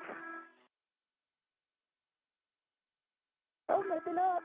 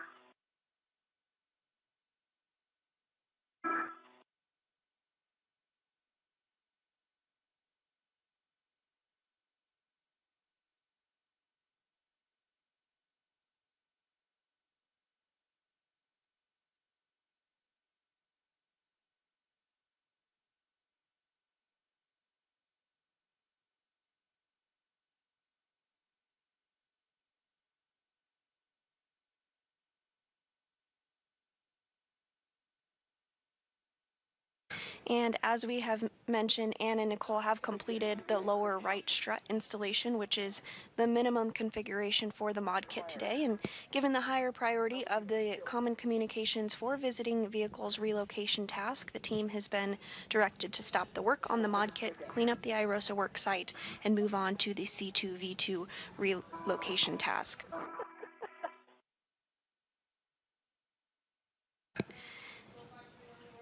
When spacecraft visit the International Space Station, they rely on a communication antenna, the C2V2, to communicate. Relocating this antenna will ensure better redundancy and communication with visiting spacecraft to the International Space Station. And there on your screen, you do see a glimpse of the spacecraft that are currently docked to the International Space Station. We have the Crew 10 spacecraft, which Anne and Nicole arrived on, as well as a cargo flight, a Cargo Dragon CRS-32, which just recently arrived, and we also have 2 Progress spacecraft stocks, as well as the Soyuz MS-27, which brought up NASA astronaut Johnny Kim. I can hear you really quietly, Marcos.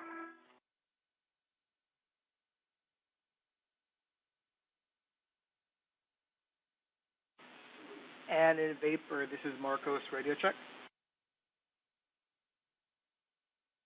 Very quiet. How do you hear him, Vapor? I've got you, yeah, very quiet. And one more time, user error on my part. Loud and clear. Same. All right, we have words for you. So we're going to perform or at least check that you accomplished some of the cleanup steps that we asked you to do before. Then we're going to do a glove and hap check, and then we're going to proceed with C2V2. Copy. All right, so you can just confirm for us that the right mid strut was returned to the strut bag. Confirm. That the free rets from the strut bag were transferred to the cable bag. Negative, we did not do that. And there's no, and we copy add in Vapor, no need to do that now, and then that the EV3, PGT, and torque wrench were transferred to the cable bag. Vapor. All right, with that, we'll get a glove, hap, and gauntlet check from the both of you. Hey, EV1.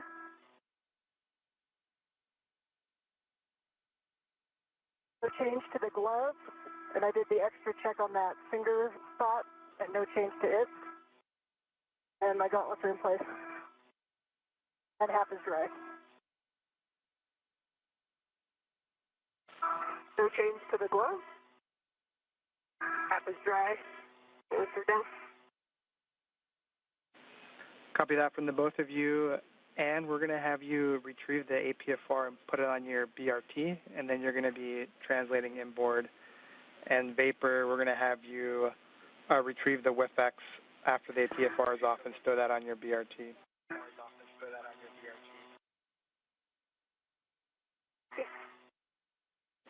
And so just for your situational awareness, we're essentially executing C2V2 as written, and we'll come back for more cleanup. Copy.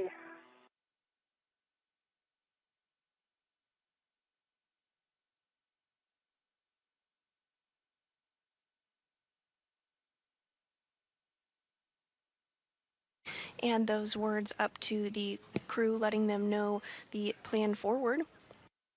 NASA astronaut Anne McLean is going to work to retrieve the articulating portable foot restraint, which you see her doing there on your screen now.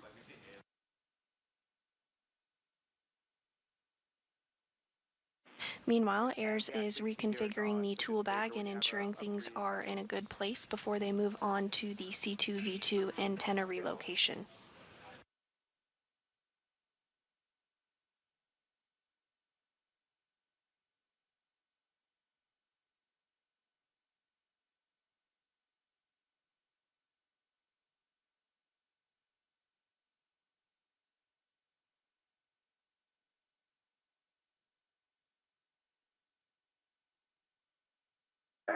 Get out of your way here.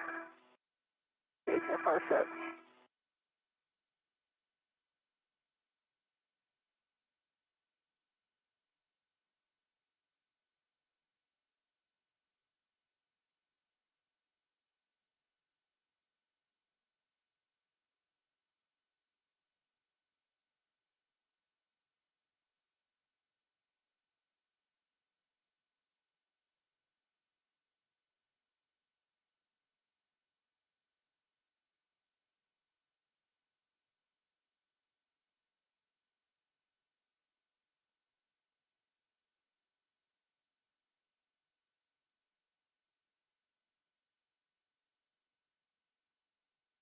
And it looks like Anne McLean has successfully uninstalled that articulating portable foot restraint.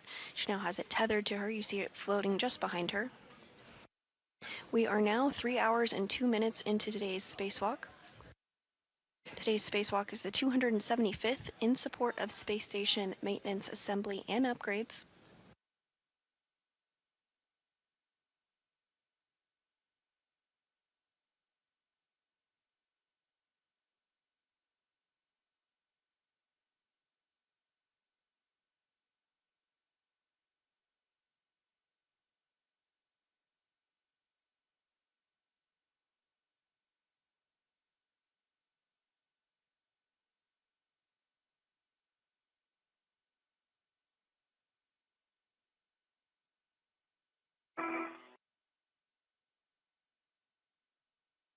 And I have the HFR on my DRT. I'm releasing my rich man spare lead.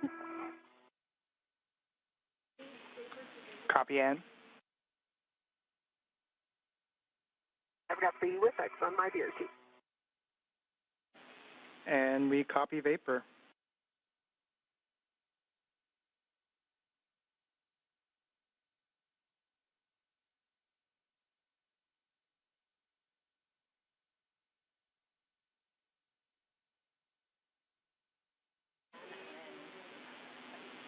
And then the Vapor looks, next for you is going to be translating to the work site, but we'll want Ann to lead first to deconflict safety tethers. Yep, copy that. Copy. Let me get the HFR in a better spot here.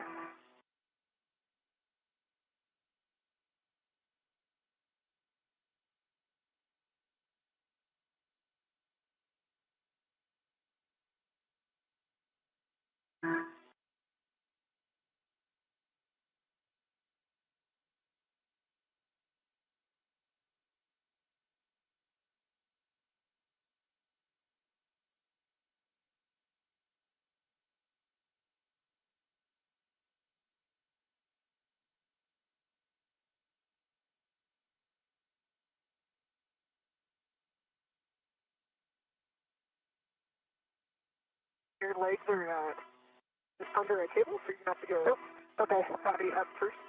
Okay. They know they're clear. Clear. Well, you're gonna have to go up and around. Yep. Here you go. Okay. Thanks.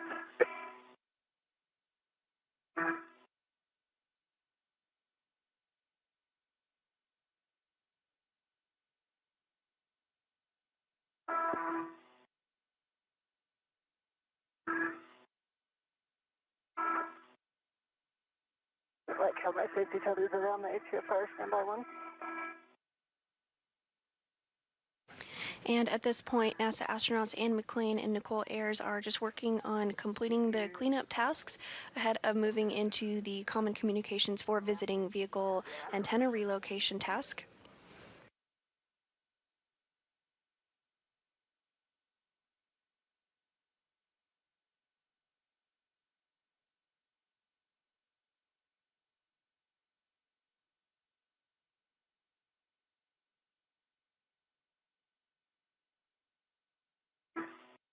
Let's get it. This guy got locked out.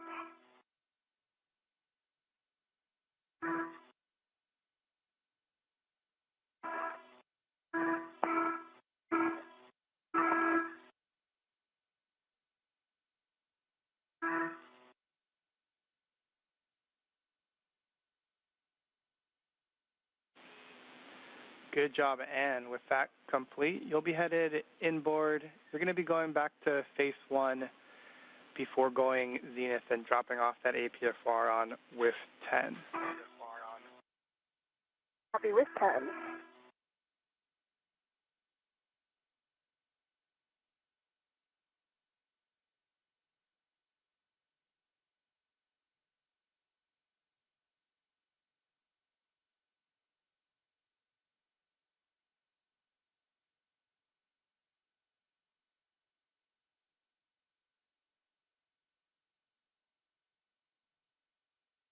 And NASA astronaut Anne McLean is now beginning her translation. It looks like you're already doing it. You're going to follow Anne, but you're going to then continue aft of station to get to the work site.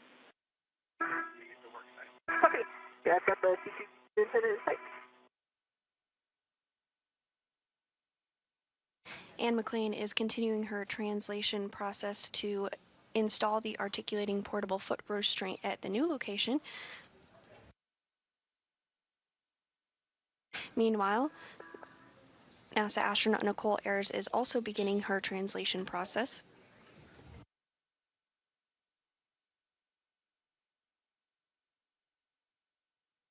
Marcos, remind me exactly where I'm going up with mile marker. You're going to be going up at the P1, P3 interface, so right when you see that DCDU, you'll be going zenith. Okay. Copy.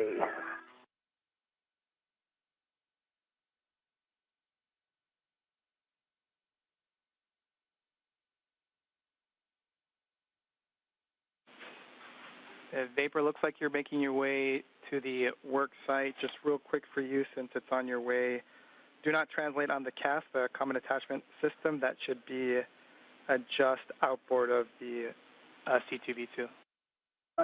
Copy. Yep, I'm zenith orbit already.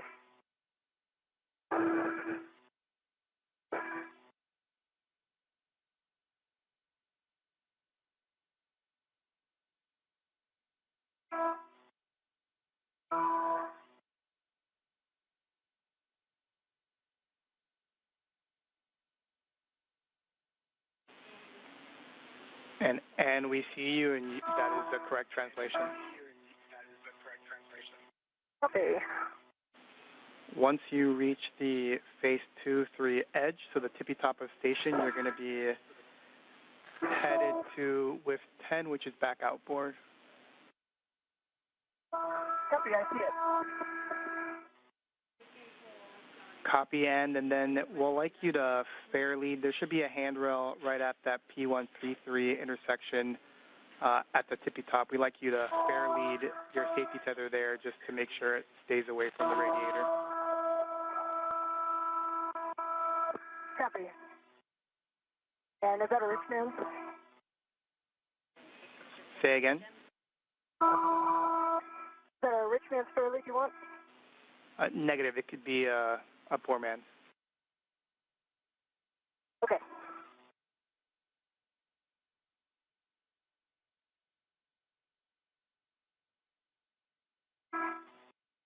Marcos, while EV1 is putting the QFR in, taking a look at these cables.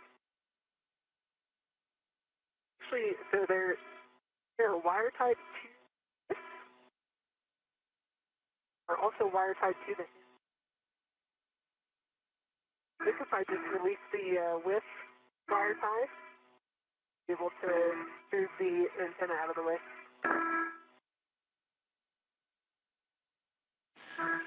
And Vapor, thank you for the view and those words. We concur with your plan where you're going to untie the cables at the base of the antenna, and that should give you enough room.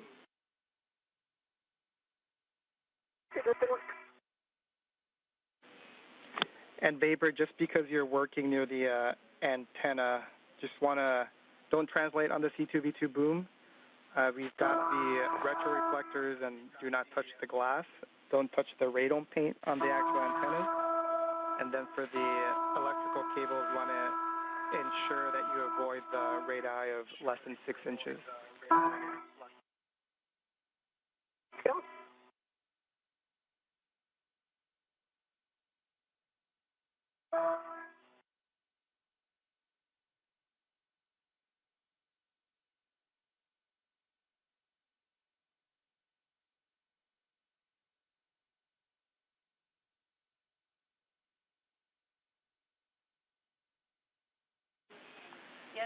And we see you working the APFR. Once that's secure and you think it's out of the way, you could head aft to the work site. Copy. And does it matter if we just set it low profile? I know we have settings.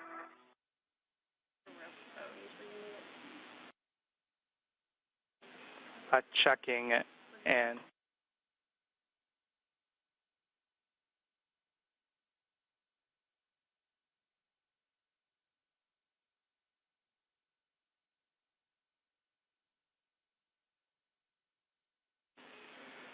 and those were good words. The actual settings don't matter as long as they're out of your way. Copy.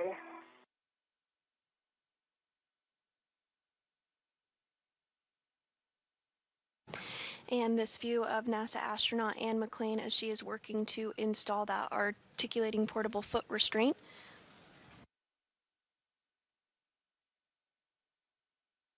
You can see she has the PGT or pistol grip tool attached to her side. This has been utilized quite frequently today during this spacewalk.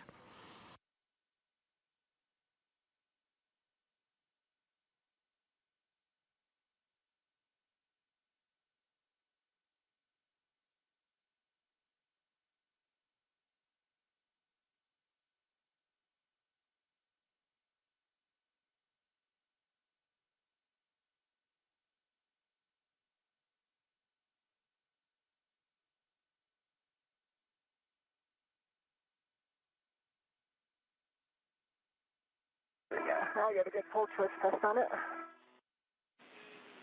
And we copy Ann.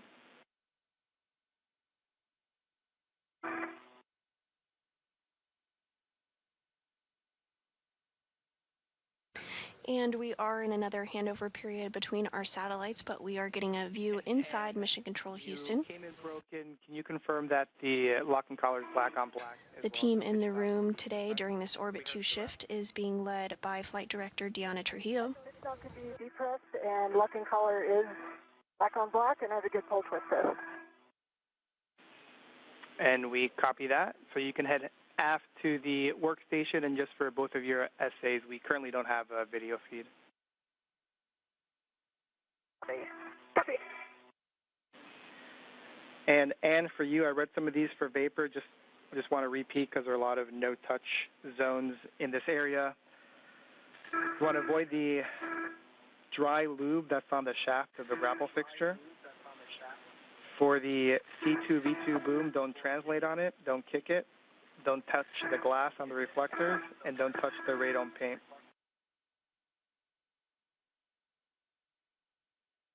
DV1 copy.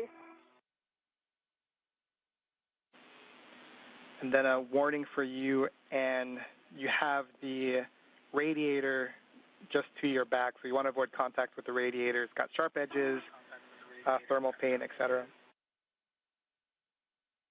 Copy.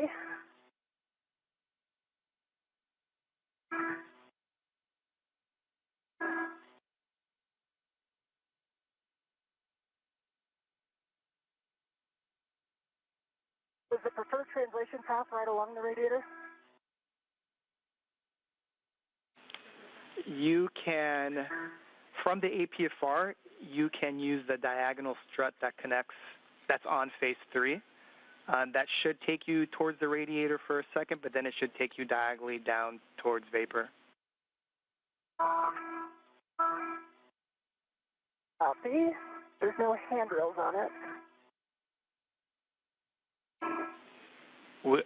We agree, we concur. You'll have to use the I-beam.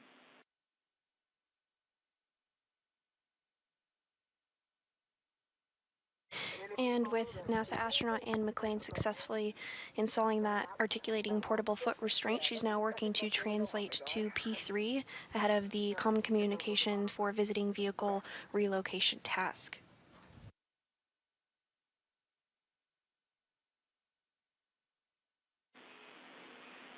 And Weber, can you confirm that you've released the cables from the base of the boom? Yes, sir. And there's handrails right on the other side of this guy? Yes. Big long one. And on the other side. Oh, down there.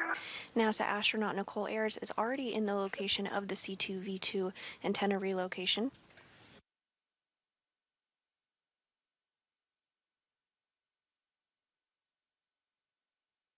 Good one.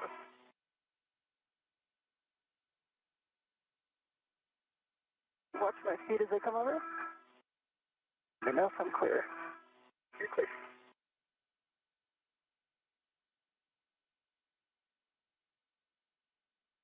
The Common Communications for Visiting Vehicles, or C2V2 antenna, is being relocated 1.5 feet to ensure better redundancy and communication with visiting spacecraft to the International Space Station. And then release it from WIF 17. And if you need to use your BRT, we've got a handrail for you. Yep, I just put one down, so if you can release, I'll be able to hold it. Okay.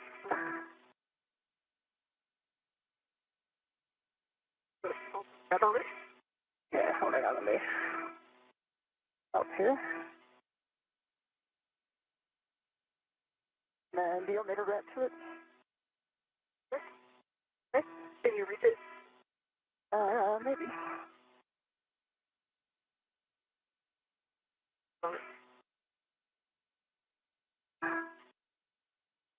Hand it out.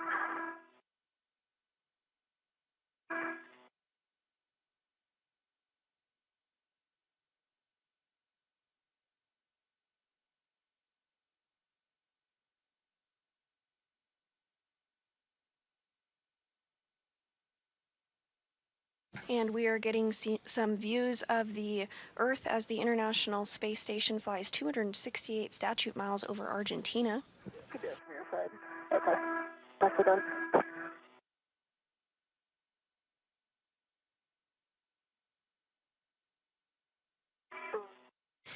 This view showing NASA astronaut Nicole Ayers on the right of your screen and Ann McLean on the left working together to relocate that Common Communications for Visiting Vehicles antenna.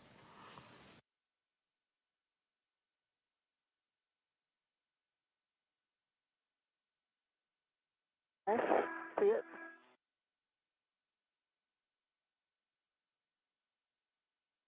Stop there.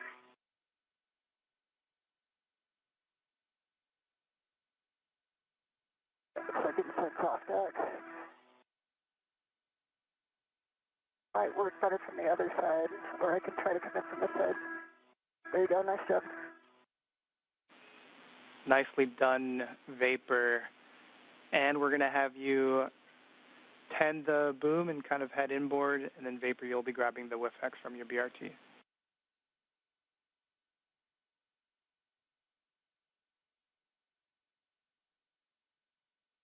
And as you can tell on your screen, Ann McLean is holding that boom. They did successfully remove it from its current location. They're going to be moving it 1.5 feet over. Vapor, it'll be a pitch setting of alpha.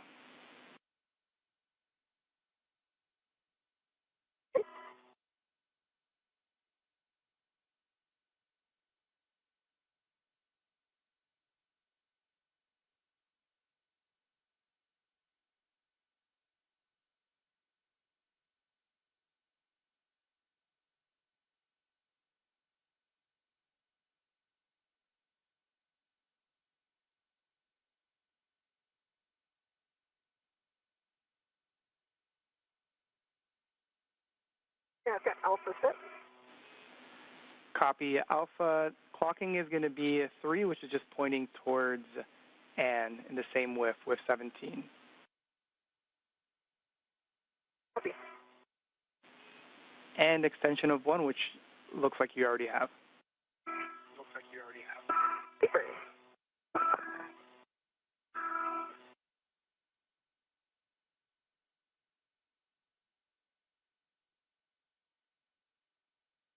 We're clocking a 3 pixel and foot test. The locking color is lock on black. All right, that's great, Vapor.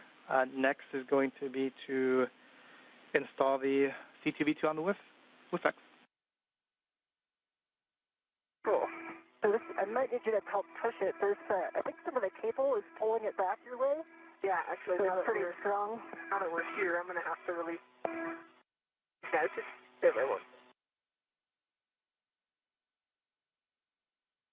If you're just joining us this morning, we are 3 hours and 21 minutes into the 275th spacewalk in support of space station maintenance, assembly, and upgrades. NASA astronauts Anne McClain on the left of your screen and Nicole Ayers on the right of your screen are currently working to relocate a common communications for visiting vehicle antenna. Pointed aft, which looks like it is. By moving the antenna over 1.5 feet, it will ensure better redundancy for visiting spacecraft arriving to the International Space Station.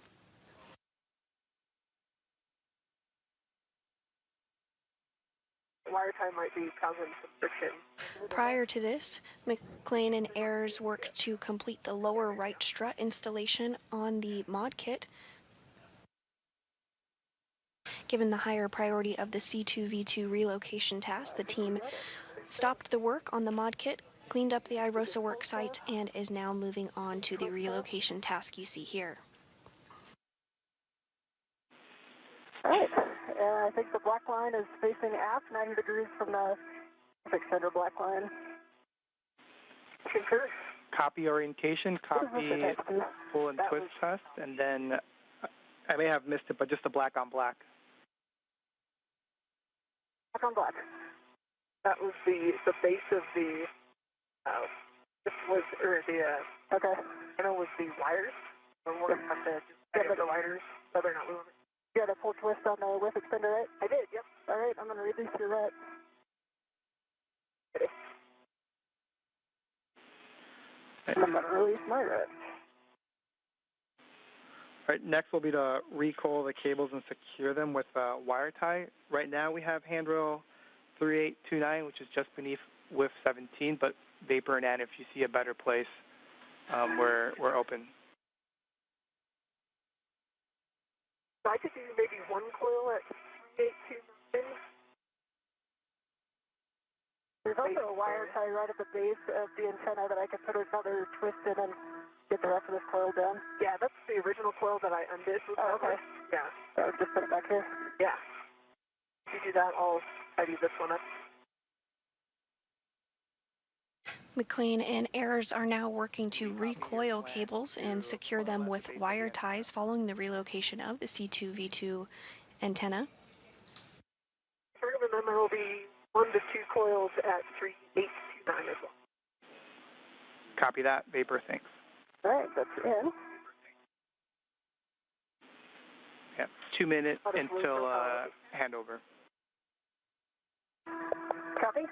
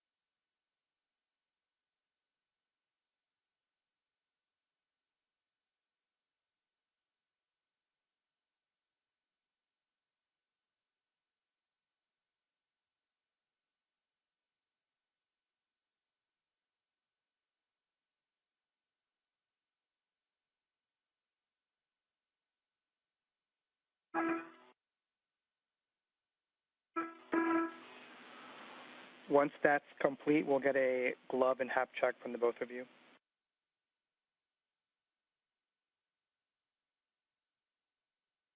All right, EV1 has a good glove check on the left and a good glove check on the right. The spot's getting worn a little bit, but it doesn't look any more severe than it has been. And I have.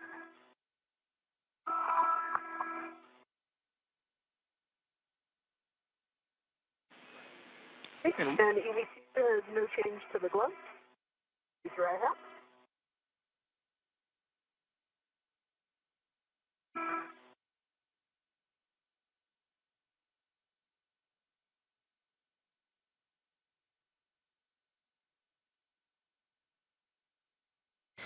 And we did just hear a good glove and HAP, or helmet absorption pad, check from both McLean and Ayers.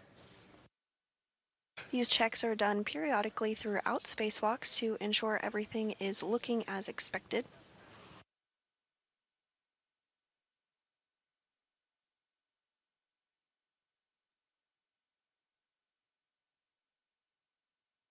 We are in another loss of signal period. While we will have communications with the crew, we will not have video of them again for about 36 minutes. Now approaching the 3-hour and 30-minute mark in today's spacewalk. And we're just back with you after a 20-second handover.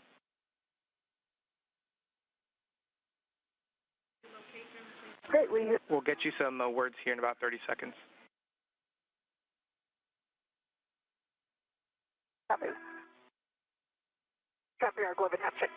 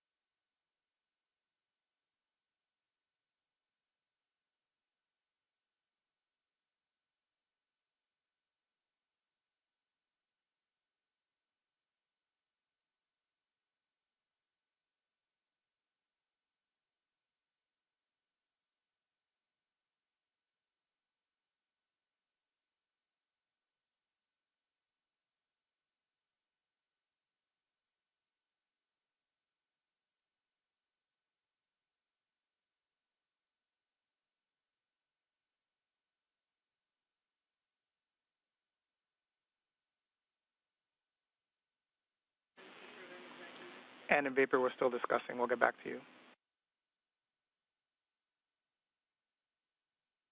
Okay, copy.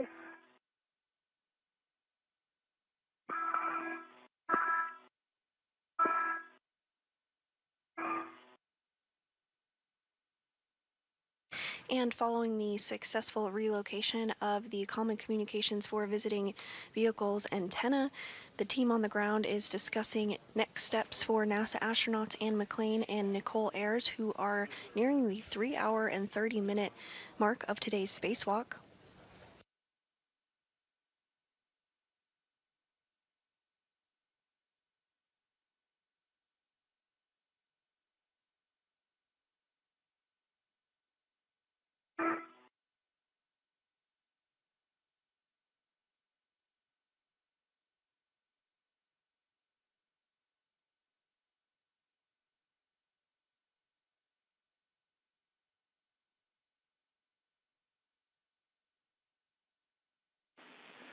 All right, and in Vapor, we have some big picture words for you. Vapor, you're going to be going back to the work site, and you're going to be going back to the APFR and then translating inboard to the port theater cart. And we'll continue to get you more words. We just want to get you moving. Okay, sounds good. Copy.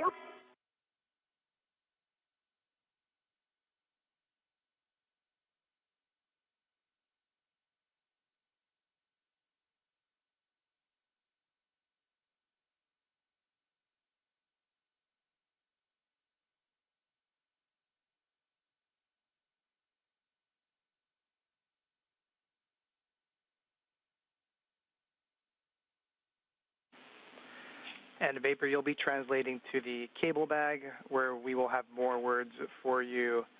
And I'm assuming you've started, but you'll be headed to the APFR and WIF 10, putting that on your BRT, and then picking up your green hook.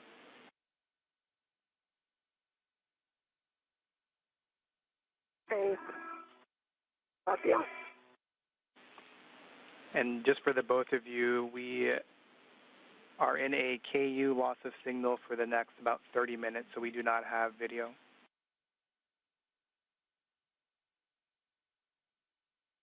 V1 copies. Okay.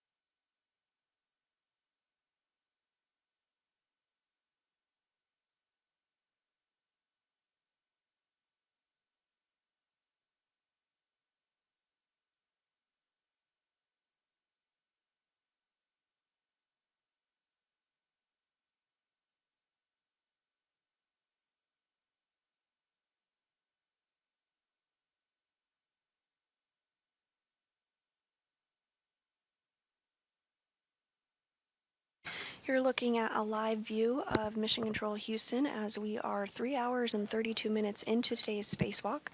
This is the 275th spacewalk in support of space station maintenance, assembly, and upgrades. NASA astronauts Anne McClain and Nicole Ayers have successfully built the upper triangle portion of the modification kit ahead of upcoming future International Space Station rollout solar array installation. Additionally, they have successfully relocated the Common Communications for Visiting Vehicle antenna.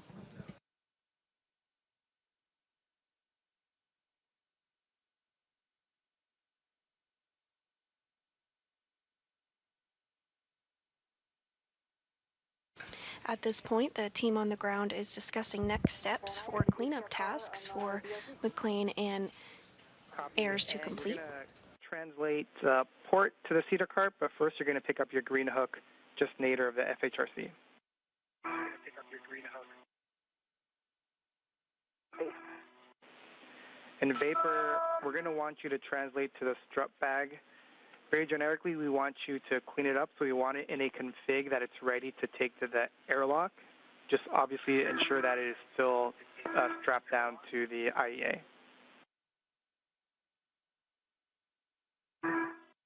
Hey, copy. Do you want me to move the free ret, the cable bag?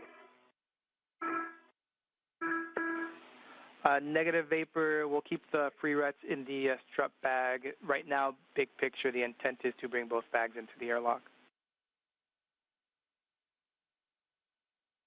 Okay.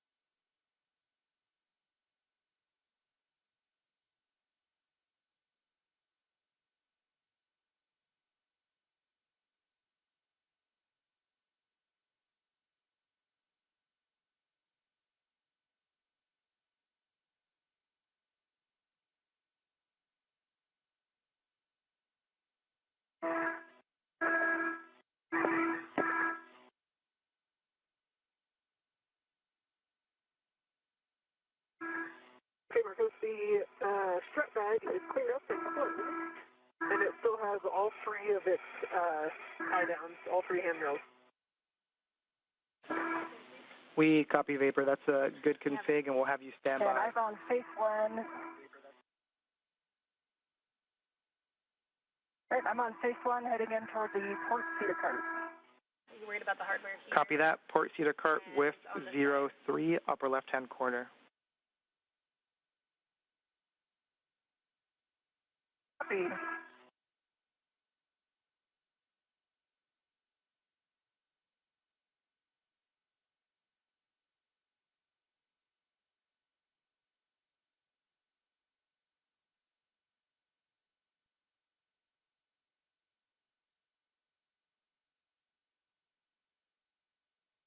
Bring up my green hook. Copy that?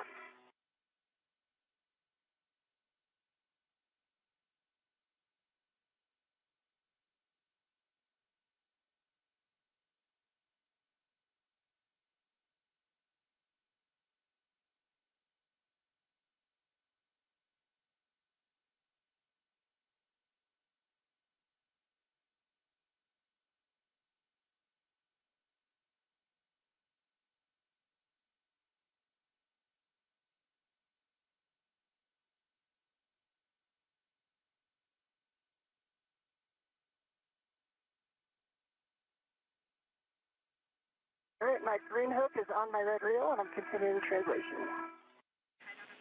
Copy, Ann.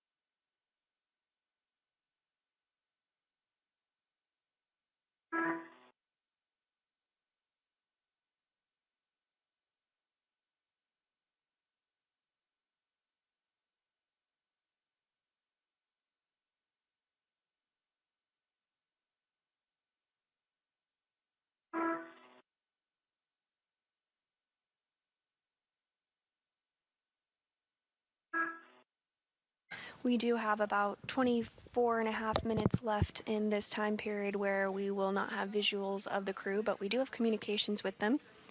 You're looking at a view inside Mission Control Houston that is currently being led, the Orbit 2 team currently being led by NASA Flight Director Deanna Trujillo.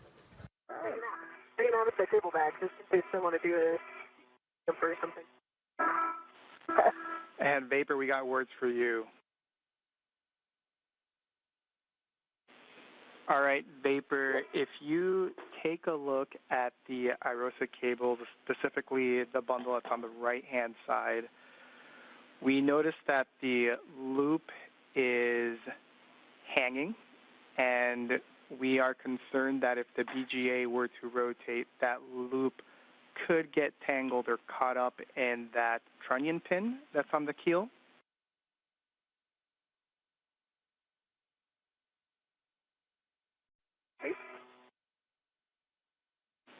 And so we have some words to have you tie down that bundle onto the lower strut. And so we would like you to translate very slowly at standby. That's just big picture, and we'll give you a final go here in a second, just so you know what's coming.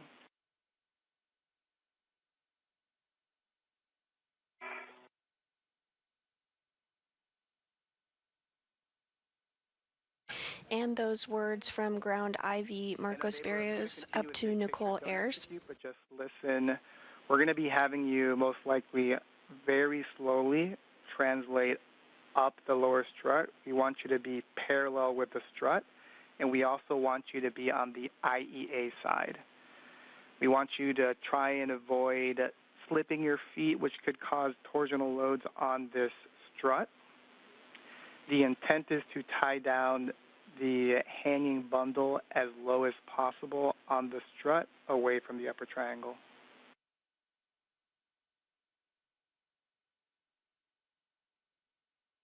Okay. Well, if it doesn't work. And I'm just getting to the port not yet, Vapor. And copy, Ann, you're at the port seater cart with 3, upper left-hand corner. It'll be clocking up 6, Papa Hotel 12. Copy on the left.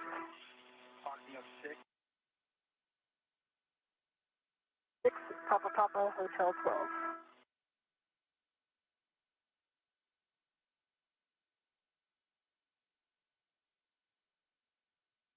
And with those words up to NASA astronaut Nicole Ayers discussing the next steps of today's procedures to clean up the IROSA cables. The handrails on the mod kit are illegal. Ayers will also work to ensure that the bundle is tied down on the lower strut as a precautionary measure. That is affirmative, Vapor, just minimize load. Meanwhile, NASA astronaut Anne McLean is working to install the articulating portable foot restraint in a different location on the International Space Station.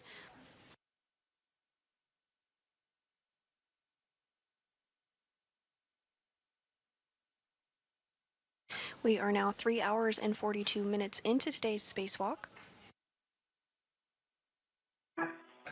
McLean and Ayers successfully built and installed the upper triangle of the mass canister of the modification kit, as well as the right struts on the modification kit. Following this, a higher priority task, the antenna relocation for the Common Communications for Visiting Vehicles, was reprioritized.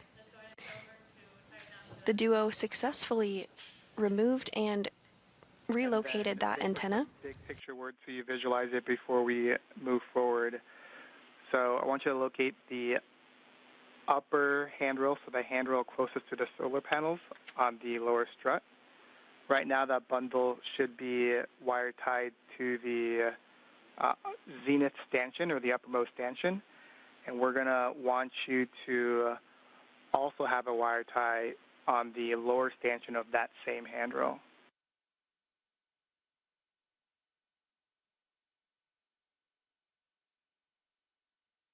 Okay, I see that the right upper handrail already has the cable wire tied to it, so you just want me to add a second one to bundle the cable bundle to the bottom handrail. Those are good words, Vapor, and you have a go to proceed.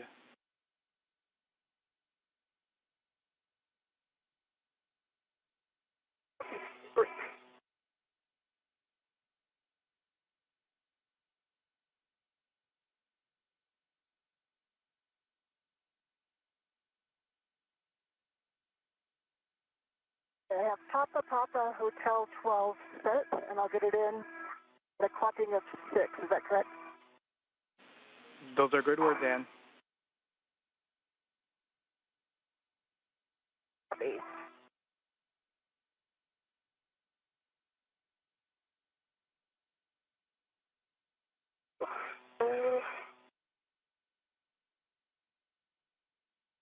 We do have about 19 minutes remaining in the loss of signal period where we do not have visual of the crew, but as you can hear, we do have communications with them. Not sure I can reach from handrail to handrail without moving my... At this time, NASA astronaut Nicole Ayers is back at the modification kit zone, which is the 2A location of the International Space Station. And the Vapor, she's currently stepping through procedures to clean up some of the cables that were left out following the reprioritization of the C2V2 antenna relocation. Get one on both handrails. And we copy. By tying down the bundle on the lower strut portion of the modification kit, this is being done as a precautionary measure.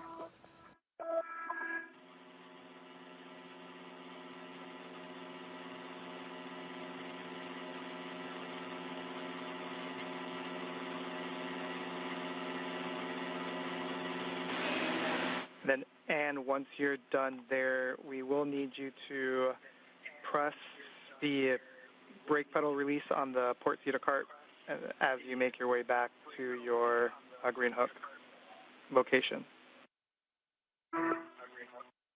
Copy. And hey, at 6 Papa Papa, if I try to get in a clock at 6, the ingress aid is coming into contact with structure. Can I put it at 7 or 8? Checking.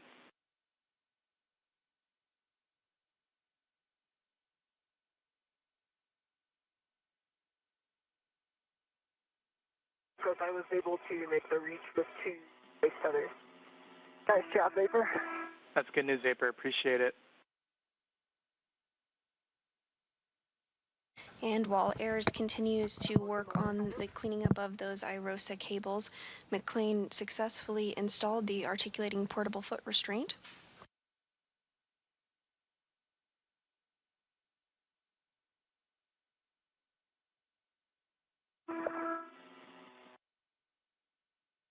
Marcus, is a trunnion pin structure, and with the ingress aid, it's retracted, but it's laying down. So I can either kind of set it at a clocking of 7, or I could lift the ingress aid so it was sticking out more toward the MT and put it at a clocking of 6. I copy your words, and the team is still discussing.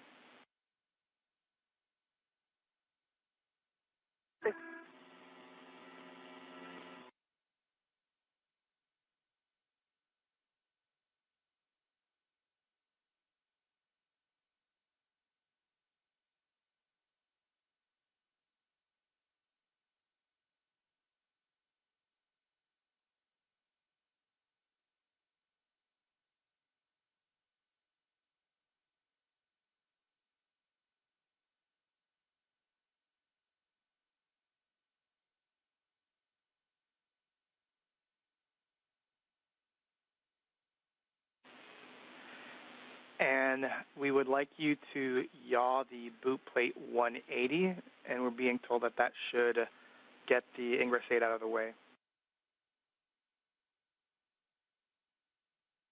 Copy, yaw at 180.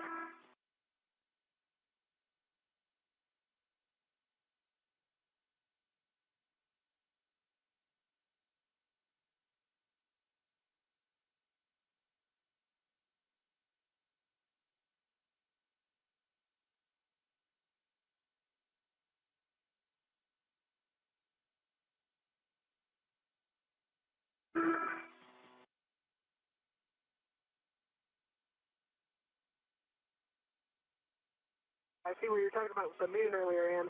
Oh, yeah? You can see it over the end of the truss, huh? Yeah. It's pretty awesome.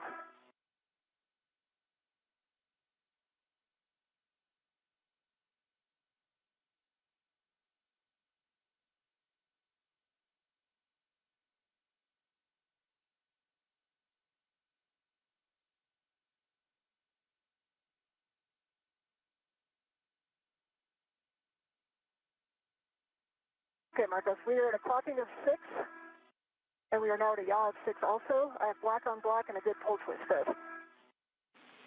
Copy that. And if you actuated the pitch axis, just make sure the knob can be depressed.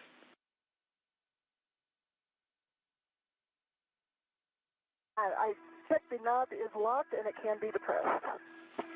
Copy, good work. And we'll have you start going back starboard, but first we want you to release the brakes on the cedar cart. Copy. Good.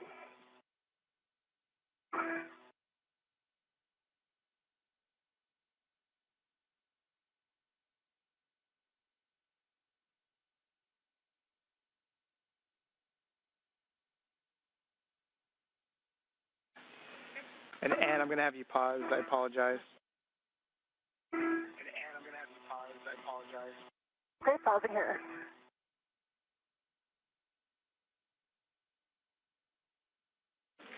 And Ann, can you confirm that your camera is in the bag, cable bag?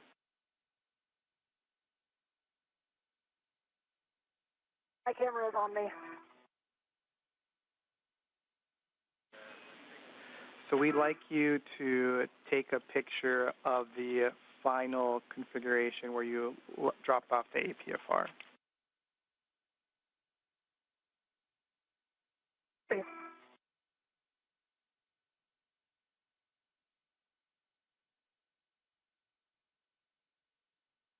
Marcos, I have the cable bundle on the right lower strut, upper handrail.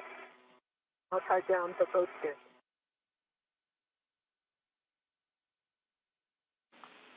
Copy. And Vapor, did you use one of your wire ties or was it an existing one? I used one of my long wire ties off my BRT. Perfect. Thanks, Vapor. We'll give you more words here.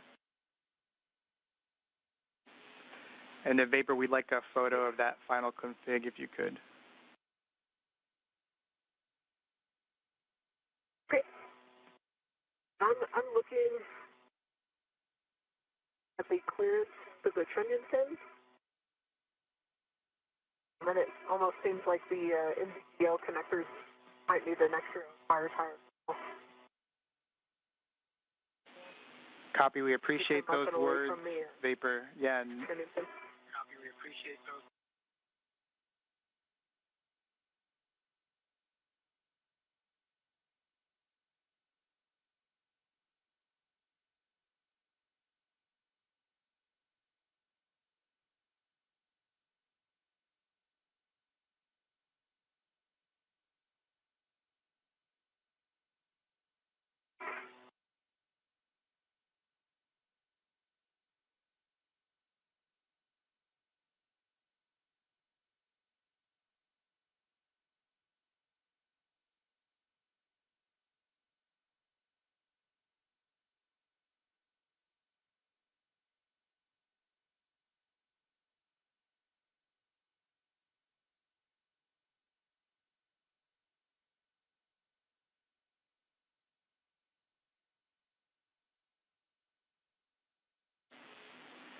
And Vapor, after discussing here on the ground, we don't need you to proceed with tidying up the NZGLs because they're free. We don't believe that they're going to catch with anything, but if you're already complete, that's okay as well. No, I was waiting for your words.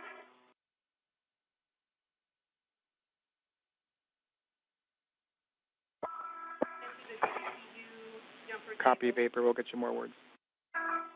Okay, and photos are complete, Marcos. Was that you, Vapor? Sorry, EV1, photos are complete. Copy, photos complete. Release the brakes on the CETA cart. Translate to your green hook location. Green hook? And I'm going to translate back down the strut here in order to the pictures. Copy, Vapor. You can translate to the cable bag and hold.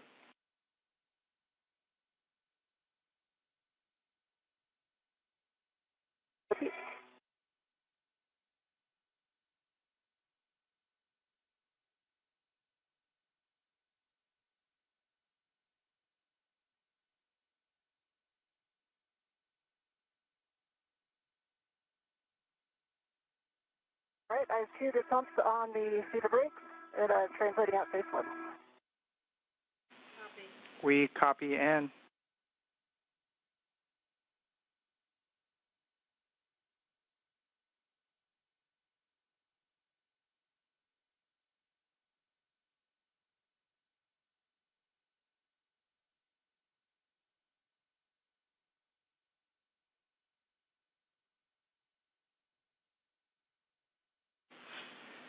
And in Vapor, just big picture so you're aware.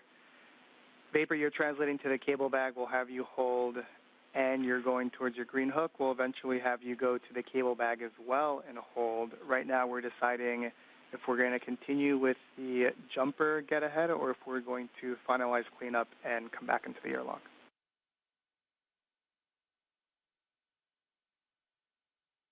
One copy. Two copies.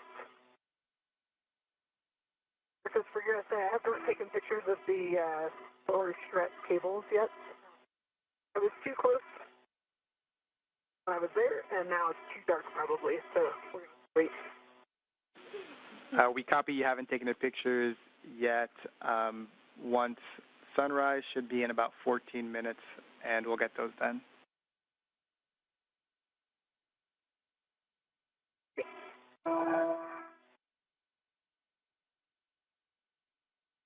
Marcos, for bags, did I hear right that we're taking both the bags in?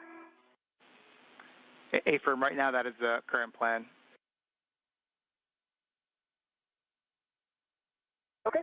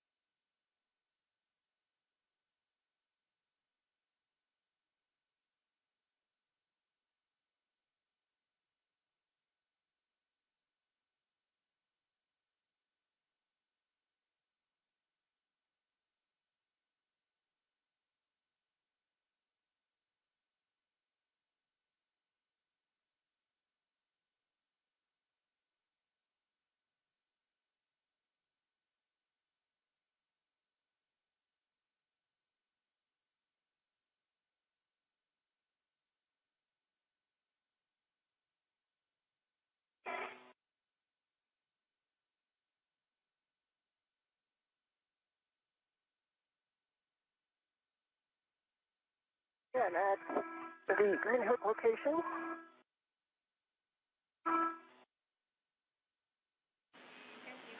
Copy, and you'll drop your green hook, then head towards the cable bag. We'll just make sure your gauntlets are in place. Copy.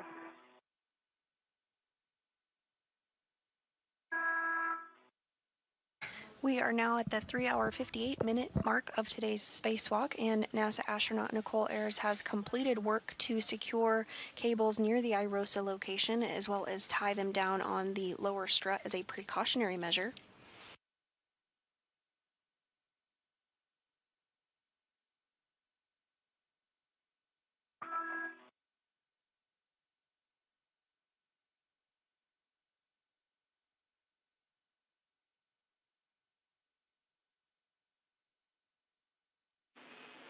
All right, and in Vapor, update on the big picture words. We are going to proceed with accomplishing the 2 get-aheads. So Vapor, you'll be doing the jumper, and then Ann, you'll be doing the MMOD cover.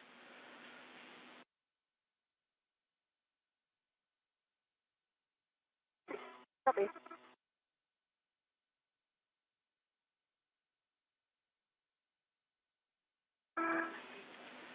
And we're going to be accounting additional time, an extra 30 minutes to account for the fact that we are bringing in the strut bag into the airlock. And so all this together puts us at a PET of 610 with that extra margin. And right now, our limiting consumable continues to be the Medox, and it's about a 630, 645, almost 7 now.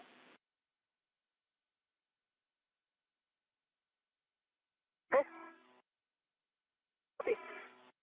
I'm picking up the DD for now. And you should be able to get to the forward side of the IEA before you turn. Okay. Or maybe take a risk. Yeah, I think you can. And you may have mentioned it, and I missed it. Just ensure that your gauntlets are down prior to crossing the surge. We still don't have video. We'll have it up here maybe in 5 minutes. Copy. And my green head is on 3652. Copy, thanks.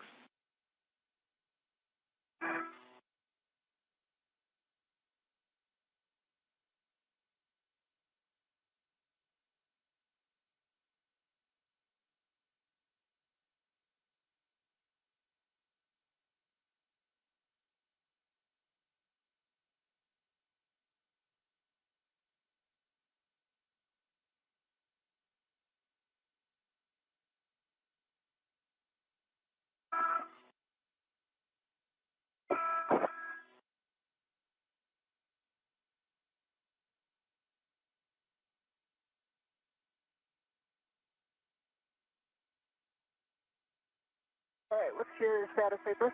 I am about to start translating. Okay. I will hold at the charge if you haven't translated by. Yeah, let's. Oh, perfect.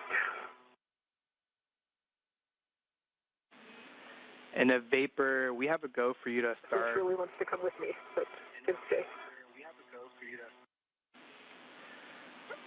2 minutes until teacher's handover. We have a go Vapor for you to get the jumpers, put them on your mini workstation, and start translating for the get-ahead, and we'll get those pictures of the lower strut once you're complete with the get-ahead. Okay, copy that. I am getting now.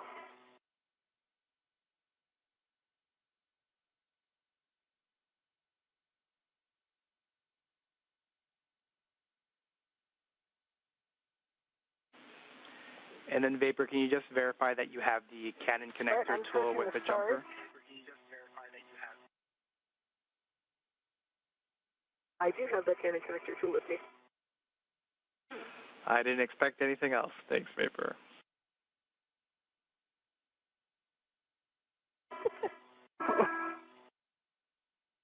Hello. Hi. Make this corner and then out of your way. Sounds good.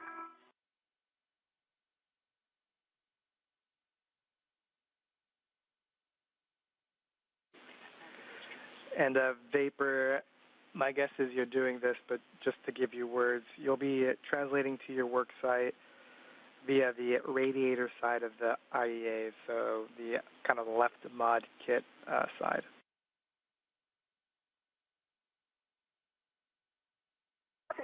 Then what? It's better shot on my truck. Alright, so it's not quite as big. It is low. It looks fine at the green hooks.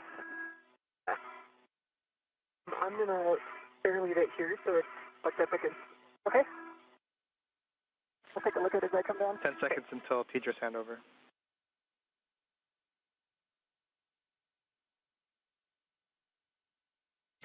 And we do expect to get view of the crew here again shortly. We're 4 hours and 3 minutes into today's spacewalk. Following the relocation of the Common Communication for Visiting Vehicles antenna, there's a couple get-ahead tasks that McLean and Ayers are now going to be working on. NASA astronaut Ann McLean is going to work to remove a bolt on an MMOD cover.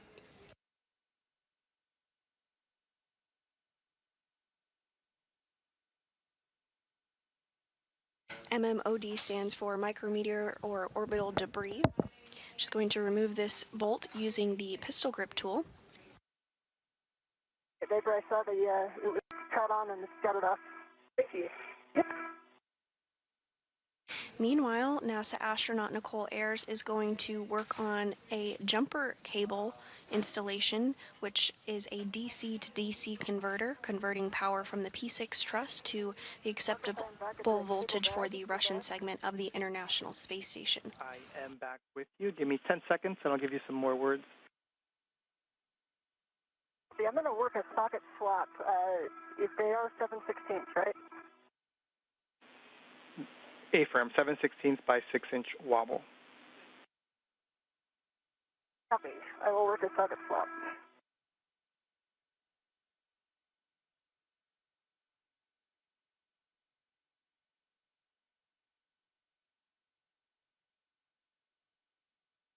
And this is a helmet cam from NASA astronaut Ann McLean as she works to translate to the P4 MMOD cover to remove that bolt. Copy, Vapor. That's the correct location. Just want to give another big picture for both of you, Ann and Vapor. Vapor's working the jumper cable get-ahead, and we're going to have you work the MMOD cover, and we might call you off when Vapor is complete with her get-ahead. So we may not complete the MMOD cover, but right now the intent is to finish the jumper. Okay, did you want me to not do the socket swap and go do like the push test on it so we get some data out of it?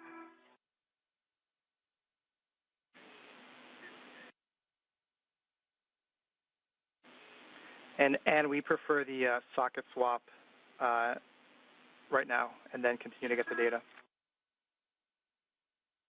Copy and work. And Vapor, I'm back with you. You're at the correct location. I heard 158 and 157, and next for you is to tether to those dummy caps. And I'm going to tether one at a time. I have one free in. Copy that. Recommend, copy. The order matters.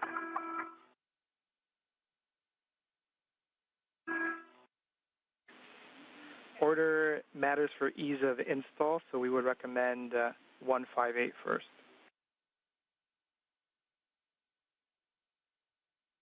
I'm 3258 cap.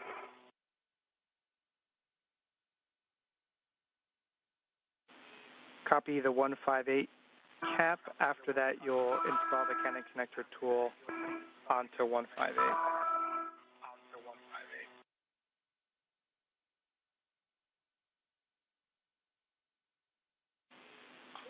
There should be a white... Canon connector tool installed to the...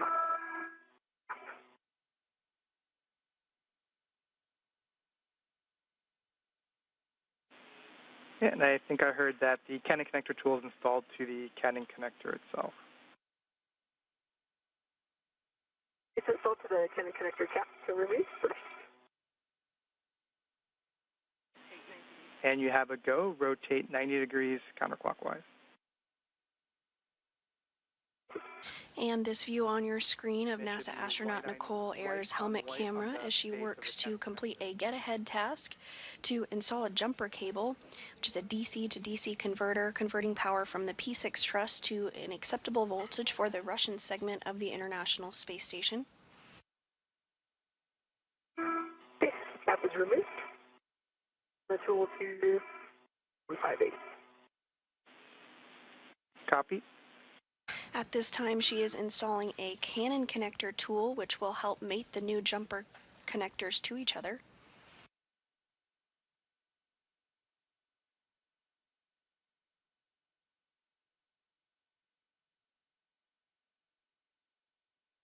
Marcus, I have a 7/16 wobble socket on my PGT. Good full test.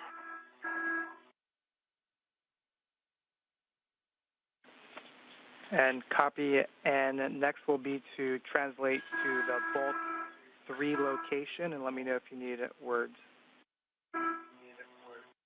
Okay. I know a couple options if you want to run them. I know we can come down the inside and then translate out. And that there's not a lot of handrails, if I remember. We concur. So an option is to go zenith. And here we are getting a view of both NASA astronaut Anne McClain on the left from her helmet camera and Nicole Ayers on the right as they both work to complete their respective get-ahead tasks. Anne McClain is working to remove a bolt on a micrometeoroid orbital debris area.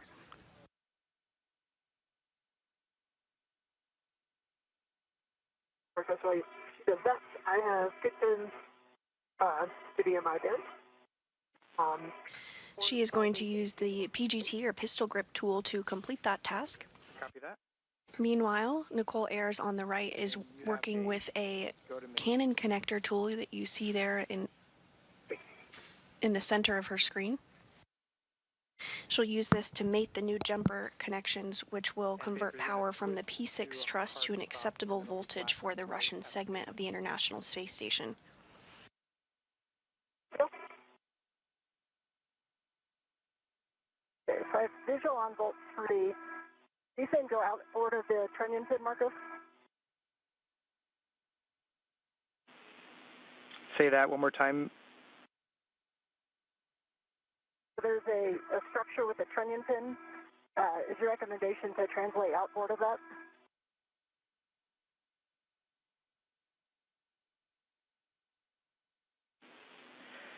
And right now, we're being told that the recommendation is to first go inboard along the edge of the IEA, then go zenith, so it's in between the Sarge and the IEA, and then go outboard towards the Bolt 3 location, which is more or less midway. So I was just able to from across shield, fingertip to fingertip.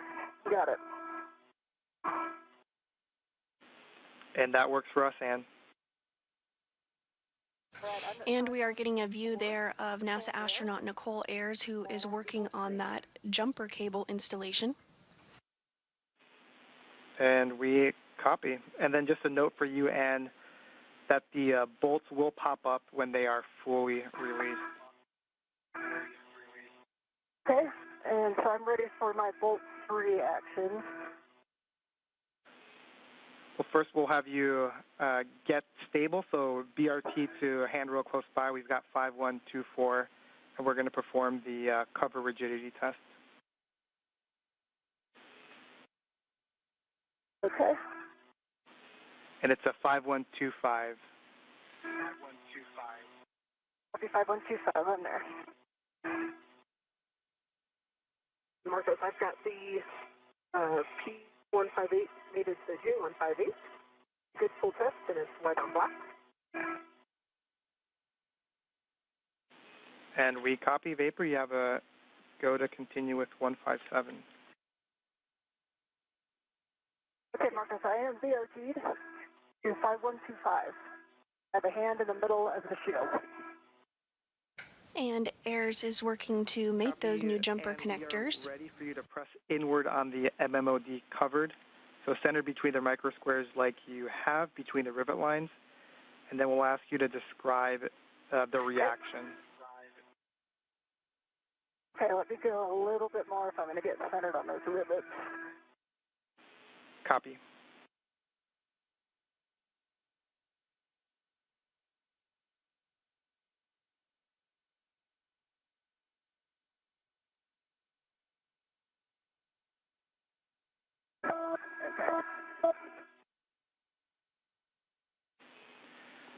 And then, so Marcos, I don't see any obvious motion. Copy, no obvious motion. I kind of pressed down on it and it didn't move, and then I kind of keep my hand on it and try to import a push force, and there's no noticeable motion to me. Copy, push force as well as hand on it and no noticeable motion. Yeah, the one thing I do notice, if I press toward the outboard, like 6 inches along the edges, it's solid. If I kind of push in the middle, I feel like a kind of a vibrating that comes. It's not actually moving. It just feels like there's a vibration that goes through it. We copy. Would you say like a high frequency vibration? I would describe it as such, yes. And copy N, appreciate those words. We're checking. We'll have you stand by. Please stand by.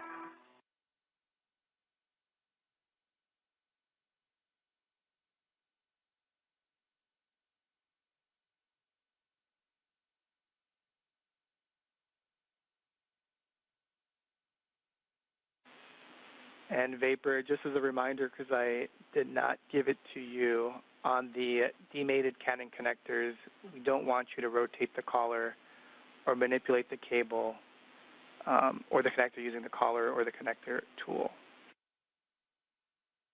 Look at that. And the hook on the Canon connector cap interfering with taking it off, so I'm swapping over to one of my ramps. Leave some room here. Vapor, we copy, you have a go, and Vapor, we have video back. Copy. And NASA astronaut Ann McLean is working through procedures to inspect the MMOD cover. She reported out her findings to the team here on the ground, who are discussing. And we're still waiting on. Meanwhile, Nicole Ayers on the right continues work to install the jumper cables.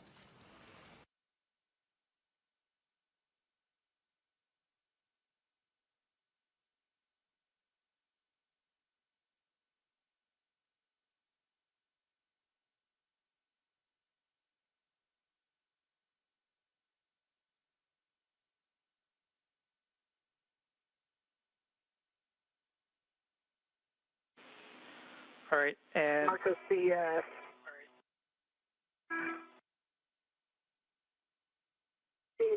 DDC for cable has quite a bit of memory in it, so it's not going to lay flat like the picture had. It's kind of going to go up and around. You can see that in my head or not, but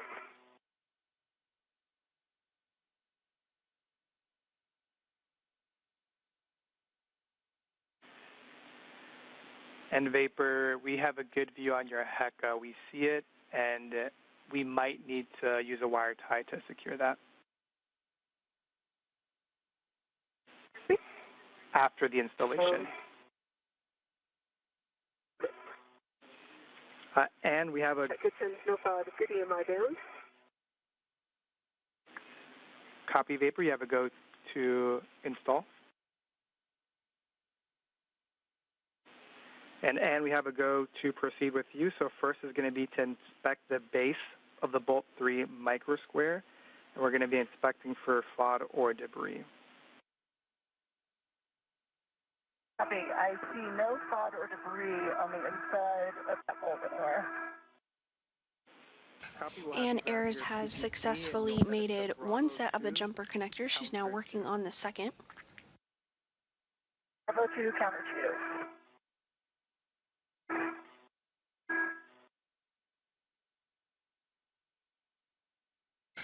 Meanwhile, NASA astronaut Anne McLean on the left of your screen is going to utilize the pistol grip tool for the next set of procedures for the bolt release.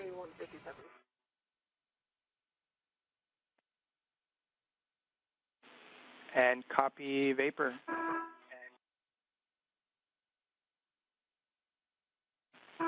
And we're discussing whether or not we need to tie down that jumper. For your essay, there's not a whole lot of places I could go to the handrail 5243. That. And Vapor, we like that location.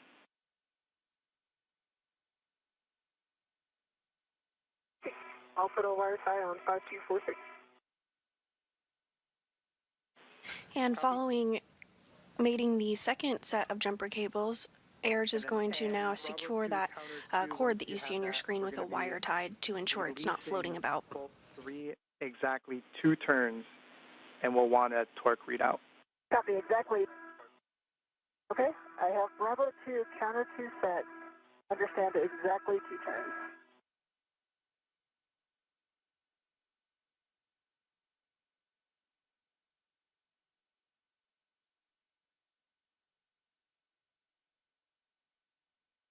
There's exactly 2 turns on Bolt 3. It did not release. Copy 2 turns, and we'll get your torque reading. And Torque was 0.5.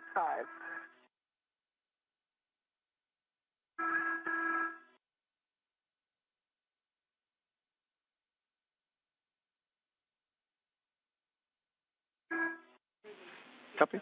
All right, copy. And the Bolt 3 did not fully release. We're going to be translating to Bolt 4, which should just be inboard of Bolt 3. Okay.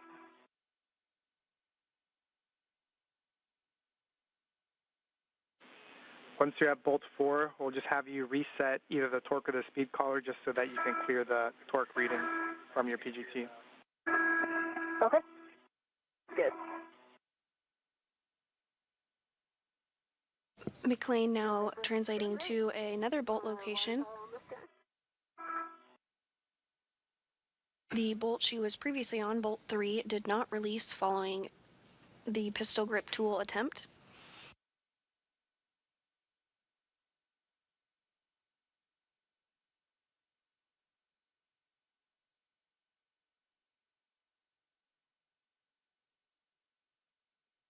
All right, I see Bolt 4.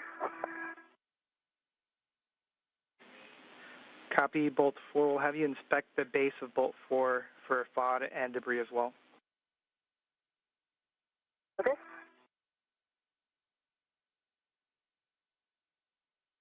Fails. please do no debris of pod and bolt 4.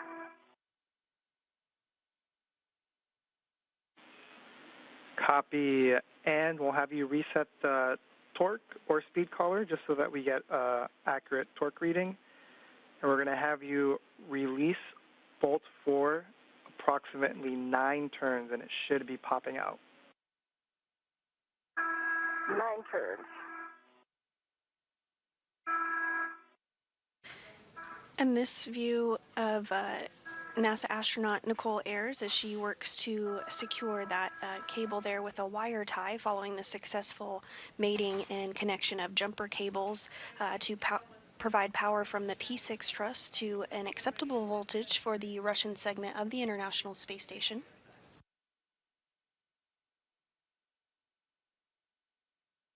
Reset the collar. Meanwhile, NASA astronaut Anne McLean is working on removing a bolt on an MMOD cover. Copy, Bravo 2, counter 2, approximately 9 turns. Bolt should pop out, and. Of course.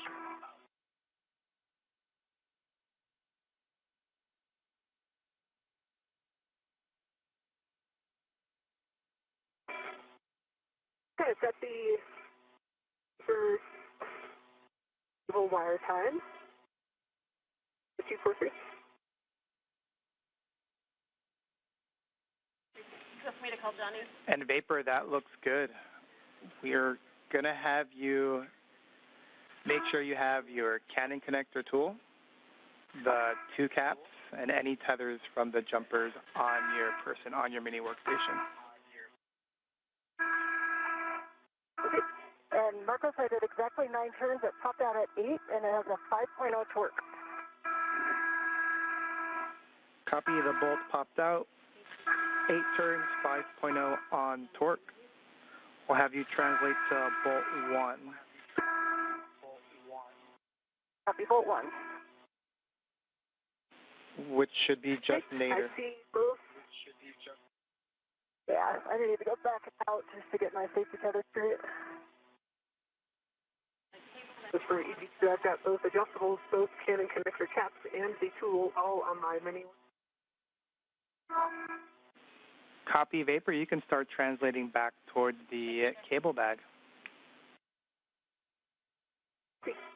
And with that, NASA astronaut Nicole Ayers is going to make her way back to the cable bag following the successful installation of the DD jumper cable, which will provide power from the P6 truss to an acceptable voltage to the Russian segment of the space station.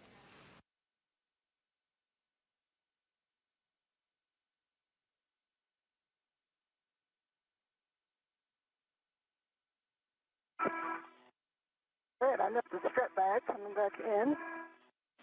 Bolt 1. Copy, Vapor. You're going to be putting all of that equipment inside the cable bag. Sorry, that was Anne. Sorry. We've been told we sound alike. Yep. And we're both heading toward the cable bag. I've got a in my Heka of the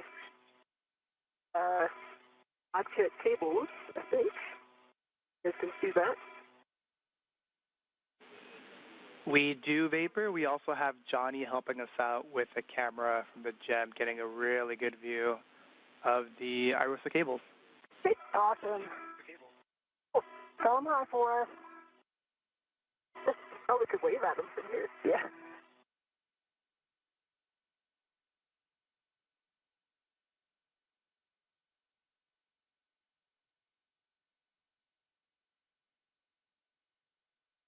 Okay, I'm at bolt 1.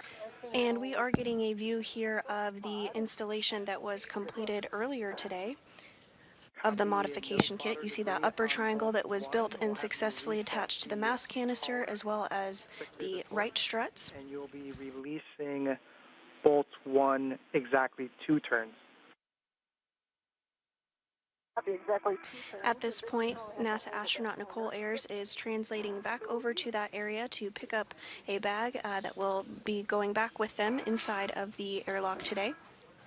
Vapor, once you have put the tools and the caps inside the cable bag, we'll have you do another assessment on the IROSA cables and see if you believe that they would be a snag hazard to the keel pin that's on the IAA. Okay, copy that. I'm going to hold at the inboard radiator side of the IEA just because our CP tethers already have one up in them, and I don't want to do it. And we copy. Thanks, Vapor.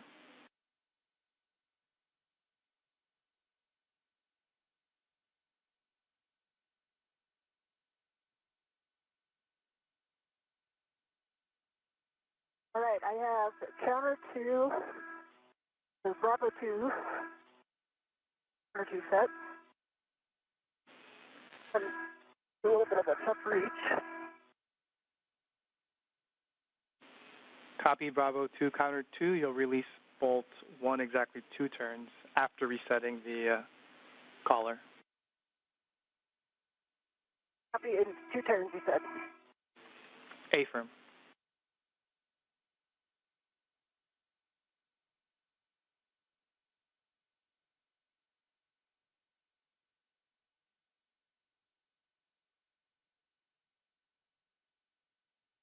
Okay, it's easy. So I'm hanging out here in my gloves. There's no change. Pistol set. Not load first.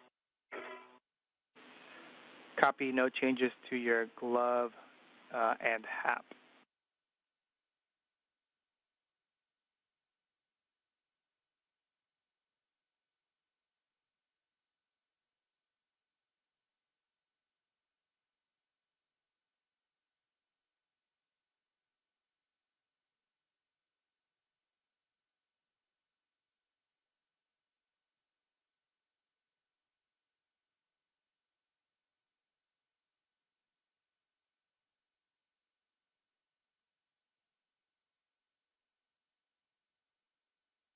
If you're just joining us this morning, we are 4 hours and 28 minutes into today's spacewalk. NASA astronauts Anne McClain and Nicole Ayers successfully built and installed a support bracket called a modification kit on the 2A location of the International Space Station.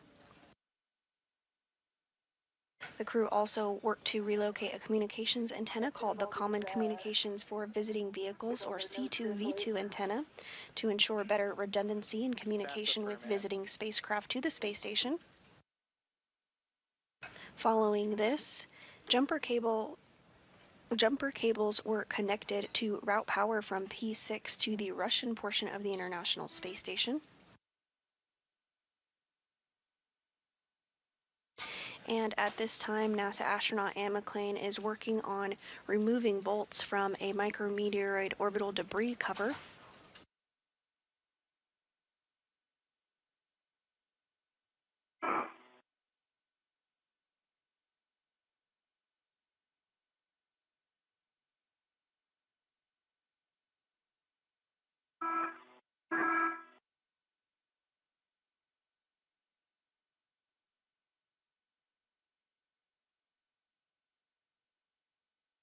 All right, I got 2 turns on it. Bravo 2, counter 2, and you see the torque. Torque was 9.5. It felt higher.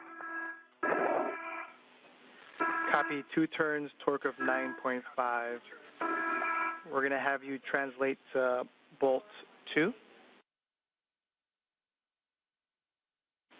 And it'll be similar. You'll inspect the microsquare for fodder debris, and then we'll have you reset the collar. Copy.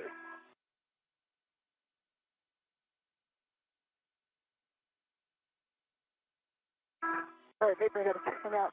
No worries, Marcos, for you guys to say I'm going to see the A-frame here. I can get a good view of the cables while I wait. Appreciate that, Vapor.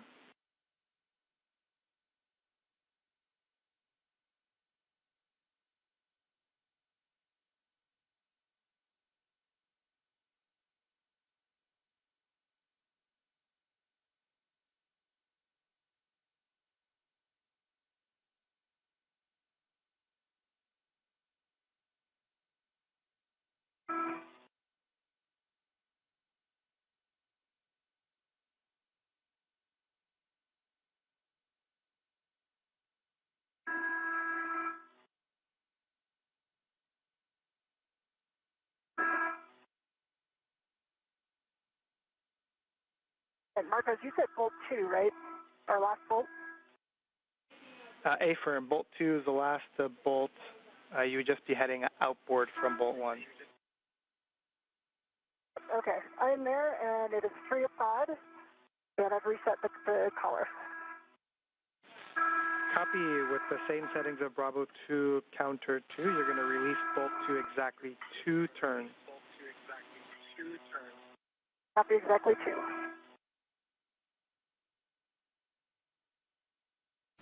And McLean now working to remove the last bolt on this cover. Okay, at 2 turns on bolt 2, running torque was 4.8. 2 turns, 4.8. Copy, Ann. Great.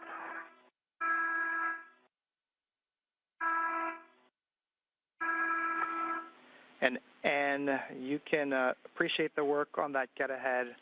We can have you stow the PGT and do a glove and hap check for us. Copy.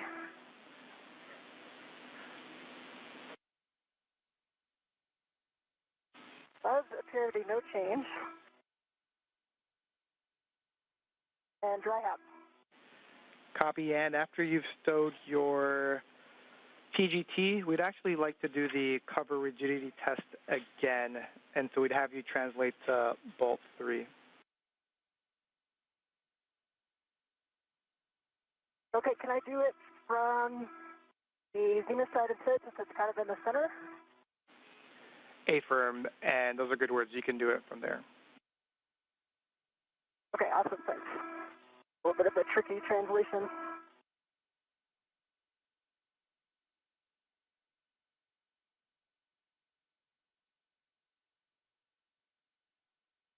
Okay, I am there. Copy, Ann. Let me give Vapor some words here.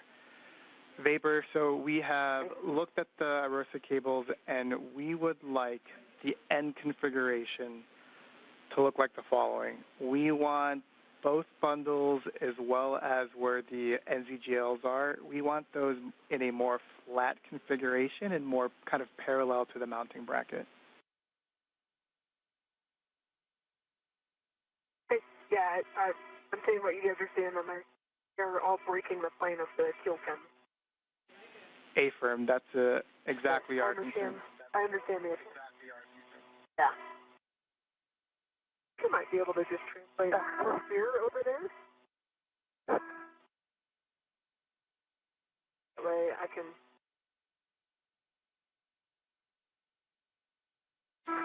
And Vapor, just as a reminder, you can translate on the lower right strut, given the instructions we said before, parallel to it, very slowly, avoid torsions, but you will not be translating on the mounting bracket.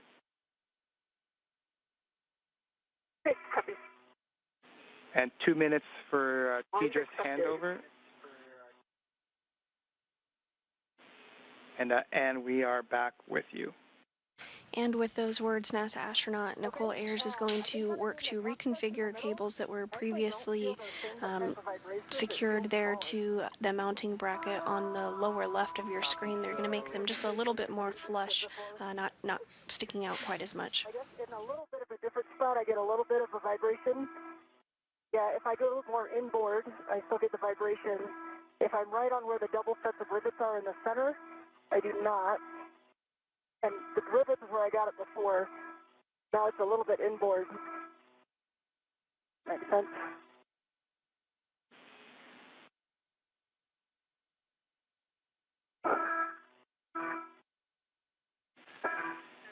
And we copy all. That's a good description, and we are complete with this get ahead. Okay. Is there anything I can do to help? Kind of a one-person job, climbing up this stretch. Yeah. If I can get through here. And we're discussing.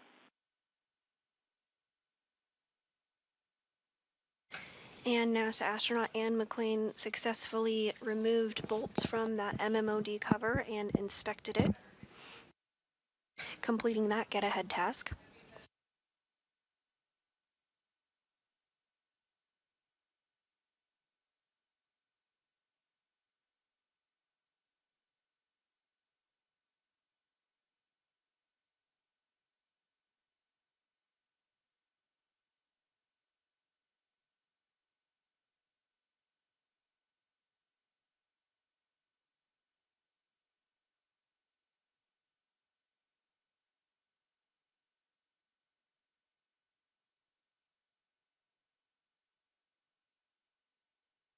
And we are in a brief handover period between our satellites, but we'll regain views here shortly.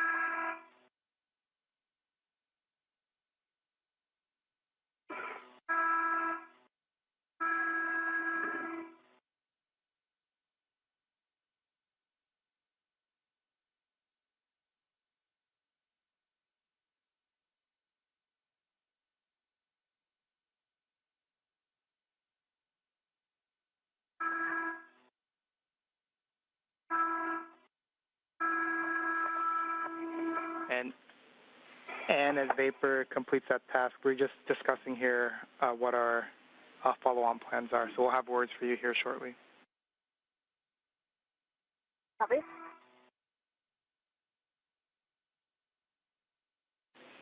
It looks like if you take that bundle that's to your left and just do one more loop on the... Okay. Yeah. Yeah, I'm wondering if on the bracket look like they'll be clear. And now, 4 hours and 40 minutes into today's spacewalk, NASA astronauts Anne McLean and Nicole Ayers successfully completed the lower right strut installation and build of the triangle, which was the minimum configuration for the mod kit for today. Following this, they worked to relocate a common communications for visiting vehicles antenna, completed 2 get-ahead tasks, including a P6 DDCU jumper cable connection, as well as removing bolts from an MMOD cover. At this point, NASA astronaut Nicole Ayers is working to reconfigure cables for future IROSA preparation spacewalks.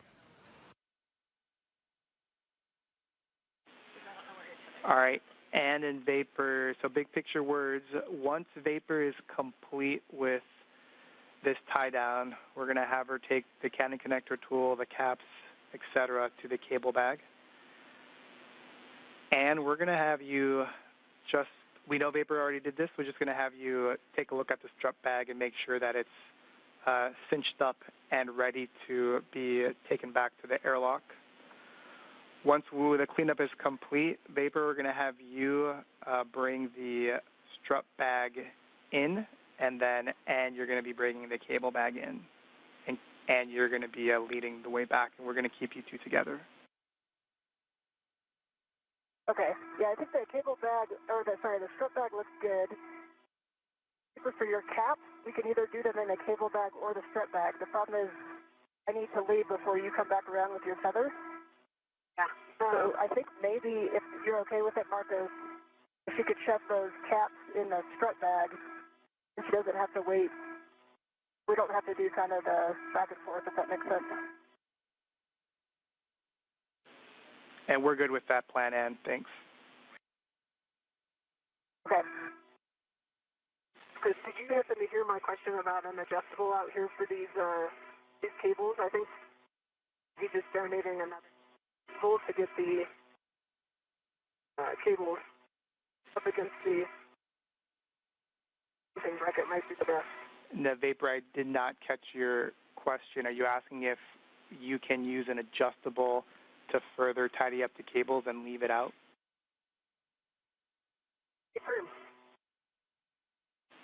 We're checking, and while we're checking, Ann, can we have you turn your HECA back on? Yep. All right. Right.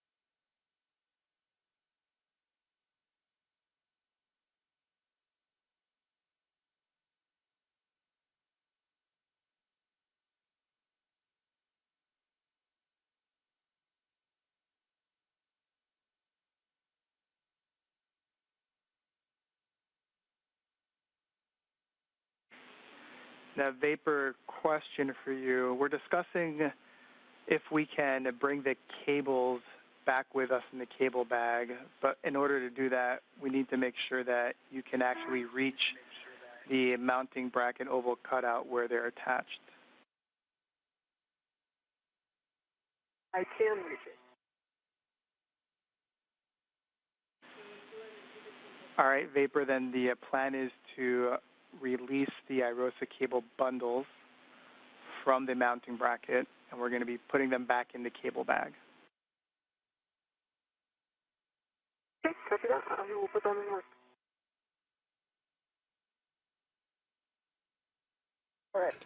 And following discussion here on the ground, the team has decided to bring that cable back inside the crew lock bag, inside the airlock today. And we copy Ann.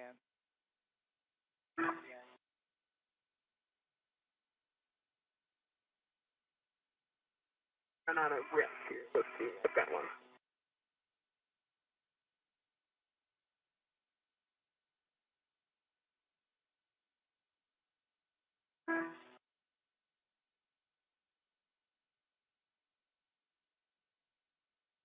I'm ready to the adjustable that has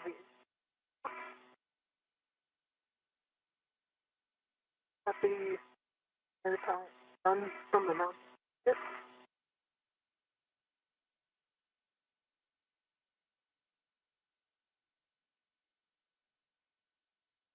Just talking this out loud, Marco, so you guys can back me up here.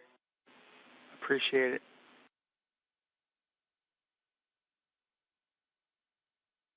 The left cable is released from the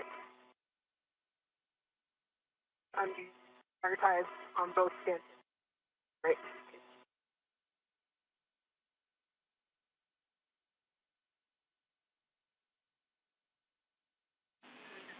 Good work, Vapor.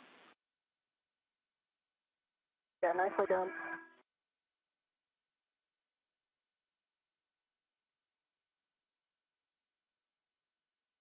Marcos, do you want me to leave the wire ties on the handrail?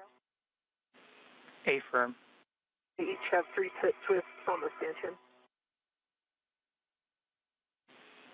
That's correct, Vapor.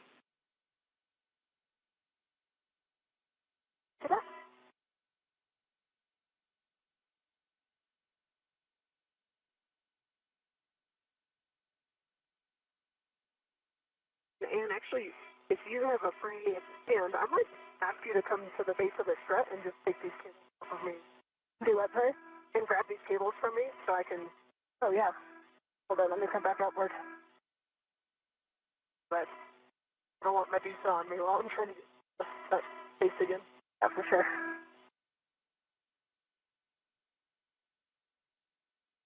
It might be right away.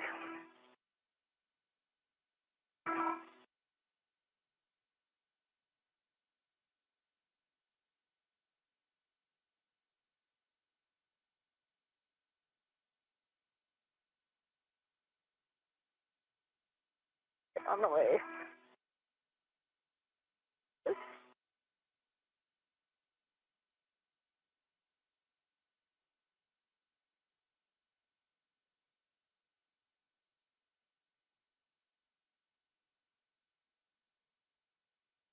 Yeah, Marcos, there is a short wire tie on the system that's closest to the mounting bracket. Long wire tie system is not bolt. And NASA astronaut Anne McLean is making her way over to Nicole Ayers to assist with that cable gathering and putting it in the bag to bring it back into the airlock today.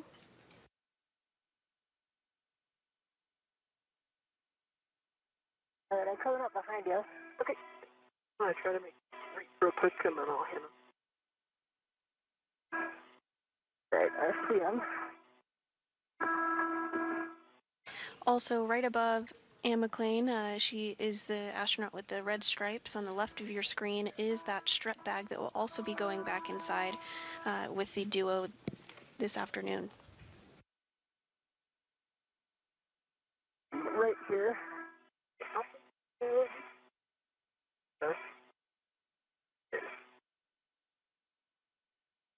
Right, I'm ready to the label.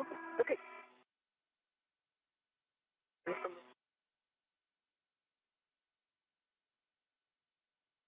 They're not the prettiest, but they're there. That was a fantastic grab. And Anne and Vapor, just for your awareness, Vapor, it seems like your safety tether is wrapped around that trunnion pin on the keel, just for awareness. Vapor, yeah. Yep. I'm going to go back that way. Copy that. Thanks for the heads up, Marcus. Yep, and I'll need to get this bag and go before you come around that corner. Okay. It'll take me a little while to get back, so. Yeah, it'll take me a sec to get these cables in the bag.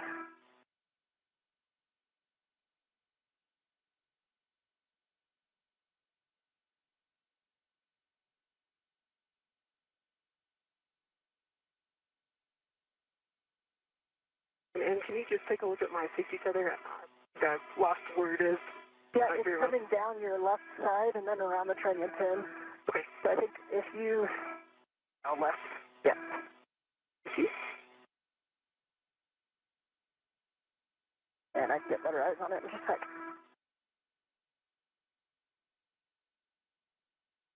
I got it. I got it. Got it? That's good. Thank you.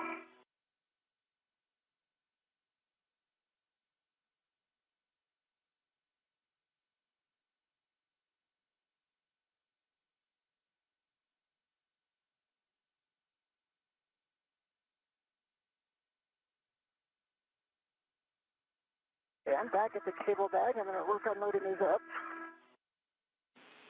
We copy, Anne. Go the long way around right back to the strip house.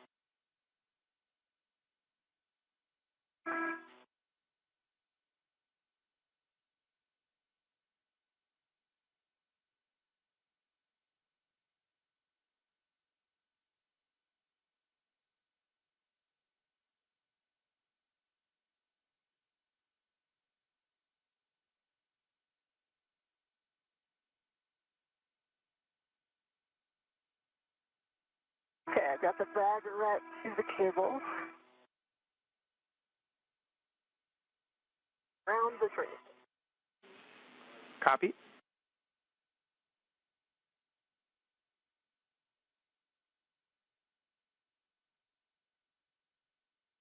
And Anne McLean is now working to put those IROSA cables back into the crew lock bag that will go inside the airlock with the duo. You can see that view on the left-hand side of your screen there of Anne McLean's helmet camera.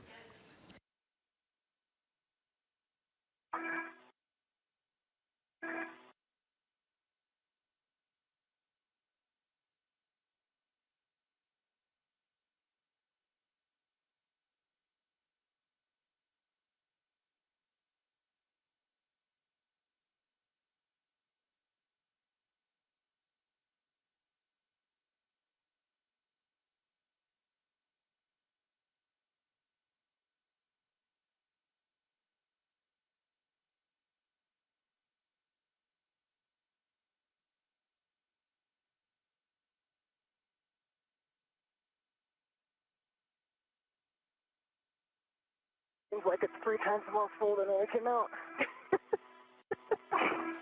Oh, we agree with that, Ann.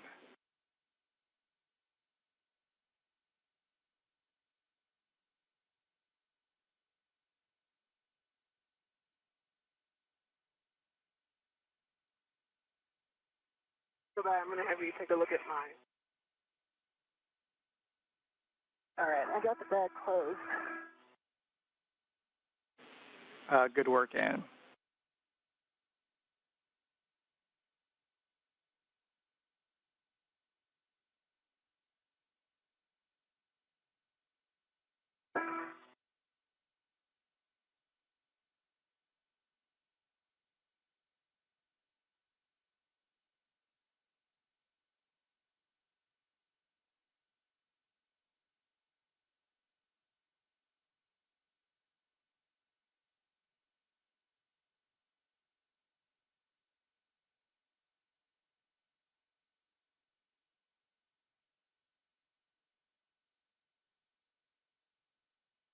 All right, got that tied in. You have anything to look at? My right paper handle, I quite feel whether it's down or not. I just want to do a quick check. It is down. Okay, yep. For all that calling around, Marcos, both of my paper handles. If you're just joining us, we are 4 hours and 54 minutes into today's spacewalk. NASA astronauts Anne McLean and Nicole Ayers have worked to build a modification kit that will be used to install an ISS rollout solar array, or IROSA.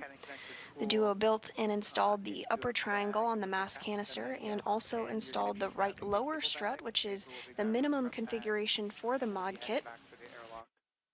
Following this, McLean and Ayers relocated a common communication for visiting vehicles antenna, which ensures redundancy for visiting spacecraft to the orbiting lab.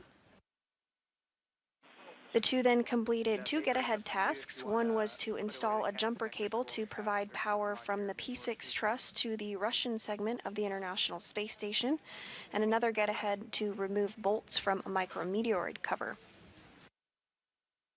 Ayers then returned to the modification kit and gathered IROSA cables, which you see on your screen there. NASA astronaut Anne McLean is working to secure them in a crew lock bag.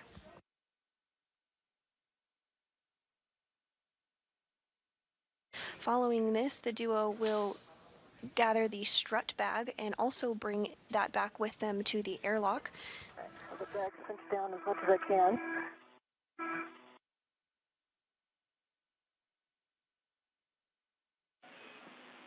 Today's spacewalk is the 275th in support of space station maintenance, assemblies, and upgrades, and is the 3rd for McLean and the very 1st for Nicole Ayers. I've got 4 of the integral AETs connected to the lid and tightened. Copy that, Ann. We're good with that.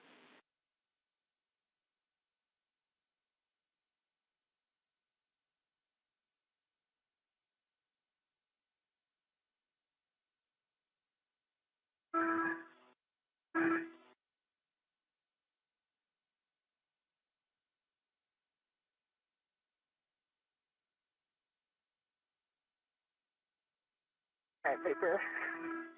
I'm going to start moving here. Okay. I fairlight my tether around the corner of the IEA here, so get out of your way.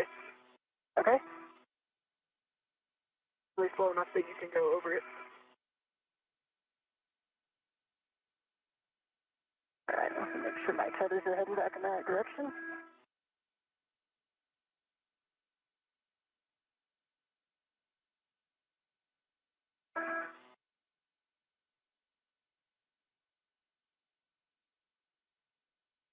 All right, I see yours.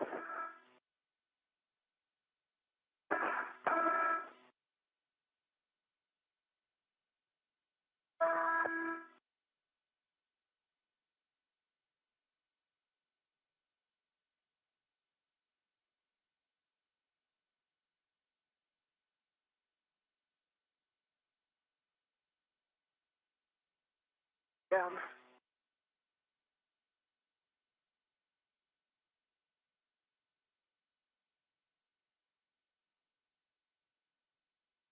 Okay, your tether's free. And as the duo prepares to head back to the airlock, you are getting a view inside the flight control room here at the Johnson Space Center in Houston, Texas. This Orbit 2 team is being led by NASA Flight Director Diana Trujillo. All of the equipment is back into the strut bag. Vapor, that's going on your BRT, and sounds like you have the cable bag on your BRT. We'll be translating inboard, and we are entering a period where we will not have video of the crew for approximately 40 minutes.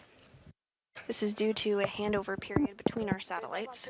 Your tether's clear, but I'm going to pause here before I pick up my green HUD in case I need to come back out. Thank you.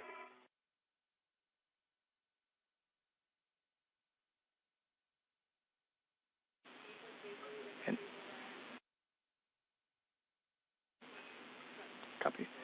And Vapor, in case I misspoke, and you have the cable bag. Vapor, you have the strut bag.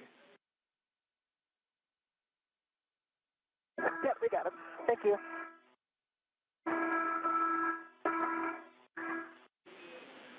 And also for your awareness, we are going to have a 45-minute KU band handover, so we will lose all video streams in 1 minute. Copy. Copy.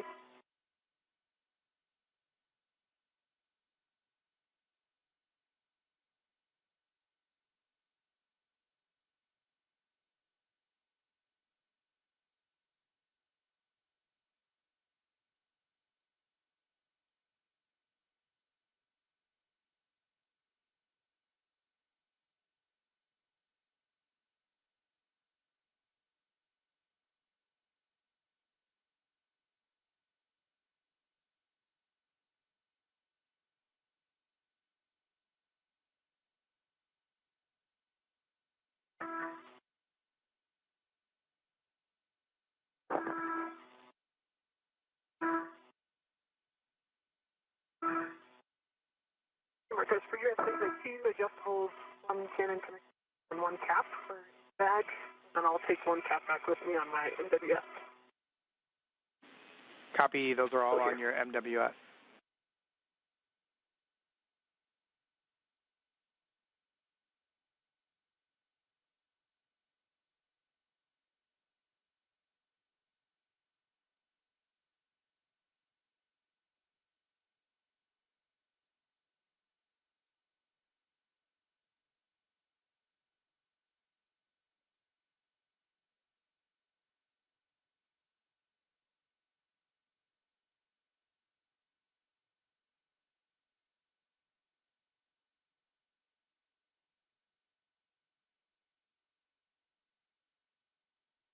And at this point, NASA astronaut Ann McLean is working to retrieve the cable, the crew lock bag, and stow it on her body restraint tethers, and then will make her way back to the airlock. Similarly, Nicole Ayers is working to retrieve the strut bag, which she will stow on her body restraint tether before translating back to the airlock as well.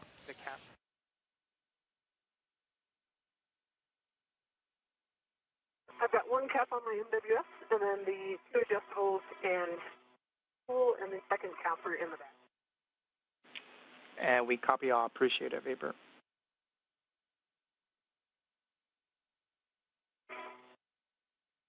Your T-Ret is on the back, and I'm working 13 now. I'll be moving in. Copy that.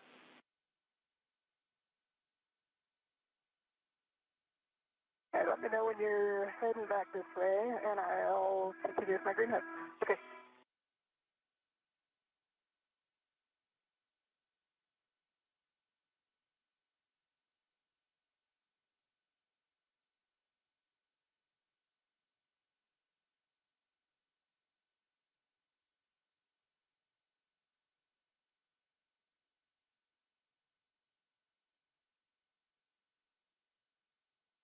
You lost some weight. Yeah, just saying. This one getting a little.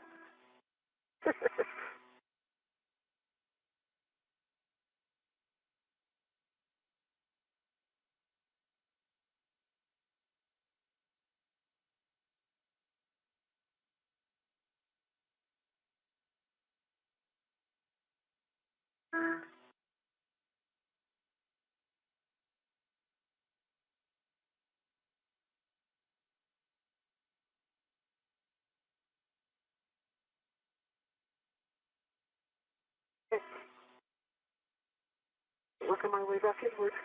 Okay. Once McLean and Ayers are back inside of the airlock, NASA astronaut Johnny Kim and JAXA astronaut Takoya Onishi will continue help, just as was done this morning, to get the airlock repressurized and get the crew out of their spacesuits.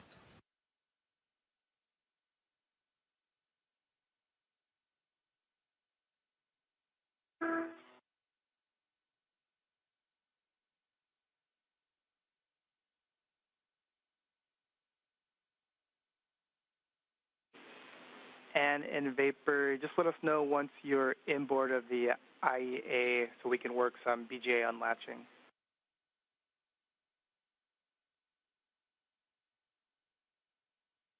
Copy. Okay.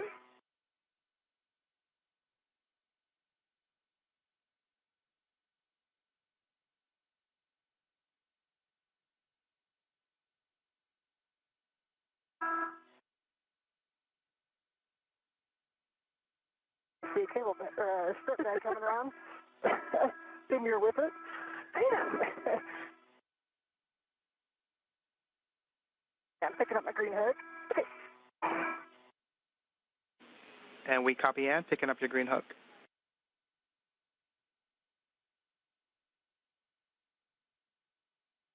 And my green hook is on my red reel. And Vapor, your tethers are nice and clear as you would expect them to be. I'm gonna move inboard. I'm gonna get too far ahead of you.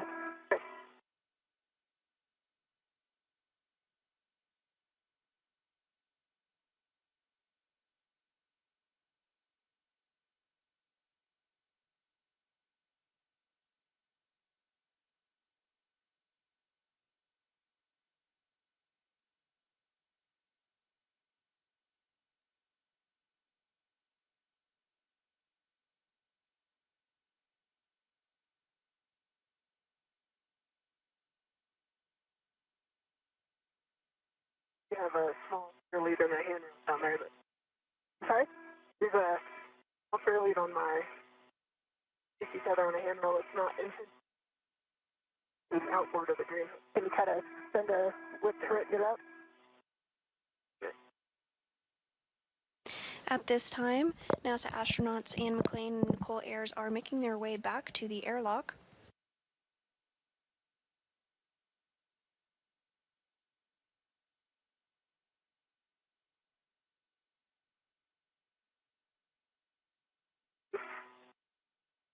We just surpassed the 5-hour, 6-minute mark of today's spacewalk, which officially began at 8:05 a.m. Eastern.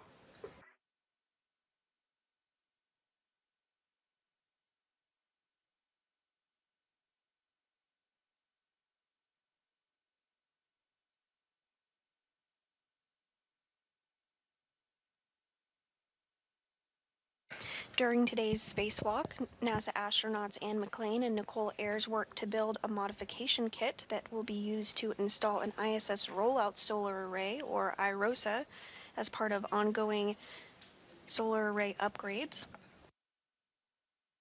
The duo built and installed the upper triangle on the mass canister and also installed the right lower strut, which is the minimum configuration for the modification kit. Following this, McClain and Ayers relocated a common communication for visiting vehicles antenna, which ensures redundancy for visiting spacecraft. The antenna was moved 1.5 feet over, again to provide that redundancy for spacecraft as they visit the orbiting lab. Then 2 get-ahead tasks were completed. One was to install a jumper cable to provide power from the P6 truss to the Russian segment of the space station, and another to remove bolts from a micrometeoroid cover. Following this, Ayers returned to the modification kit location, gathered the IROSA cables, and brought them back in a crew lock bag. And the duo is now translating and making their way back to the airlock as we speak.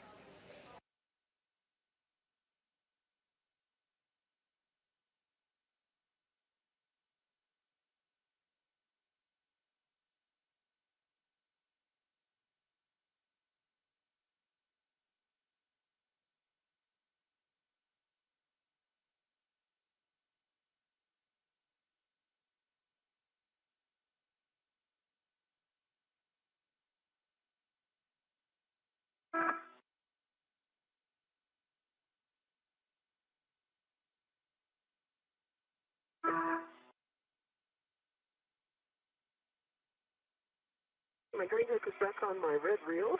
Copy. Move inboard. And that sounded like vapor. That was me. I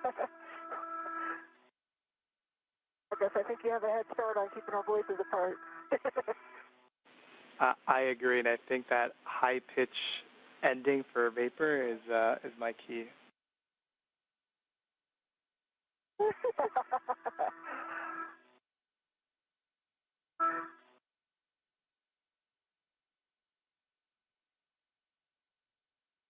Right, I'm over the lab.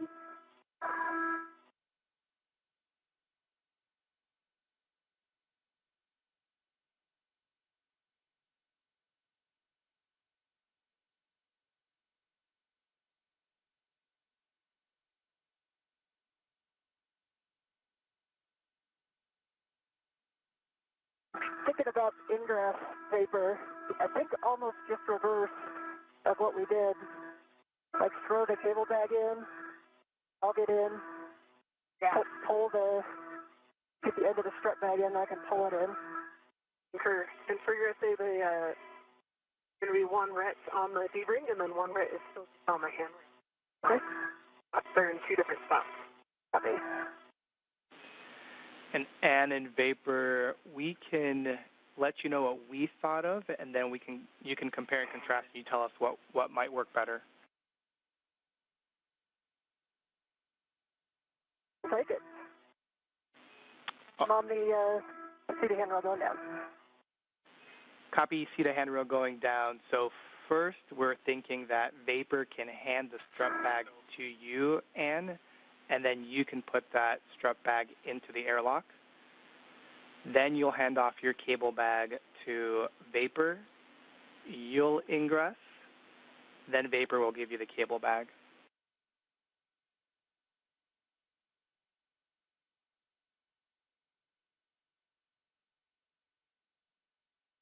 I'm thinking through that. Copy. So the cable bag, or the strut bag goes first before either of us? Affirm, that's what we're thinking. So definitely the strut bag first, and then we're thinking put in the bag in before either of you ingress.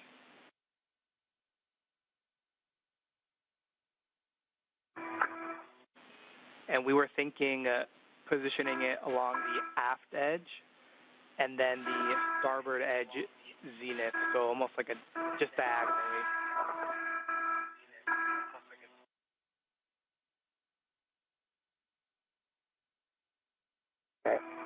And stand by one. Yeah, right behind your PG area. Clear? There we go. Yep.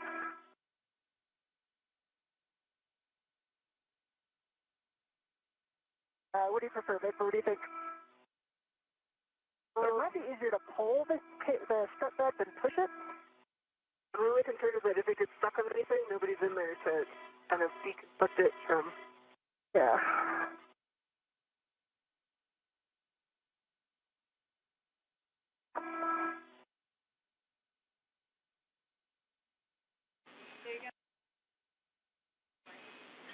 And Ann and Vapor, to be clear, we are okay with Ann, you going in first and pulling the bag in. So if you think that is the best way forward, you have a go.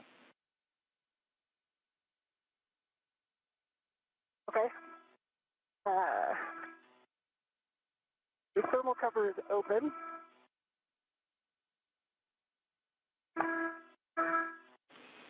Copy.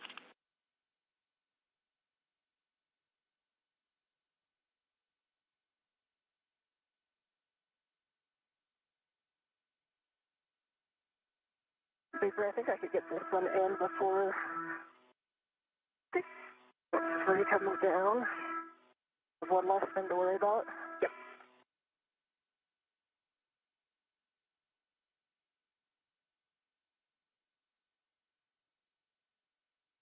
Okay, so you said that one is right here. And that was the original cable bag. Okay.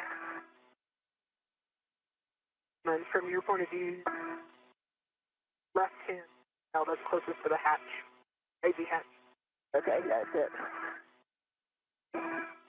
And we do have about 25 minutes remaining in this handover period between our satellites before we will have visuals of the crew. I do have a waste feather out there. However, they are continuing to make their way back to the airlock.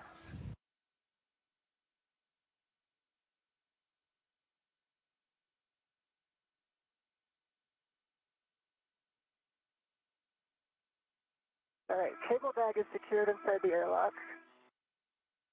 My BR2 at back. Copy.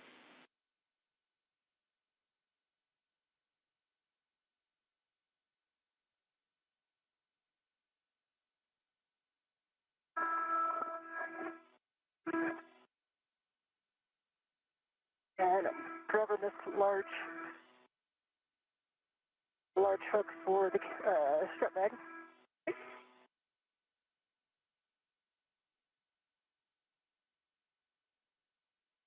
All right. And I'm coming back up. I had a little momentum, sorry, it's right away. All good. Things are, the earned their name is V3. Okay, it should be clear now. Okay.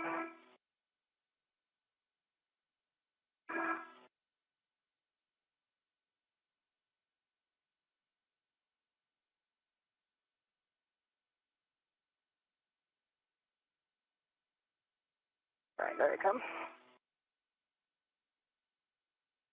I'm actually wondering if you could ingress from here. What? If you could just ingress from here, and then I could. Yeah, at least here's for the cable bag. Sorry, strap bag. Here's a D-ring coming your way. Okay, I see the strap bag on this. Okay, strap bag is redded to the airlock. Okay, I'm going to remove my BRT and my red. Okay. So I think if I go in, I need to come out and get my waste feather. I can pick it up for you too if you.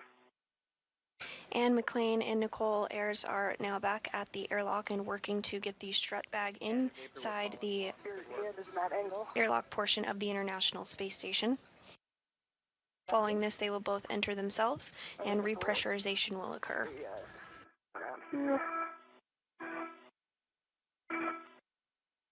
The lightning storm below us. It's so awesome. I just caught that flash. Whew.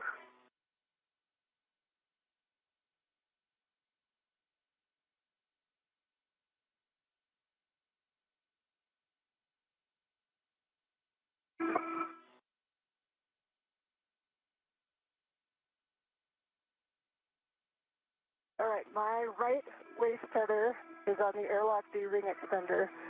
Big closed slider lock, black on black. And we copy Ann.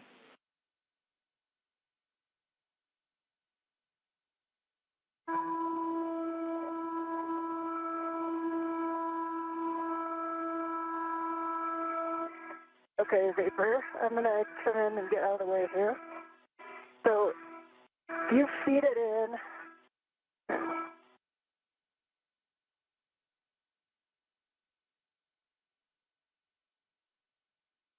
Got it. Oh, yeah, that was easy. Oh, yeah. That was way easier without an upper triangle in it. Yeah. All right, if we can get that back part in. All right, and that'll go high. I'll pull it as close as I can to the IV hatch.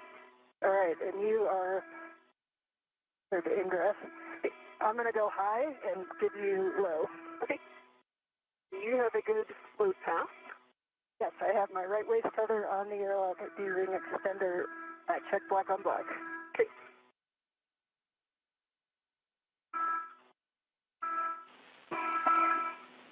And Vapor, seems like you may be already be working it, but from Ann's go, you can attach Ann's anchor hook to your waist tether.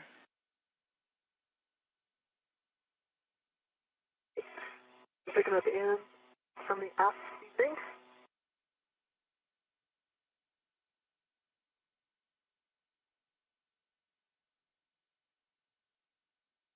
It is on my left waist tether. Both gates are closed. They're locked, black on black. Copy Vapor. With that, you can release your anchor hook from the forward airlock external D-ring, and you can store that on your mini workstation.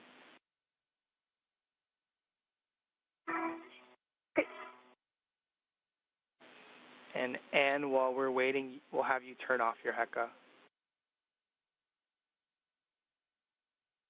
The HECA's coming off.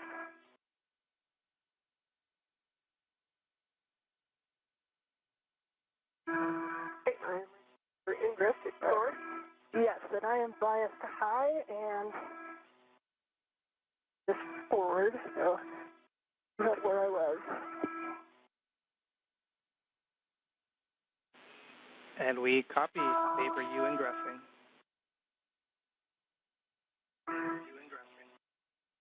Sure.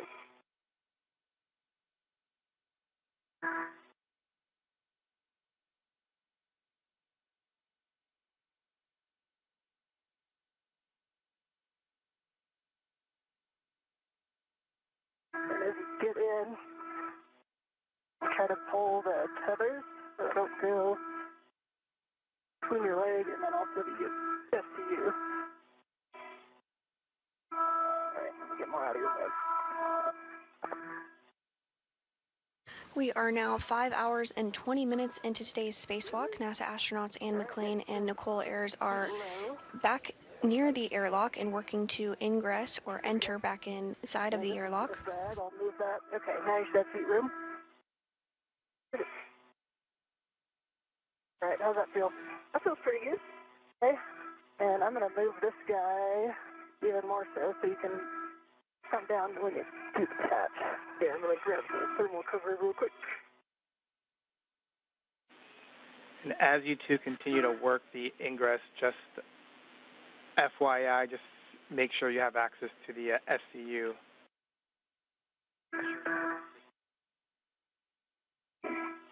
Copy.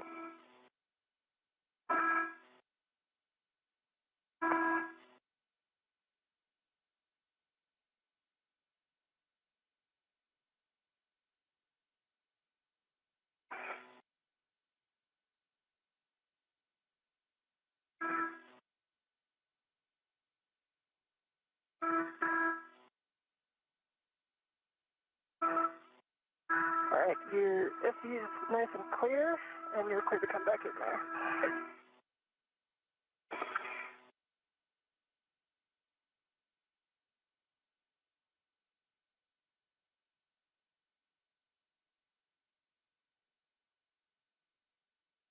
Nice job. Thermal cover closed. Work on the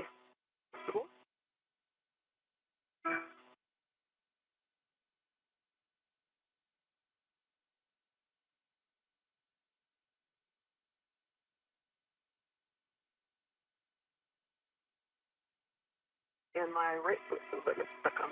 There we go.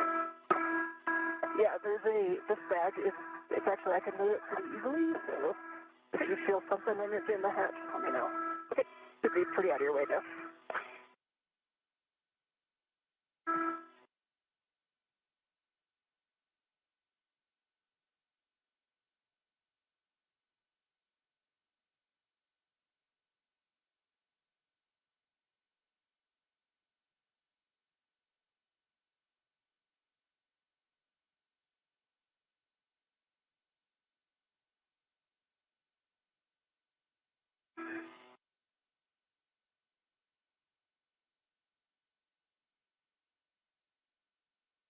I don't know if you got the camera or not, but I did.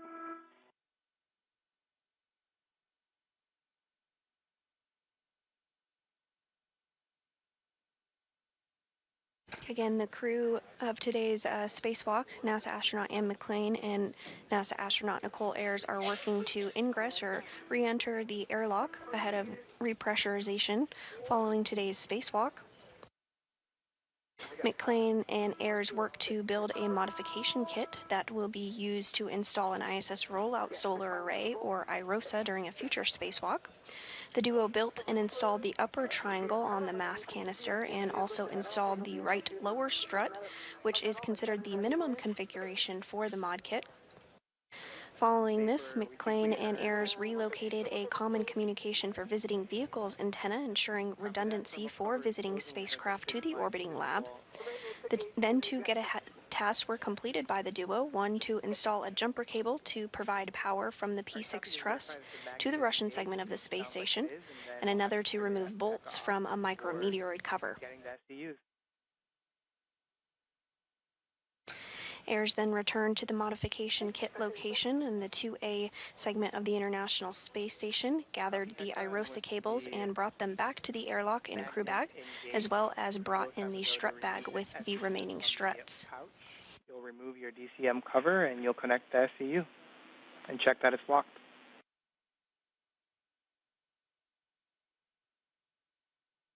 EV2 would work. EV1 will work.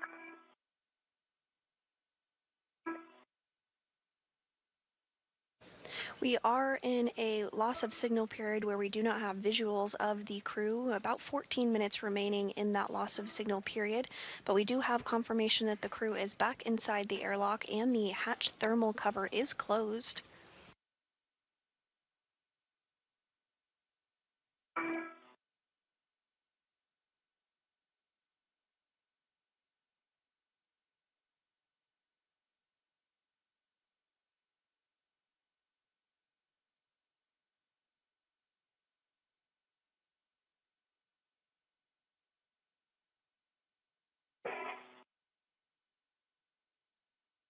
Inside the International Space Station, NASA astronaut Johnny Kim and JAXA, or Japan Aerospace Exploration Agency astronaut Takuya Onishi, will be stepping through procedures to help repressurize the airlock and get the crew out of their spacesuits this afternoon.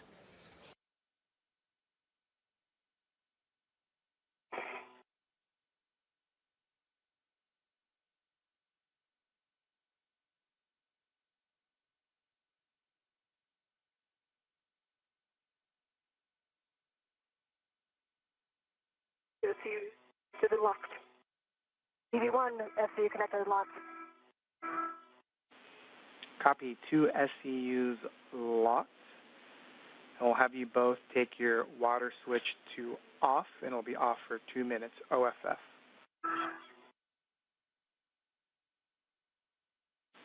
You'll expect an H2 water off, OFF. Copy, expect EV1 a message. water off.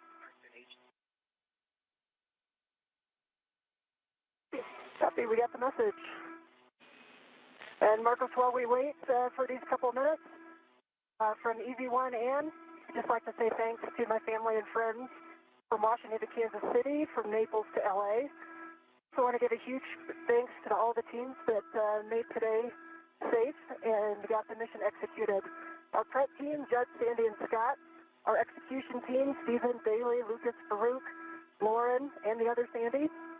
Good mission starts with a good plan. I want to also thank prior crew that have done this stretch. Kate, Victor, Aki, Tomas, Ila, Raja, Josh, Frank, Koichi, and Nicole. We stand on the shoulders of giants, and there were so many lessons from your EVAs learned put into this one. For our suit IVs, Takuya and Johnny, absolutely flawless execution. Can't wait to see you in a minute. I hope you put dinner in. To the two voices I've been listening to, Nicole and Marcos, you two are phenomenal. These are two, Nicole Ayers and Marcos Barrios. Remember those names. They're going to be our future giants in this office, and they represent the best of us. And most of all, I want to thank our flight director, Diana Trujillo. Behind every major NASA accomplishment in space is a flight director who holds ultimate responsibility for the planning and safe execution. Diana, EVA 93 belongs to you.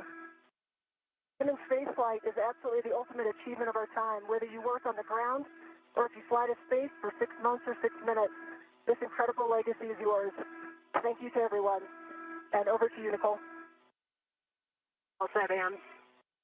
I mean, I think that with this year being the 25th anniversary of human presence in space, it seems fitting that we're continuing to upgrade the ISS to preserve the lives through 2030. We're honored to be a small part of a much larger team that facilitates the groundbreaking science that we perform here on the national lab that is the International Space Station.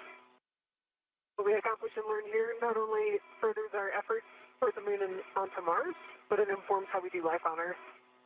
So huge thank you to the ground team that made this happen. Thank you to our friends and families for supporting us and getting us to this moment. And in Vapor, we really appreciate those words and really appreciate your calm and effective leadership throughout the entire prep as well as today, and it really showed even here on the ground. And Vapor, wow, what a special moment being able to watch you egress the airlock for the first time. You certainly have all the flies, the office, families, and friends extremely proud of you.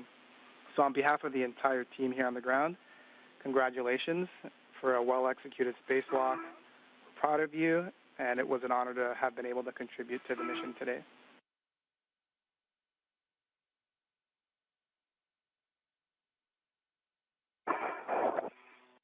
And with that, the 2 minutes are up, so we're going to check that the EV hatch is closed and launched.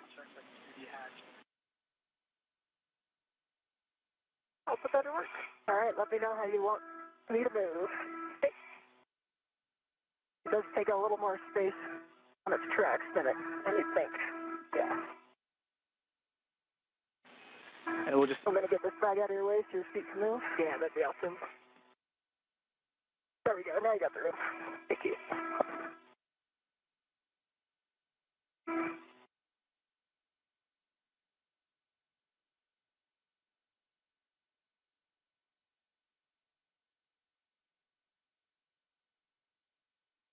And some very special words from NASA astronauts Anne McClain and Nicole Ayers as we wrap up today's spacewalk now at the 5-hour and 30-minute mark.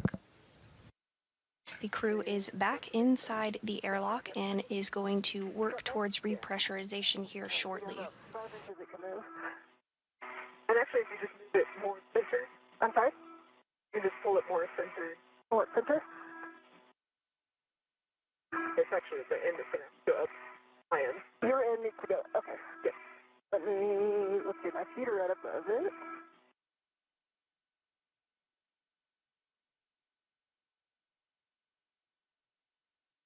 Is that helping at all? I know. Let's see. It is definitely here. Do this. Let's put it up right in between us. Yeah, I agree. Trying to get out of its way here. All right, I've moved. Can you try pushing it over your shoulder?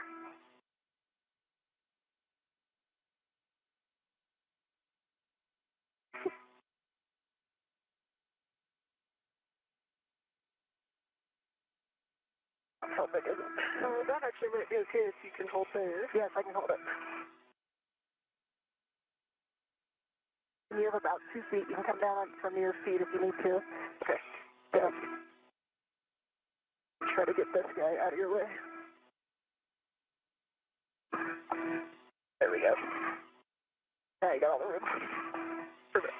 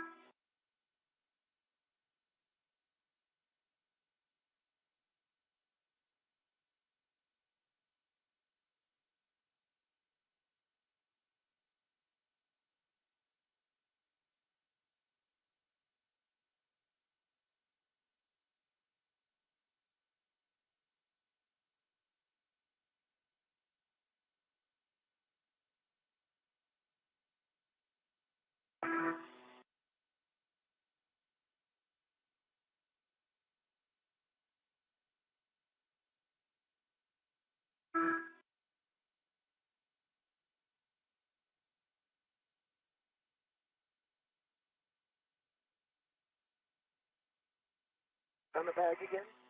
Hop on the bed. Good. It needs to basically go up behind you. That would happen. You can also pull individual pieces and out of the way the entire bag, because I think they're laid end to end, which is making it immovable.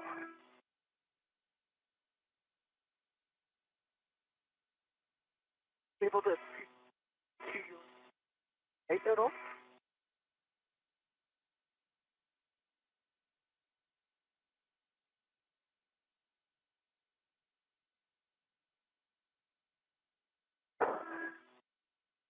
Did that do anything? So that might be okay. There. Okay, I'll try to hold it there.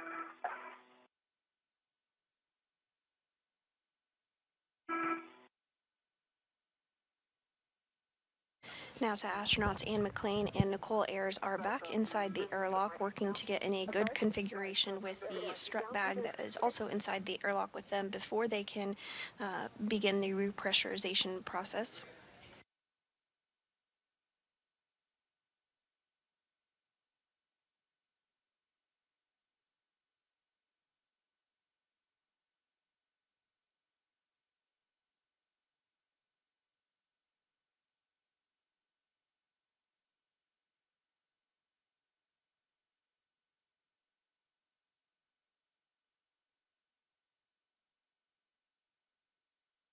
It's not.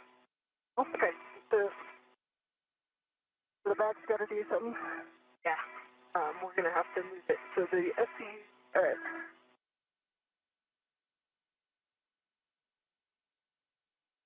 If there's a way for you to get the bag up to your right side, the high end up with you, that should work. All right, let me see if I can swap places with it.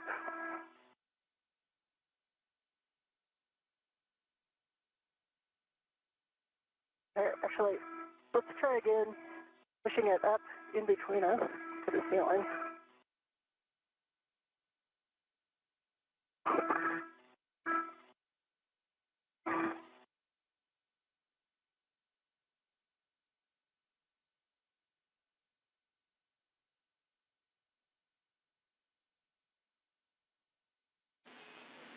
And in Vapor, if you have the bandwidth, you could kind of give us a high-level summary description of what's preventing you from closing the hatch.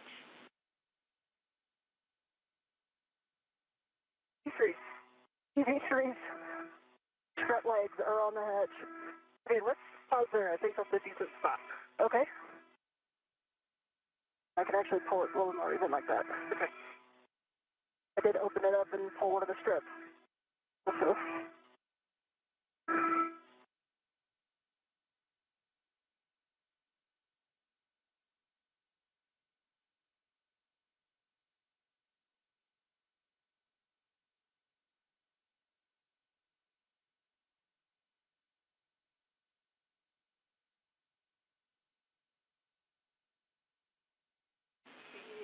2 minutes until a teacher's handover.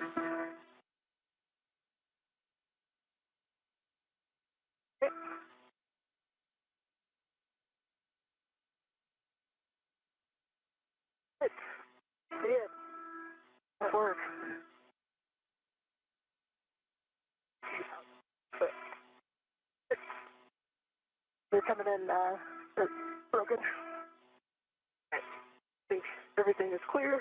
Nice job.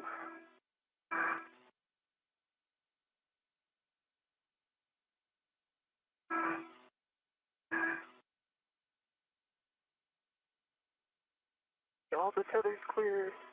Hatches are clear. Okay? They're closing. Copy.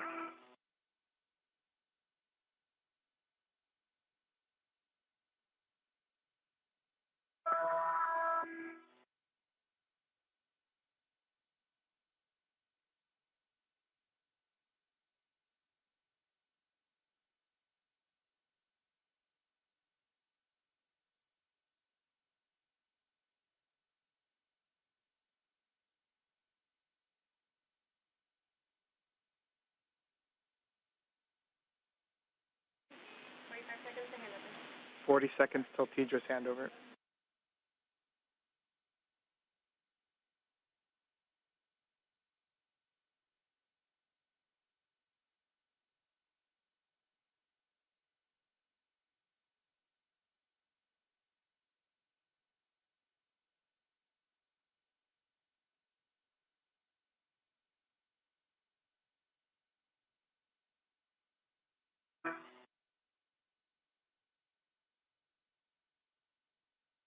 The hatch is closed and locked.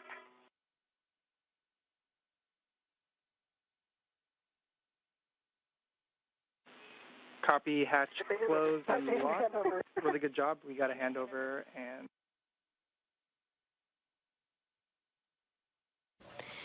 And with that call that the hatch has successfully been closed, we will begin repressurization here shortly.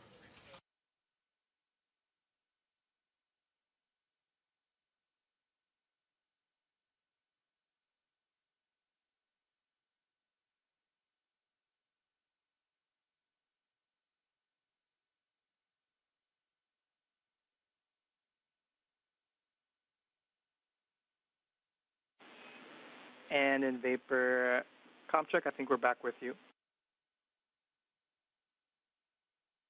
We're back. Hatch is closed and locked. Copy. Excellent work. We're now going to get into the pre-repress cuff card, and so quickly we'll just check that both of your SEUs are still connected to the DCM.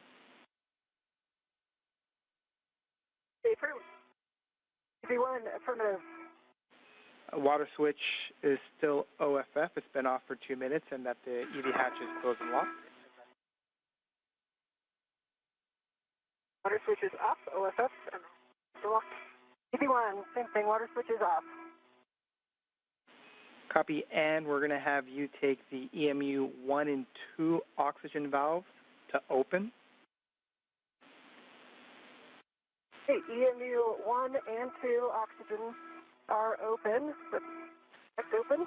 Copy.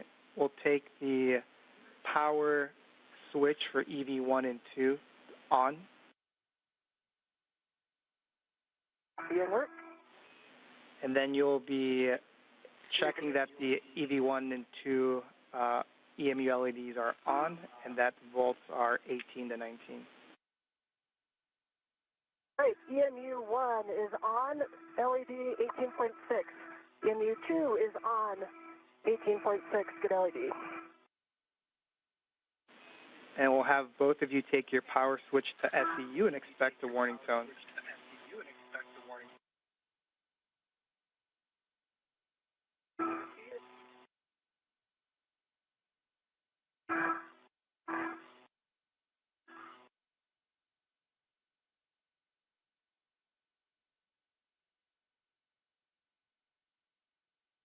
All right, Vapor, I don't know if I heard you.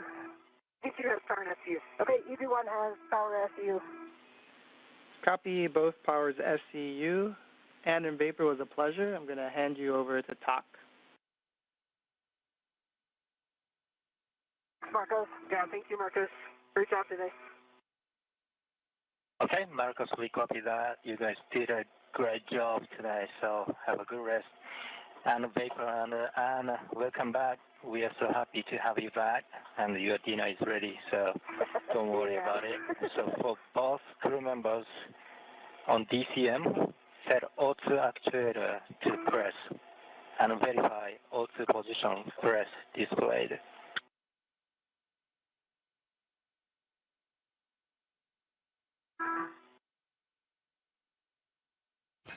And that was the voice of JAXA, or Japan Aerospace Exploration Agency astronaut Takuya Onishi, who is going to be stepping through procedures alongside NASA astronaut Johnny Kim for repressurization.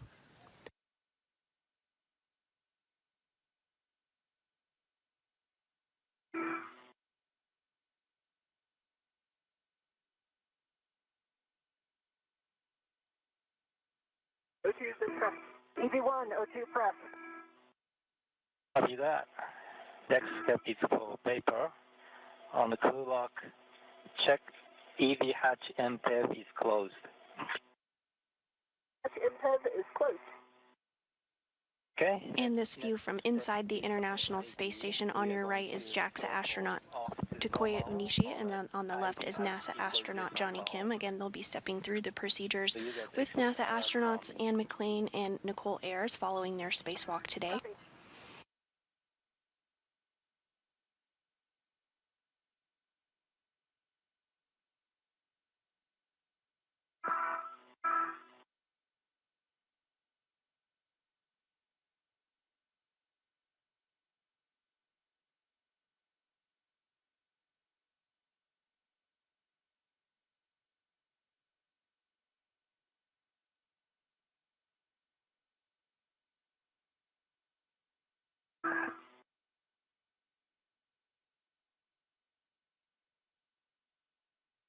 And repressurization is underway.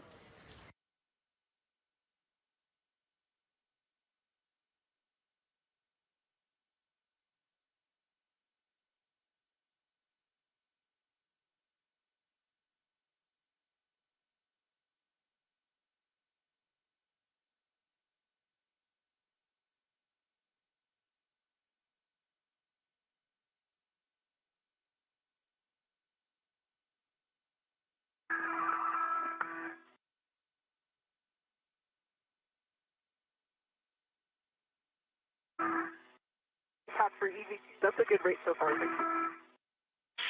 Copy that. It's kind of in the middle of off And with repressurization underway at 1:49 p.m. Central Time this afternoon, that marks our spacewalk a 5-hour and 44-minute spacewalk today.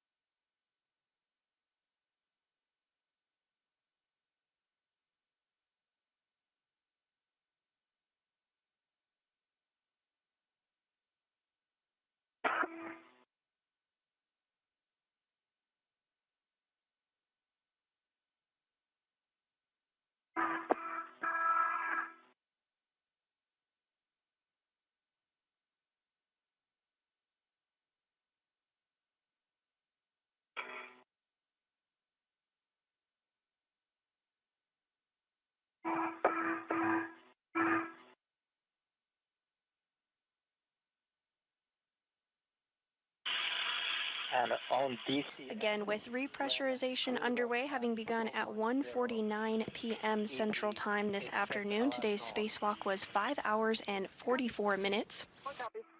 Pressure inside the airlock at 2.3 pounds per square inch and rising.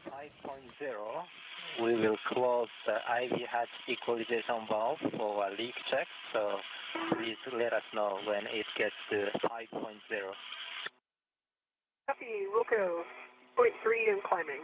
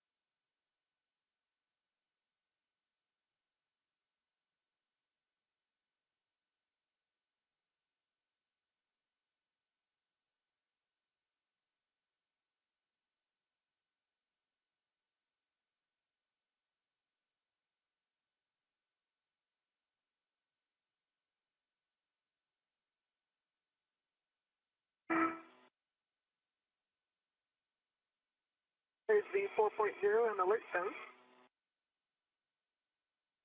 Thanks.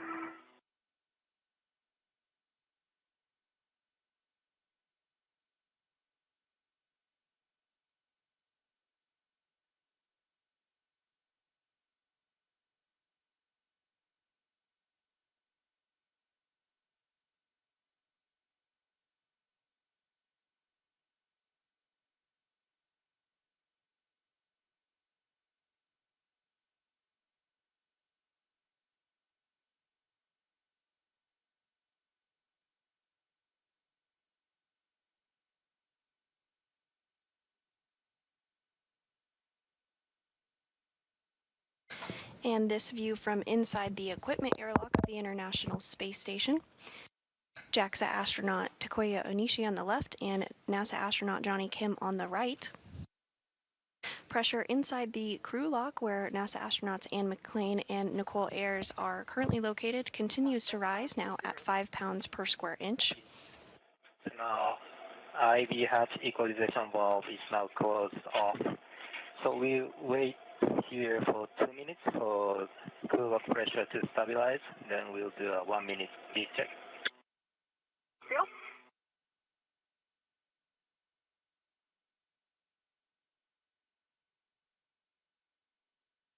And with this 5 hour and 44 minute spacewalk wrapping up, we do have some updated stats for you. Today was the 275th spacewalk in support of space station maintenance, assembly, and upgrades, the third spacewalk out of station this year and the first for Expedition 73.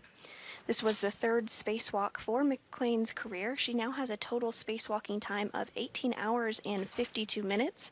Of course, for Nicole, her first spacewalk, 5 hours and 44 minutes. In total, 72 days, 12 hours and 23 minutes of spacewalking time has been recorded over the past 25 years of the International Space Station.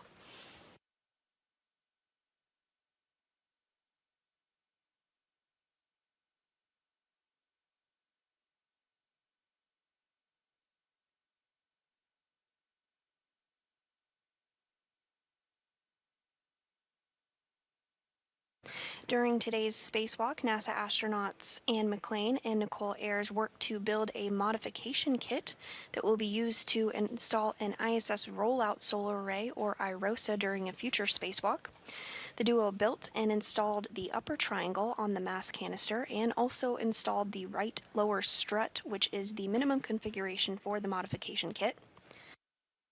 Following this, McClain and Ayers relocated a common communication for visiting vehicles antenna to ensure redundancy for visiting spacecraft.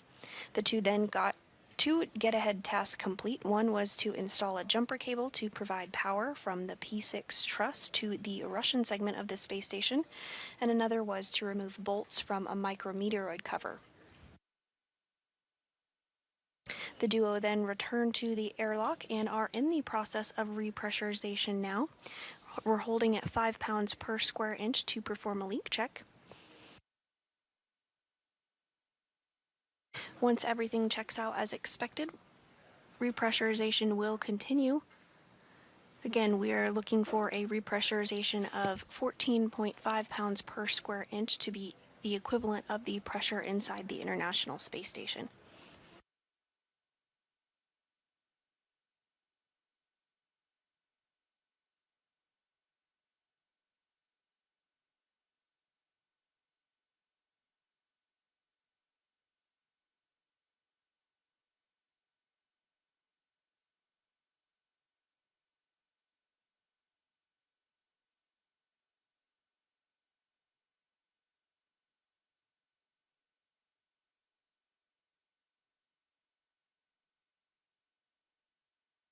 Piston airlock on spaceground 1.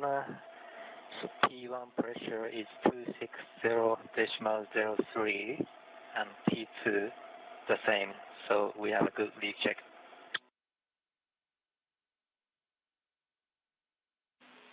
We concur. Good leak check. And with that confirmation that the leak check was good and as expected, repressurization will continue. Two blood feeders are off, OSS. EV1 off. For both members, check gloves for contamination and report back to Houston. For EV2, change to the gloves, just EA smudges. V1, no contamination. See that? There is a warning about DCS, but I'm going to skip it. So for both EV crew members on DCM, set auto actuator to IV.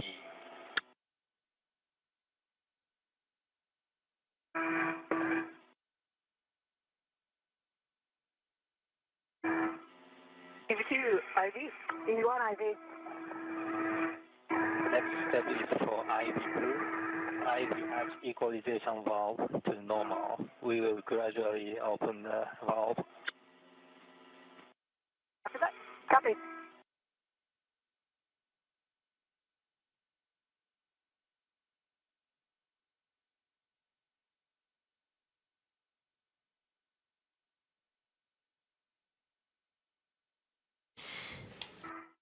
And repressurization has resumed.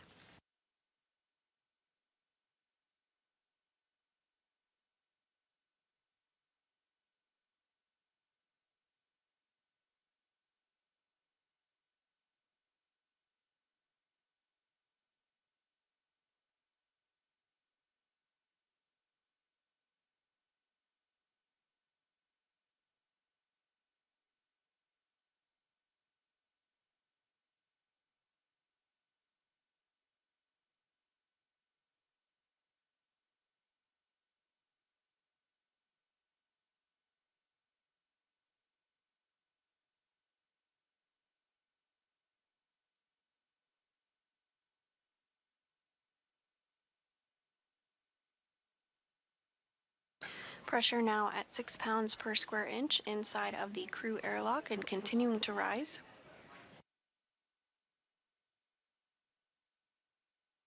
Expecting equalization between the crew lock and the airlock in about 9 minutes from now.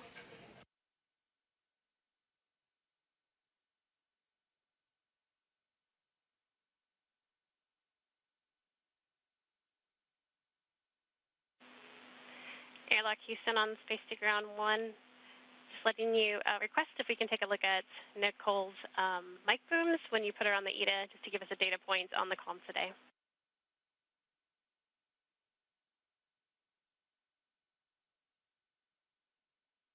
Sorry, can you repeat that?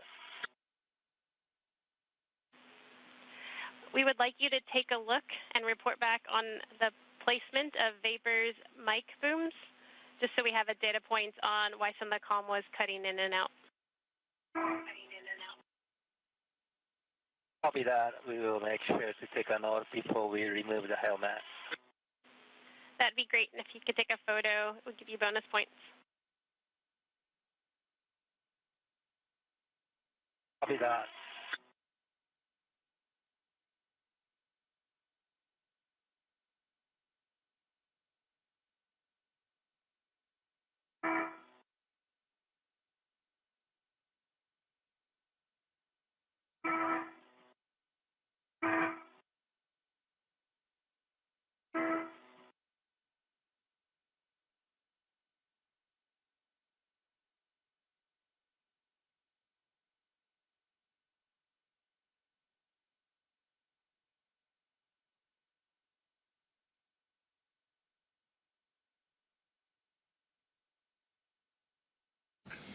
And if you're just joining us, we are wrapping up a spacewalk that lasted 5 hours and 44 minutes today, where NASA astronauts Anne McClain and Nicole Ayers worked on space station maintenance and upgrades. During today's spacewalk, McClain and Ayers worked to build a modification kit that will be used to install an ISS rollout solar array during a future spacewalk. They also worked to relocate a common communication for visiting vehicles antenna to ensure redundancy for visiting spacecraft. Additionally, the duo completed 2 get-ahead tasks, one to install a jumper cable to provide power from the P6 truss to the Russian segment of the space station, and another to remove bolts from a micrometeoroid cover. The duo is back in the airlock And repressurization is continuing as expected, now at 8.5 pounds per square inch of pressure.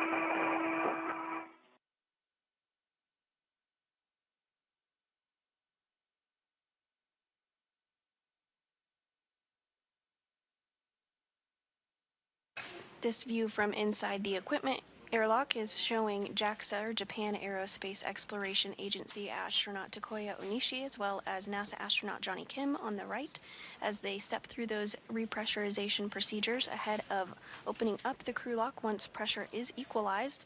Now approaching 10 pounds per square inch of pressure.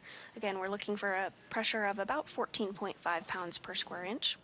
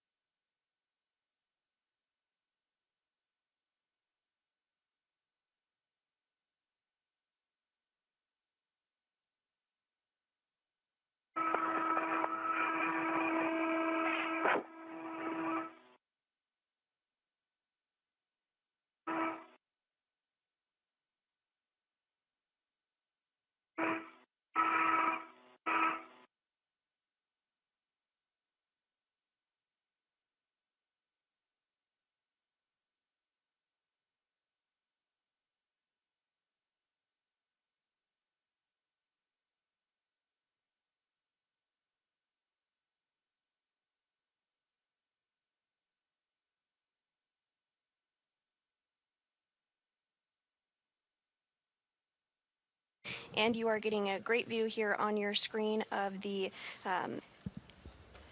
antenna that was relocated, the Common Communications for Visiting Vehicles antenna that Ayers and McLean worked to relocate 1.5 feet to ensure better redundancy for visiting spacecraft to the International Space Station. The International Space Station is currently flying 260 statute miles over the North Pacific Ocean, approaching the coast of Hawaii. Back inside the airlock, pressure is at 11.5 pounds per square inch, continuing to rise as expected.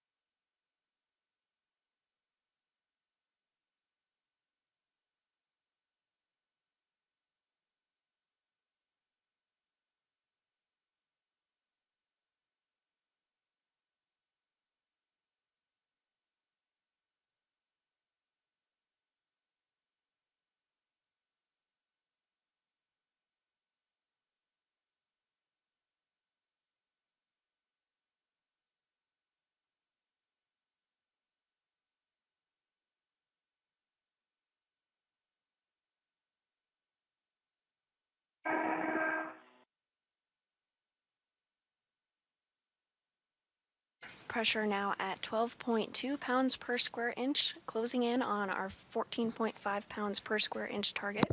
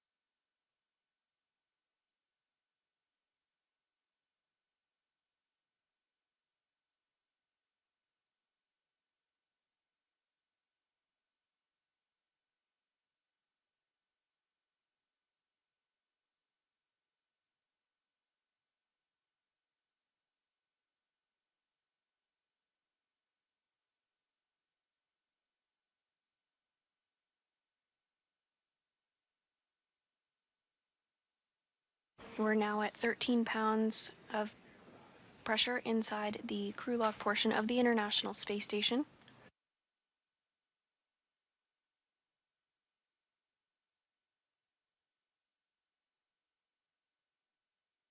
We are getting close to the nominal pressure, and when the dPdt becomes nearly zero, you guys expect alert tone. You copy. Copy. Once equalization complete, we will open the hatch and perform safer docking and suit docking. Sounds great. EV1 copy.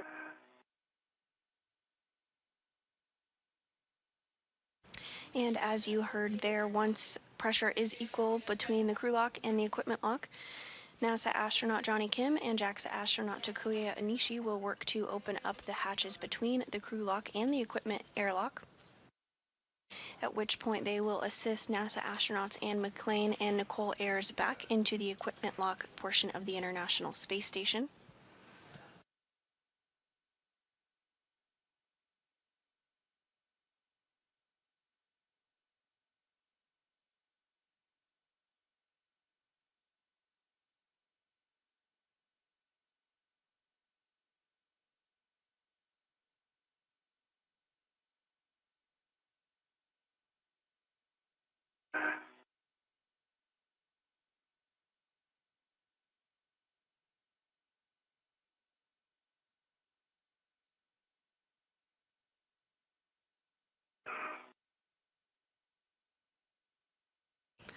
Pressure now at 13.9 pounds per square inch.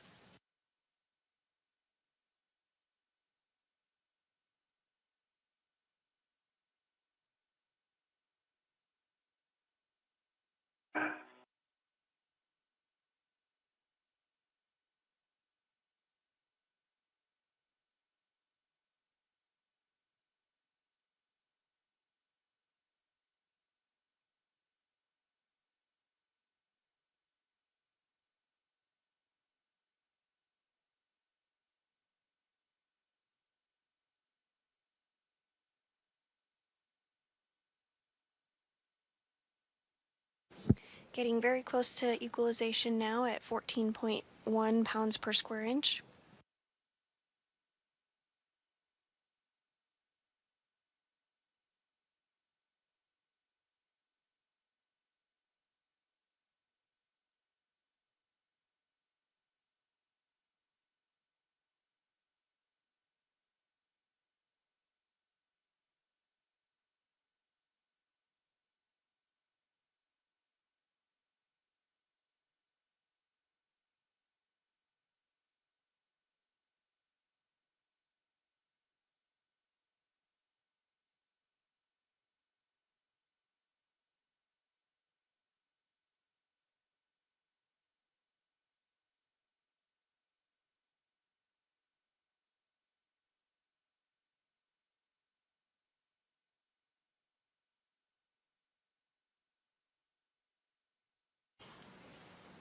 And it looks like NASA astronaut Johnny Kim is now going to work on opening up the hatch between the equipment lock and the crew lock.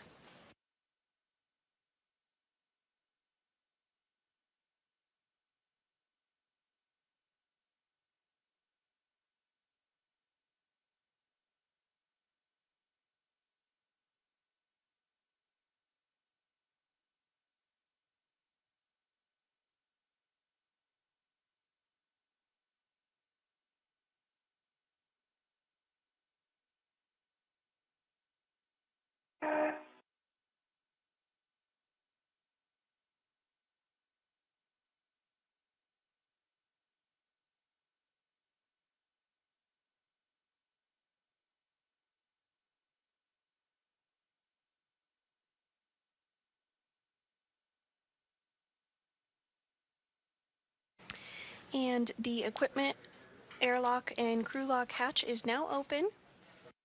First inside, it looks like it will be NASA astronaut Anne McClain. She's wearing that spacesuit with the red stripes.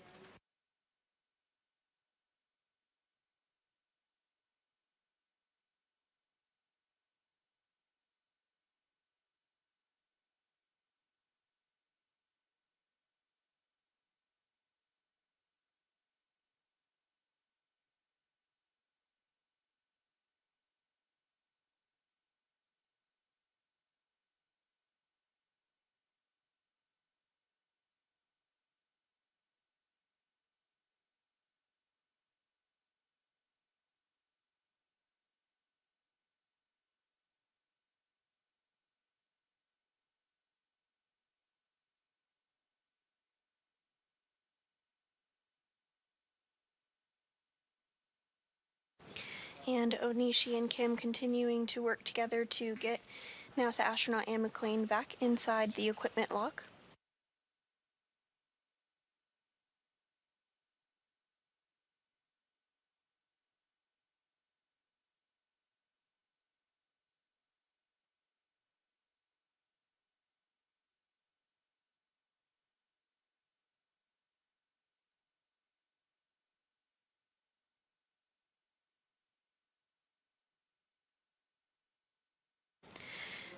They're now working to remove the safer or simplified aid for EVA rescue from McClain's backpack, or spacesuit rather.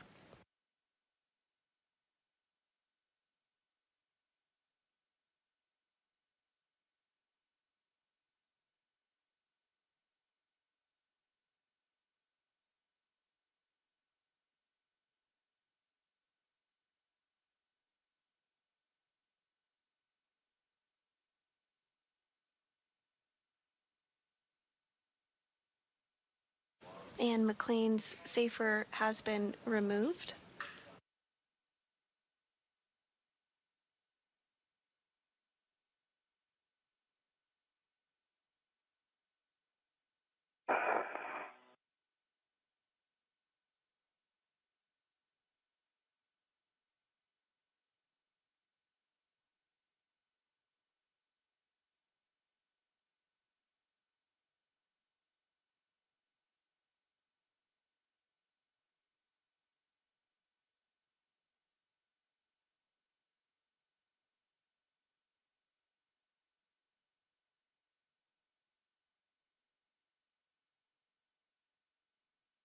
Today was the third spacewalk for NASA astronaut Anne McClain. She now has a career total of 18 hours and 52 minutes of spacewalking time.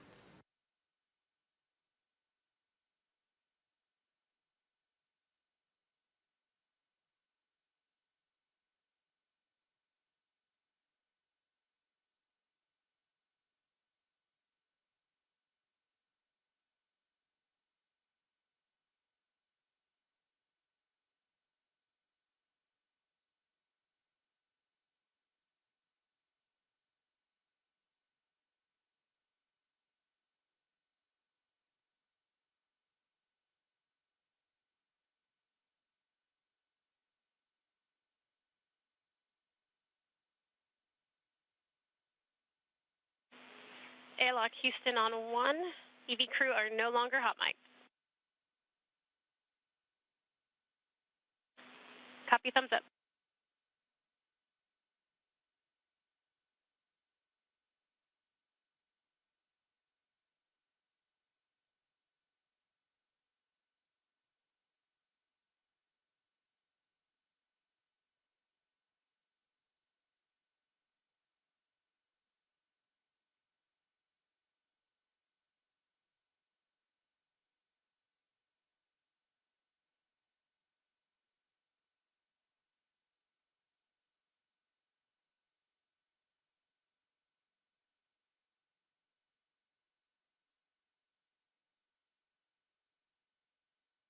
And next up, Johnny Kim is going to help NASA astronaut Nicole Ayers get back inside of the airlock.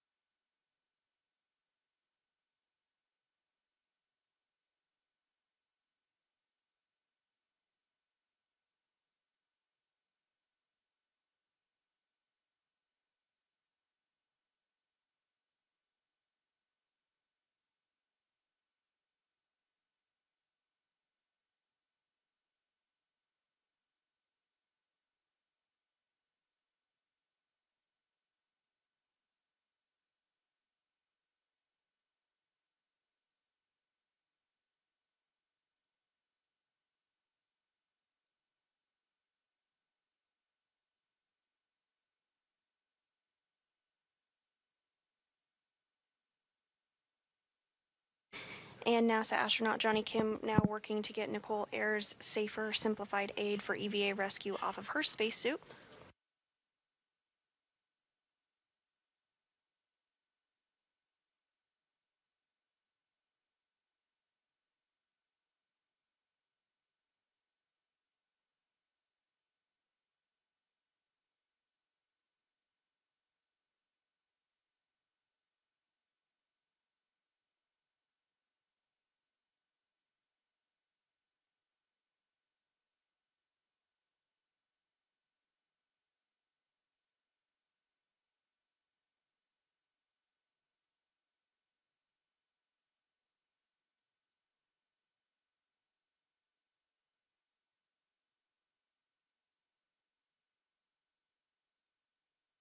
And Nicole Ayers' safer is now off of her spacesuit as well.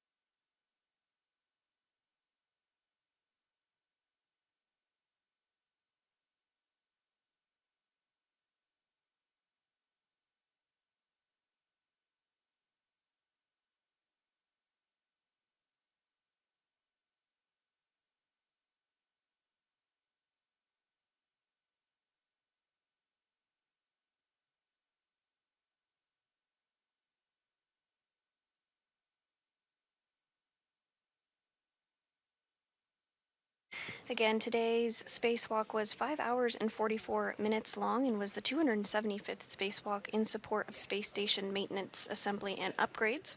It was the third spacewalk for NASA astronaut Anne McClain and the very first for NASA astronaut Nicole Ayers. The crew is now back inside the airlock, and they are working to get their mini workstations removed from their spacesuits. The mini workstation houses the tools and tethers that are utilized during spacewalks.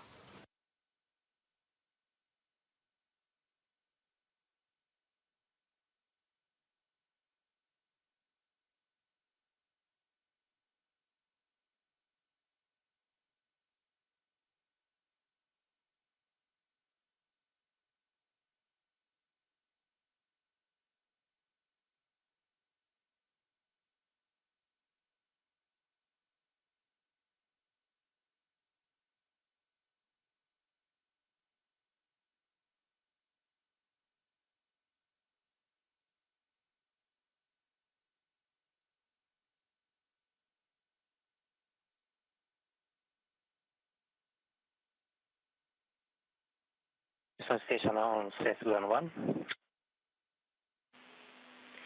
Go ahead and one talk. It's Sunday. We are hearing a little bit louder noise from EV1, probably from EMU fan.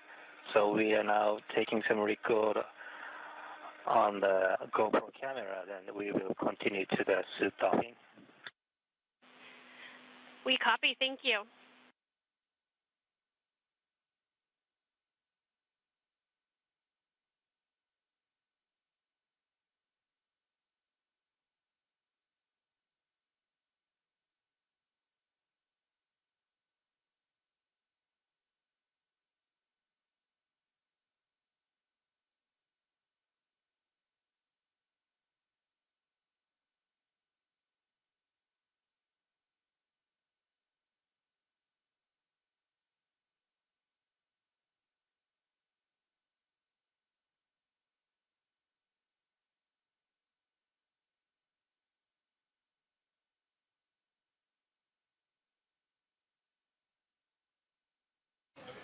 And JAXA astronaut Takoya Onishi has removed the mini workstation from Nicole Air's spacesuit.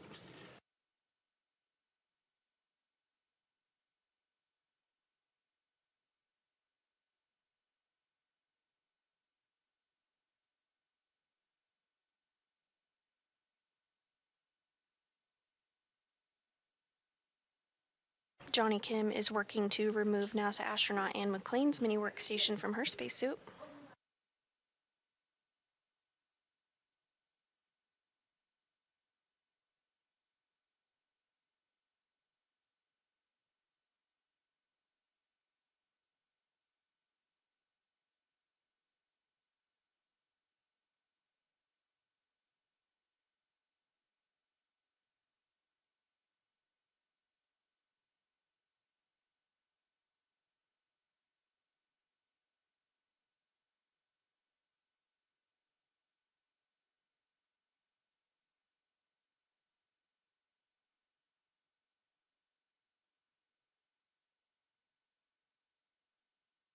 And Anne McClain's mini workstation has also been removed from her spacesuit.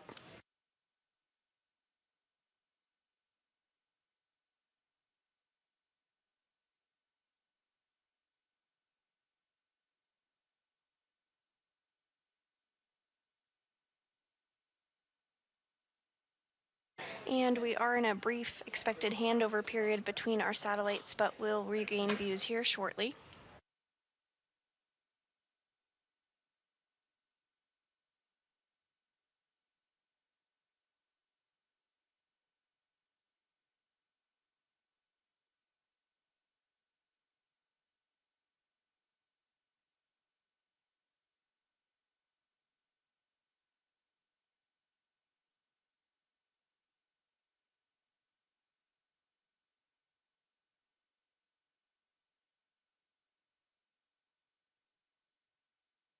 You're looking at a live view of the flight control room here at the International Space Station Flight Control Room at the Johnson Space Center in Houston, Texas. Today's Orbit 2 team has been led by Diana Trujillo during this 5-hour and 44-minute spacewalk. In the center of your screen there is also the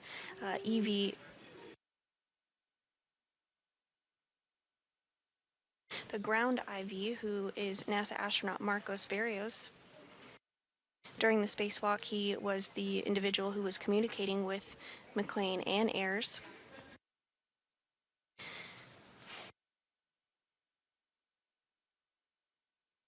And back inside the International Space Station, continuing to step through procedures to take some imagery of the spacesuits following the 5-hour, 44-minute spacewalk.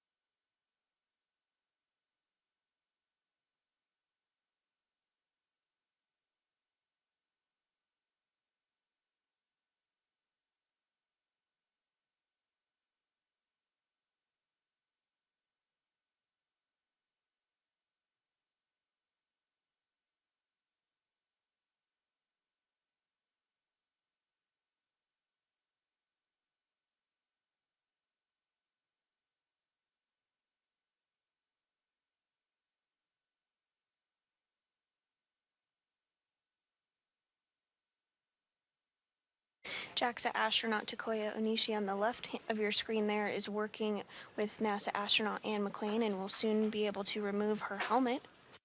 On the right-hand side of your screen is NASA astronaut Johnny Kim, who is working to do the same on Nicole Air's helmet.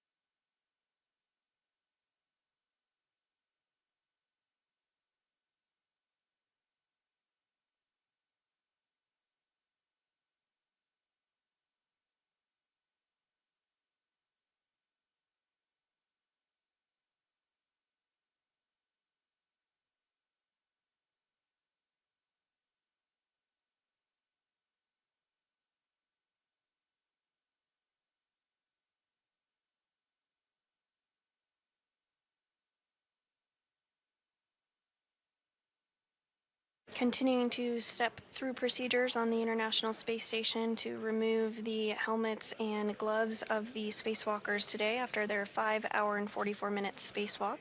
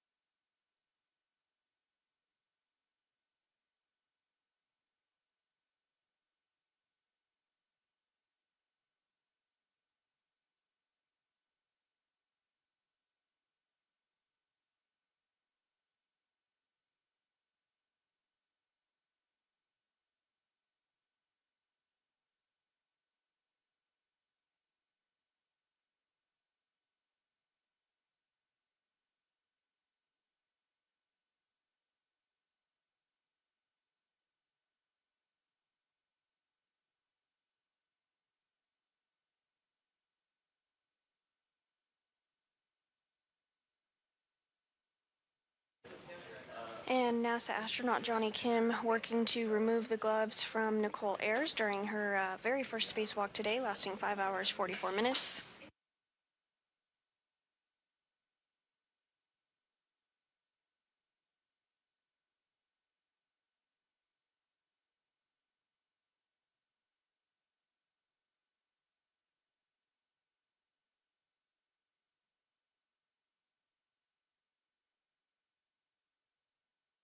And JAXA astronaut Takoya Nishi doing the same with NASA astronaut Anne McClain, her third spacewalk today. She now has a career total of 18 hours and 52 minutes of spacewalking time.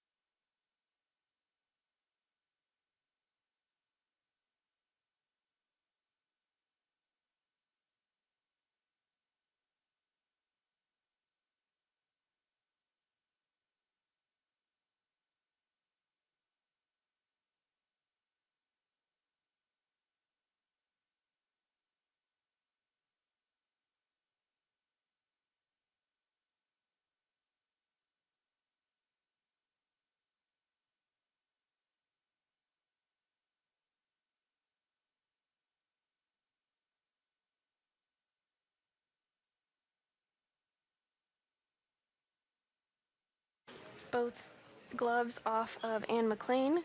Johnny Kim now going to work to get the second glove off of NASA astronaut Nicole Ayers.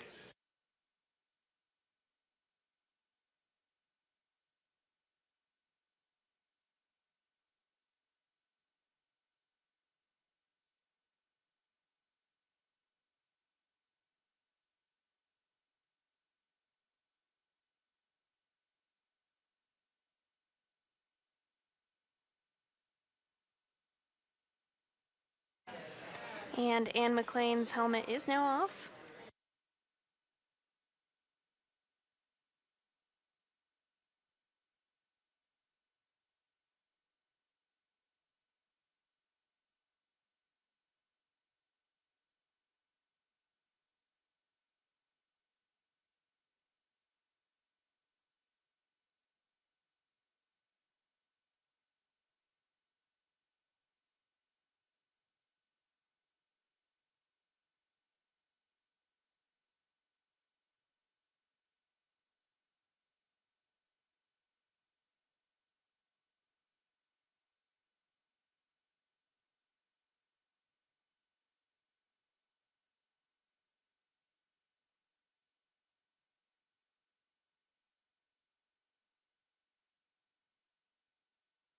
During today's spacewalk, which was the 275th in support of space station maintenance, assembly, and upgrades, NASA astronaut Anne McClain and Nicole Ayers worked to build a modification kit that will be used to install an ISS rollout solar array, or IROSA. The duo built and installed the upper triangle on the mass canister and also installed the right lower strut, which is the minimum configuration for the modification kit. Following this, McClain and Ayers relocated a common communication for visiting vehicles antenna, ensuring redundancy for visiting spacecraft. The two then completed two get-ahead tasks, one to install a jumper cable to provide power from the P6 truss to the Russian segment of the space station, and another to remove bolts from a micrometeoroid cover. The duo then returned to the airlock and completed the repressurization process. With both spacewalkers now back safely inside the International Space Station with their helmets off, that will complete our coverage of today's 5-hour and 44-minute spacewalk. This is Mission Control Houston.